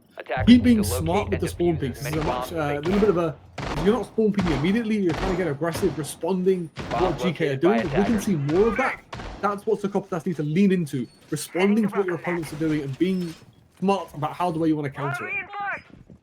You can't just hope to run and gun. That simply isn't the way of Siege. And now another match point. From this point forward, we have to keep in mind any round could be the last. And GK are looking to close it out, but Skopatas, they fight back phenomenal. This round, we want to see more of them. We've said this before, and hopefully we will do so. Hopefully it wasn't just a one-trick pony. Well, let's see it. Let's talk about the map as well, right? If you feel Skopatas coming into this game, I think you've got to be a bit naive to think that you can go toe-to-toe with GK just gun skill-wise. So I think especially for Skopatas, it would have been like going to something like Skyscraper or Cons, something where you can lean into the strategy of Siege a lot more, might have suited Skopatas maybe better than what we're seeing on Chalet. Because unfortunately, like, you're just playing against some of the GOATs of Siege that have been playing professional Siege for a long, long time. To go to a map that's extremely frag heavy, you could argue is probably not the smartest thing, especially when we're in best of ones. You can dictate exactly where you want to go, because you can ban out, especially Border and Chalet very early on, to guarantee that you go to a map that isn't as frag heavy, because GK so far, they've just been showing how well they can frag out on a map that suits fragging out. And well, ironically enough, we're on Chalet. So, well, Giga, I imagine they were very happy about this map pick. As for Cicapadas, there have been struggles and many more to come, but as of current right now on the defensive side, they haven't been able to really bring anyone down. It does seem like the Demos is going to be starting to track some of these players down, but it's Hungry here with the opening mark, and Danu there to return it all, though leverage kept by Geeky and Skipper making sure it in check as a back-to-back Rexo there with a fourth kill, the second one in the favor of Cicapadas to keep them on even ground, and ground zero it will be kept as now 3 against 3 dropping down to the bottom 4, hunt down some of these players as one is stuck on the side of Wine, and it will be Danu. Not much of a chance as Packbull there shuts them down, and Geeky, they still have a contender down towards it, but just walking into the smoke, half exposed Hungry gets you. Cicapadas with only 1 to remain on, and Rexo, while there has been a kill from them, I don't think 3 more are still within the range of possibilities as Geeky, these 2 rounds that they've lost has been fuel to the fire.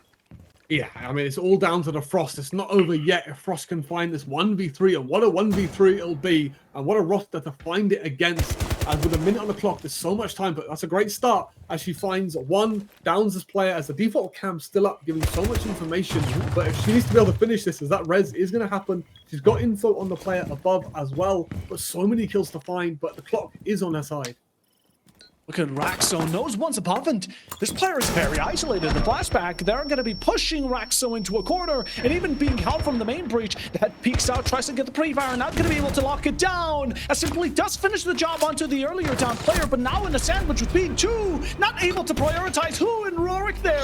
A coup de grace for him, and just like that, 7-2 fashion, we get ourselves a quick within regulation victory from the side of Geeky.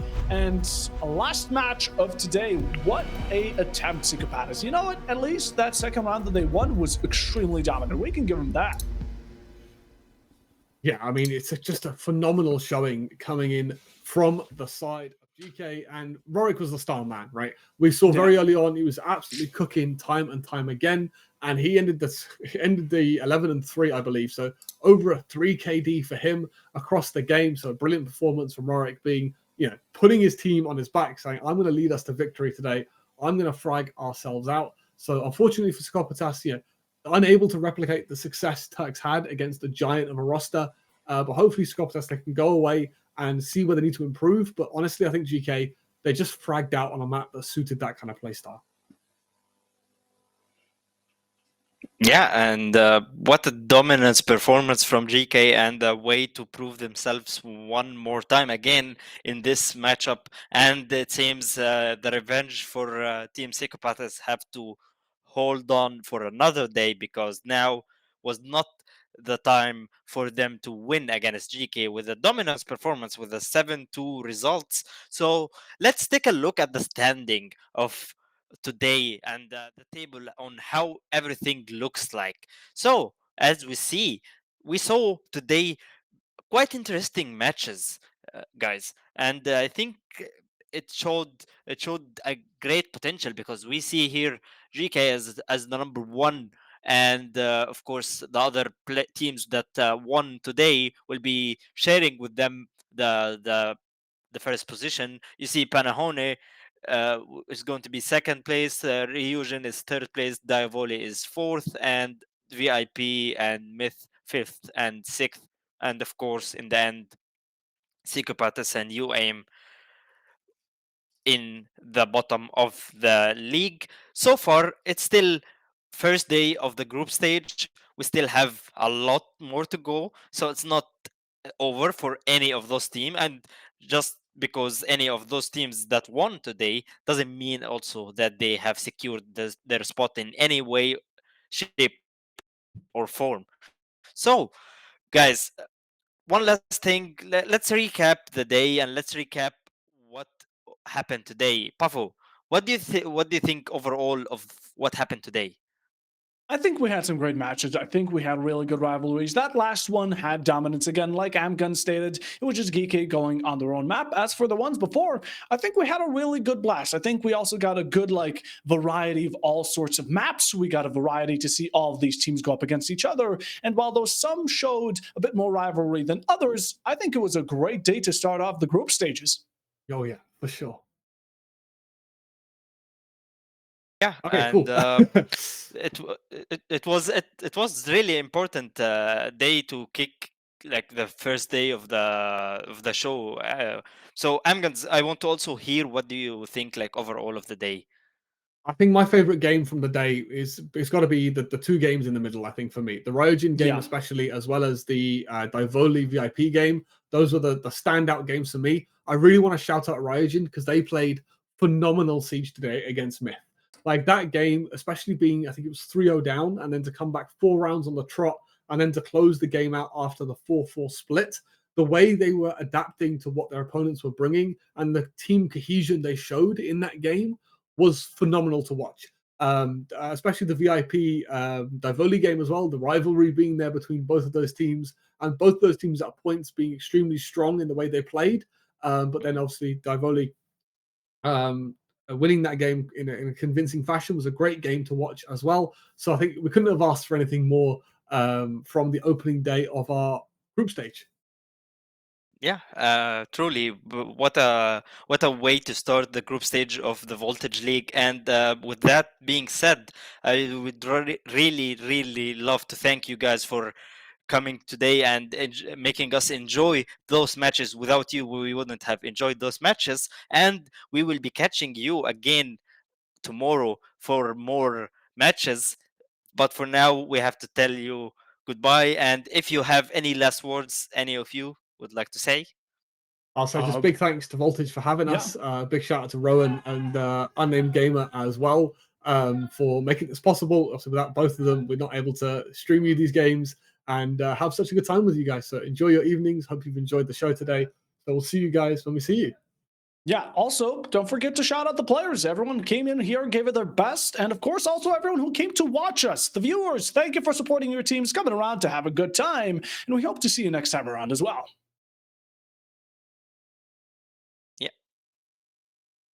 And thank you guys for the lovely games and the casting, and thank you all for watching and tuning in to watch the games. And of course, thanks to the player who gave us the enjoyment and the matches that we saw. Tomorrow is going to be another day with another set of matches that we're going to be watching, and I would love to see you all again tomorrow. Till then, see you later.